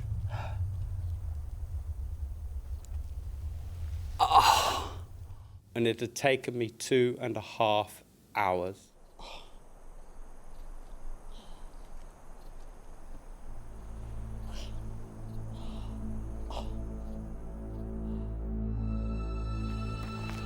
"200 miles away, Greg's best friend and colleague, Peter Blinston, waits for him to return.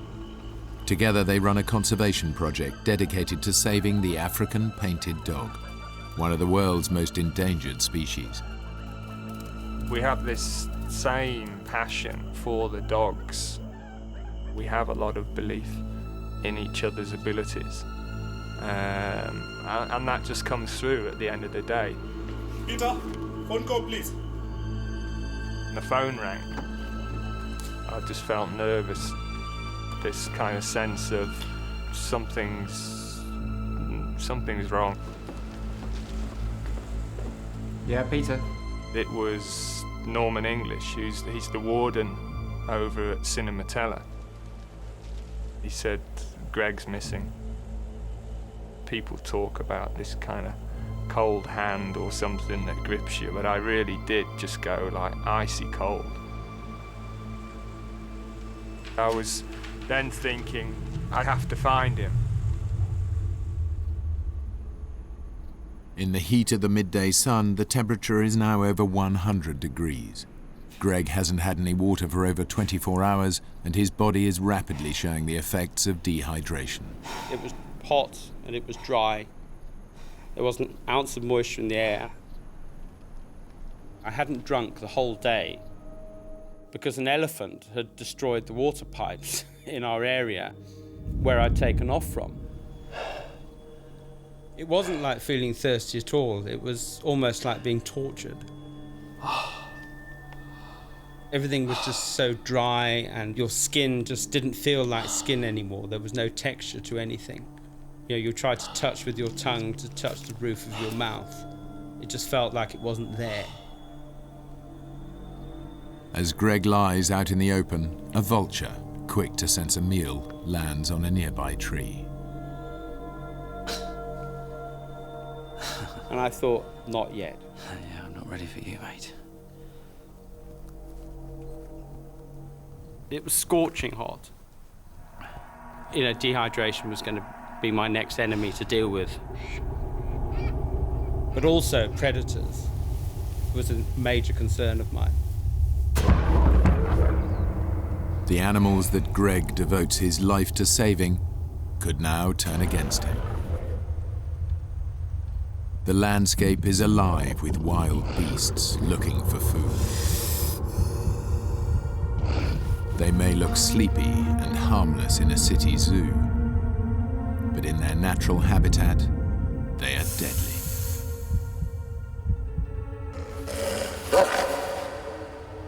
My fear wasn't the predators themselves, it was the fact that I couldn't run away. Here was me lying with a pair of legs that were just jelly. Greg knows he has to find shelter both from potential predators and the sun. His only option is the plane. Fire or no fire, I got to get back, and I've got to face that plane again. Every single movement was terrible, but I realized that it was that or die. I tried to pull, and I had no more energy. I've come this far, and now I've got no power anymore to pull on my back. And I suddenly thought, I've got to roll over. Because he's a biologist, Greg knows that some species move more efficiently on their stomachs. I thought, how am I going to roll over? How? I had 2 shoelaces and a stick. I made a loop on the end of one shoelace and tied it onto the end of the stick. I hooked the stick underneath my leg. And I knew that this was going to be one very, very painful experience. And I had to just concentrate on what I was doing, because I knew what was coming. I almost had the fear of pain before it came.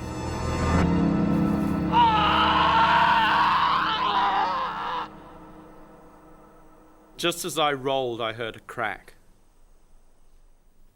It wasn't the stick, it was my pelvis was broken.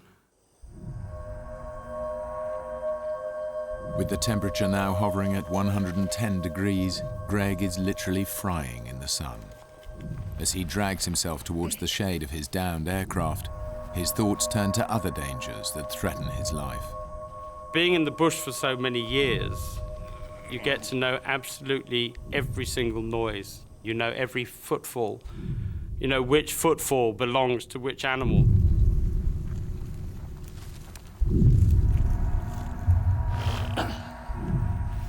I was terrified that maybe something would come and sneak up on me. And I couldn't do anything, I couldn't run.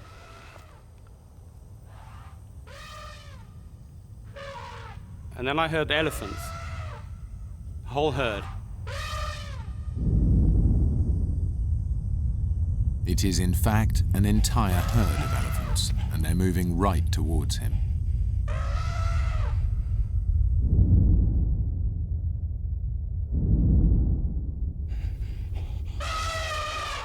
And I thought, they've got to sense that I'm here. If they detect you at the right moment, that's fine. If they detect you too late, that's the scary bit. Because then you're in their attack distance. And I thought, if the wind is wrong and they don't detect me until the very last minute, that's when I'm in trouble. And then suddenly there was this huge screech of... And I remember just thinking, oh no, please, just don't stampede. And I just had this absolute fear that I'm going to be trampled.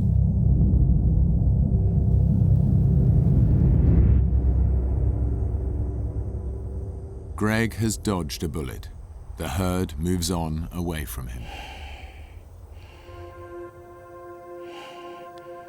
I wanted to cry at this point. And I realized then that I couldn't have cried even if I wanted to. There was no moisture for me to expend on tears. They wouldn't have come anyway.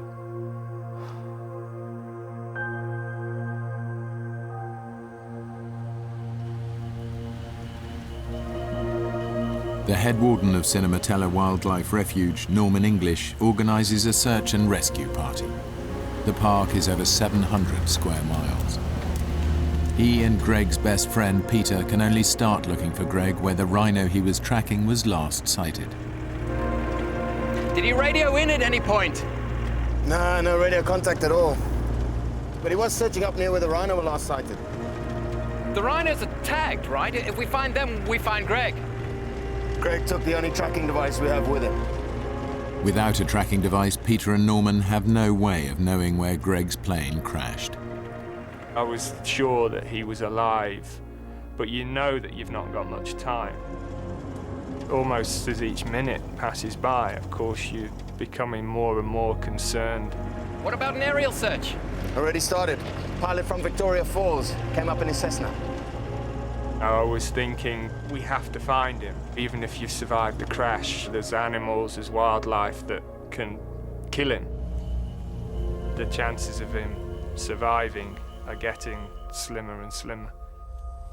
Peter and Norman have no idea that Greg is 40 miles from where they think he is.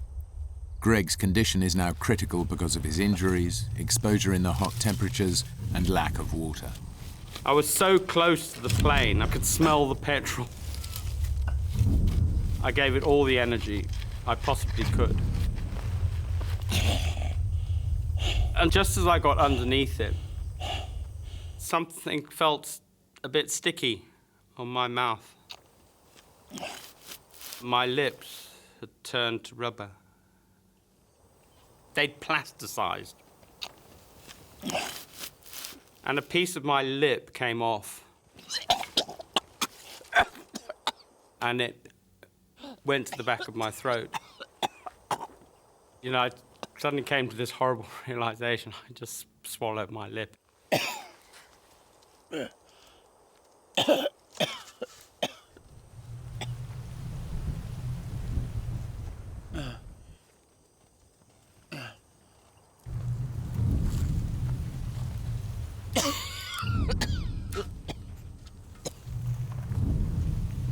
But within moments, Greg has a new worry.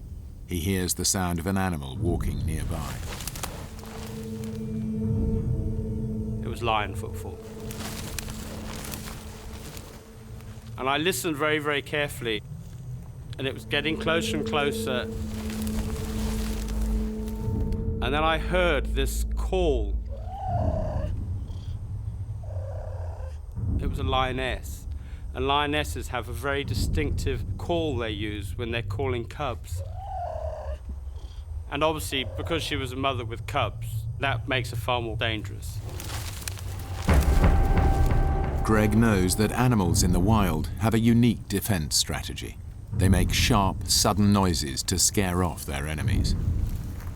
As the lioness moves in closer to Greg, he knows that creating a noise at the right time is his only defense.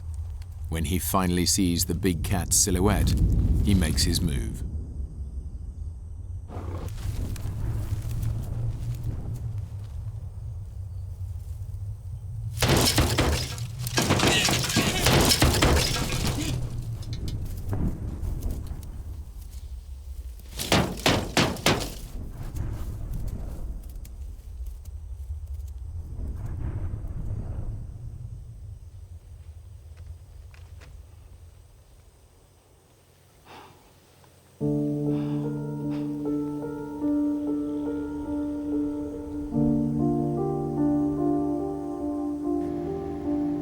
With daylight fading, the search pilot will soon have to return to base.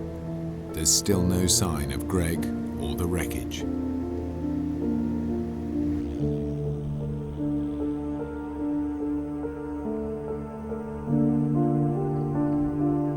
I heard the plane. And then I started to get almost excited.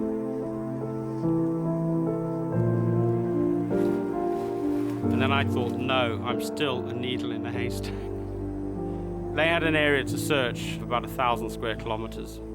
And I wanted to scream, I'm here, I'm here, I'm here. Hello! Hello! I almost wanted to will the plane in, you know, come my way, I can hear you, please. Hello!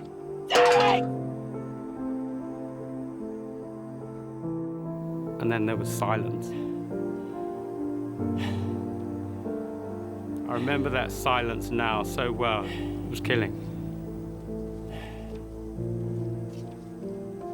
Nothing is going to happen now until tomorrow morning, at the very earliest. And I've got to start thinking about the night. And of course, as a biologist, you know the night is always a dangerous time anywhere.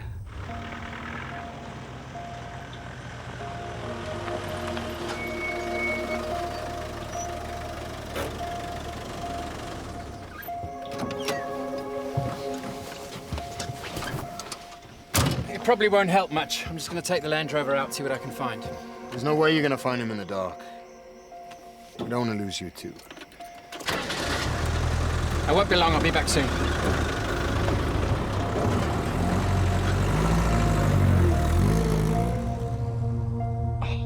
I suddenly came to the harsh realization that there's not much left of me. I'm a mess. And I actually, at that point, I thought, do I really want to carry on? Did I want to live, or did I want to die?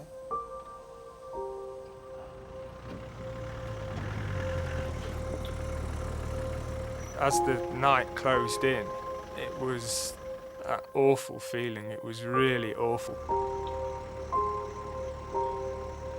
I was trying to imagine what it would be like for him now, still being out there. I thought about my life, and I thought, well, I've had a good life. I have achieved. I was suddenly, for a very short period of time, I was at total peace with myself. I wasn't afraid of it. I wasn't afraid of that death experience. I suddenly realized that I had it in me, the power to just switch off and just let myself go. People started to voice their doubts that he was now alive. I was thinking about what they were saying, and for a moment, thinking maybe they're right. But I wouldn't hear that. Greg wouldn't give up, and neither will I.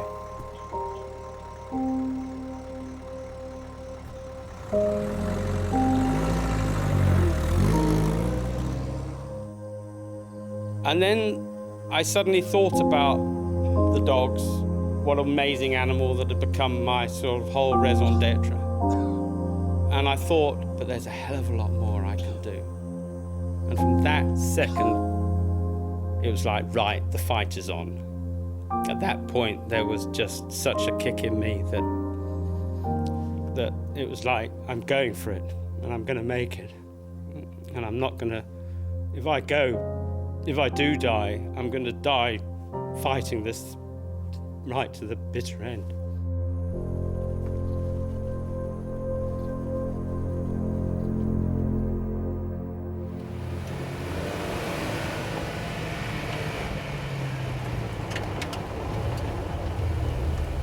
Night comes on very quickly in Africa, and with it a blanket of darkness that provides cover for the predators. This is the time they come out to hunt. I was trying to picture how terrifying, really, it would be, even for somebody like Greg. You would almost wish that he were dead and not have to face a night like that.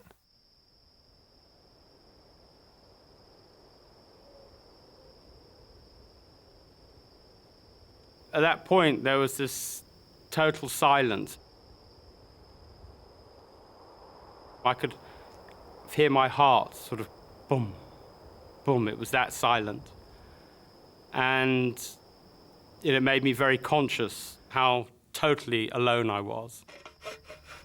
All I wanted now was for that night to end.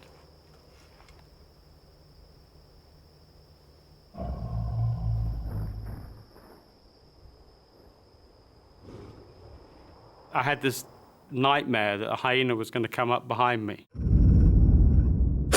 I know what hyenas are capable of. Bone crushers, as they're also known. They've got the most powerful jaws of anything. I also know someone who was carted off by a hyena, and he was a fully able-bodied man, but he was sleeping and they dragged him away. That was the biggest scare of the lot, that a hyena might come up behind me.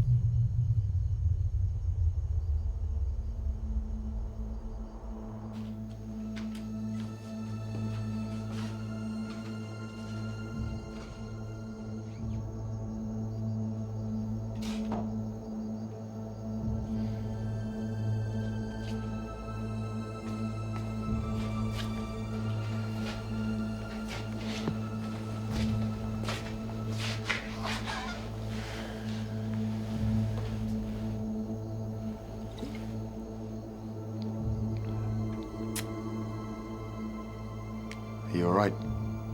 Yeah. Thanks, Norman.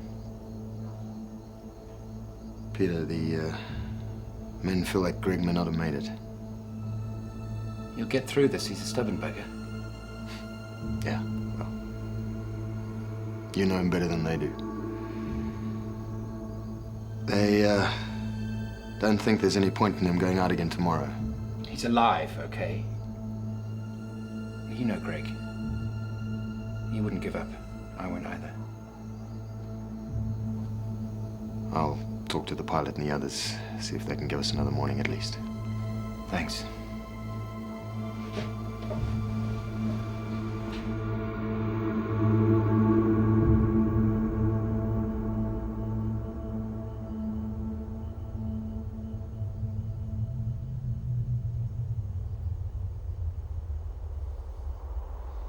I was terrified to even think about going to sleep because I knew that I wouldn't wake up again. That would be it.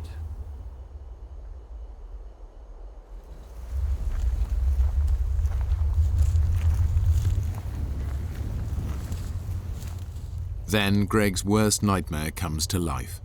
Once again, he recognizes an animal by the sound its feet make when they touch the ground. He hears a hyena. And I thought, it's coming behind me. And it's going to come right in the worst spot. It's going to come round the back, which is where I really had absolutely no control.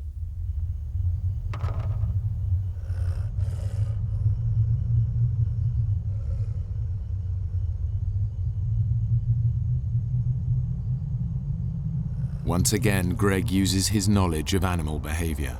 He grabs hold of his stick and gets ready to hit the plane with it and create a noise to startle the beast.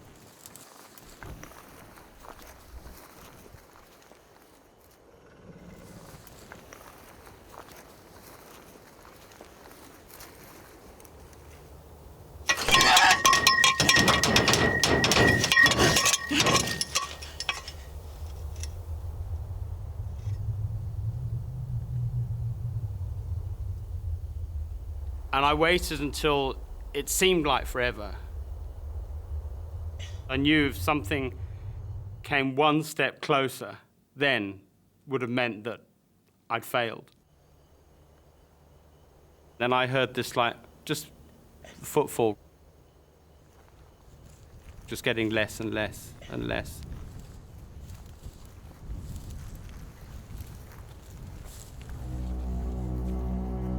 I remember lying there at that particular point thinking, is there anything else that's going to be chucked at me? You know, what else is going to come? You know, what other brick's going to come down? Greg does his best to stay positive.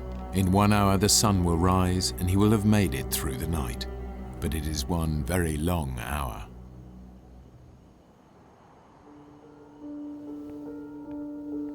It was very frustrating waiting for the daylight to come. I contacted our office. We had 15 people that could come over and help with the ground search so we could cover a wider area. And they were there. They came, ready and waiting to help with the search.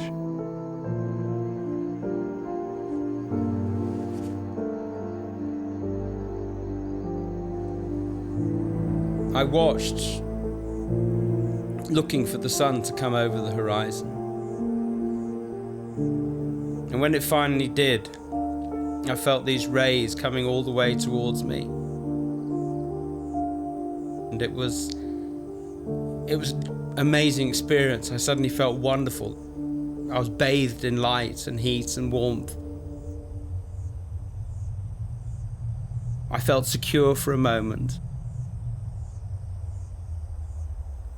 And then the harsh reality dawned on me that it was that sun, that burning, was going to continue and it was going to kill me.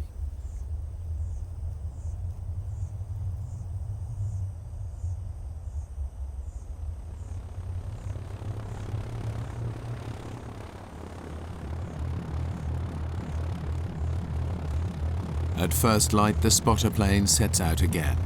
It'll make a systematic search of the places where Greg's plane might have crashed. At Peter's suggestion, Norman is on board. He knew the area better than anybody. I really felt strongly that if anybody was going to find Greg, it would actually be him. The additional members of the search team fan out, but they're still looking in the wrong area. It's been nearly 24 hours since Greg crashed, a deadly amount of time to be out in the African bush injured and unarmed. You know, I was beginning to doubt if he'd survived. Greg has a global positioning system, yet the technology is useless if he can't tell anybody else where he is. But every time he turns it on, it records the exact time. I was checking on the GPS, trying to get the coordinates and times. And then I suddenly had this horrible feeling that this GPS was almost acting like a record of when I was still alive and when I died. If I was dead when they arrived, Peter would pick up the GPS and he'd look at it and think, oh my God, he was alive at, I don't know, 11:40. And it's now 12 o'clock, and if only we'd... And he'd have been left with this eternal guilt. And I almost wanted to destroy the GPS at that point.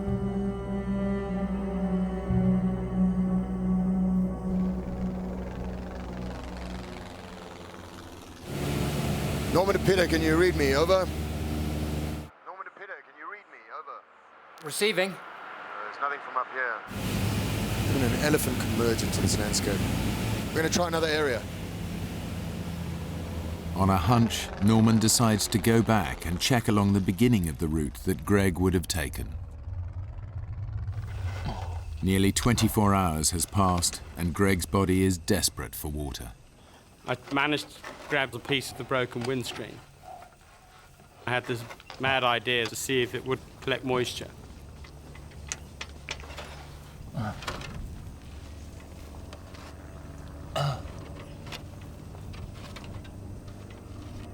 And then I heard this plane. And when I heard the plane get louder and louder, I thought, right. I was going to try to see if I could get something out of that radio. Basically, it was all I had left that I could think of. Even if it gives the weakest signal, it's worth a try. And I gave it all I'd got. I remember it now. Mayday. This is Zulu Mike Echo Bravo calling Mayday. And then my position is 20 miles east-northeast, Cinematella. Mayday. I thought I heard the plane get louder. And I thought, it's worked, it's worked. And I gave myself almost an elated sort of feeling. But that's because that's what I wanted to hear. I knew I was lying to myself. Mentally, I had to stay with it. Because if you get into depression, that's it, the game's over. Not knowing whether he's imagining the search plane or if it's really there, Greg grabs a piece of his wreckage, one of the struts, hoping it will reflect the light and be seen by the plane above.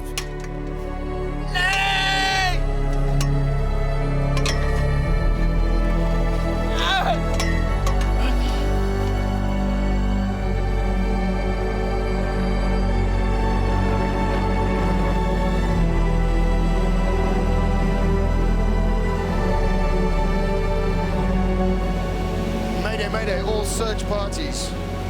We've located the wreckage 40 miles south of the main search area. No sign of Greg.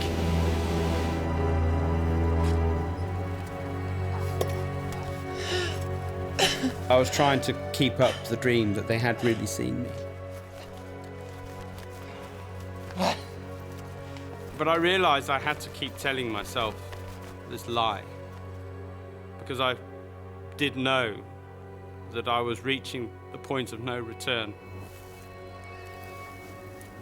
If they didn't find me soon, I was going.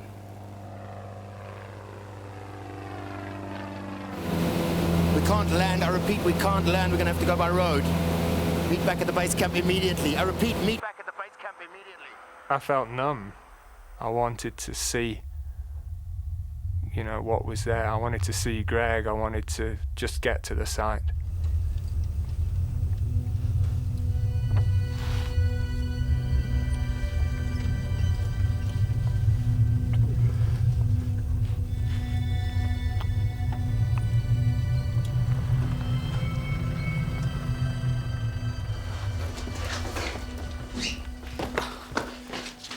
He's here, south of the road. The rhino's obviously moved. Okay, let's move it. Peter, I didn't see any sign of life. I don't know if it's a good idea that you come. I need to see him.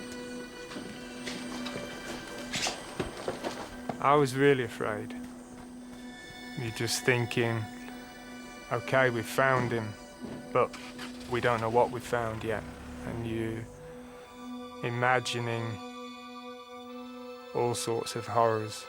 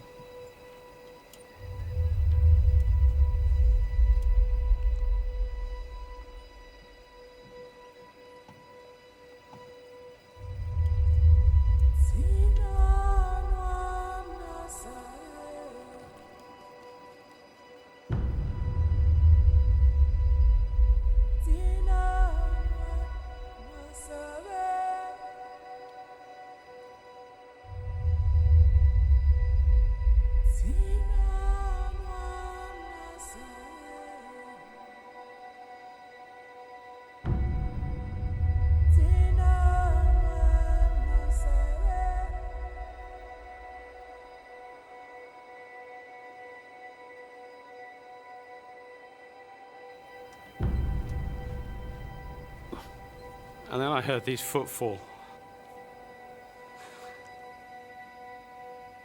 I can't describe.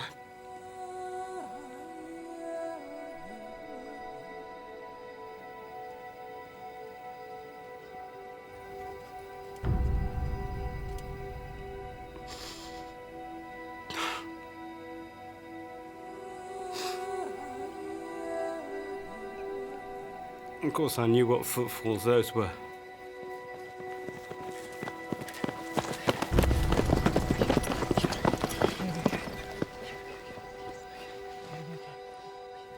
And among them was Peter. And I suddenly looked and I couldn't believe it, that was him. I couldn't even speak to anybody. And people were just saying what happened, and I just had to say, wing, stall, and that's all I could say. It was really overwhelming. He'd survived. And it was sort of affirmation of my belief in him. The feeling that I wasn't going to die was just indescribable. I'd fought this and I'd won.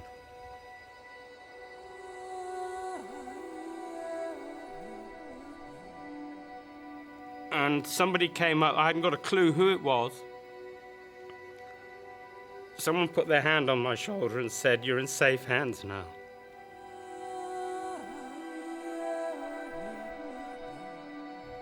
Since the accident, Greg has undergone more than 100 operations to save his legs. Through grit and sheer willpower, he has learnt to walk again.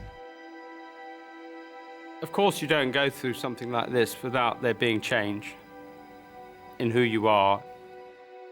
I always treated life every day as precious, but it's even more precious now. I still am dreaming of that day when I go back to Africa, back to the smells, back to the sunrises, the sunsets, and most importantly, the painted dogs and wildlife conservation. Greg has indeed returned to his beloved dogs. He continues his conservation work alongside Peter and has never flown an ultralight plane again.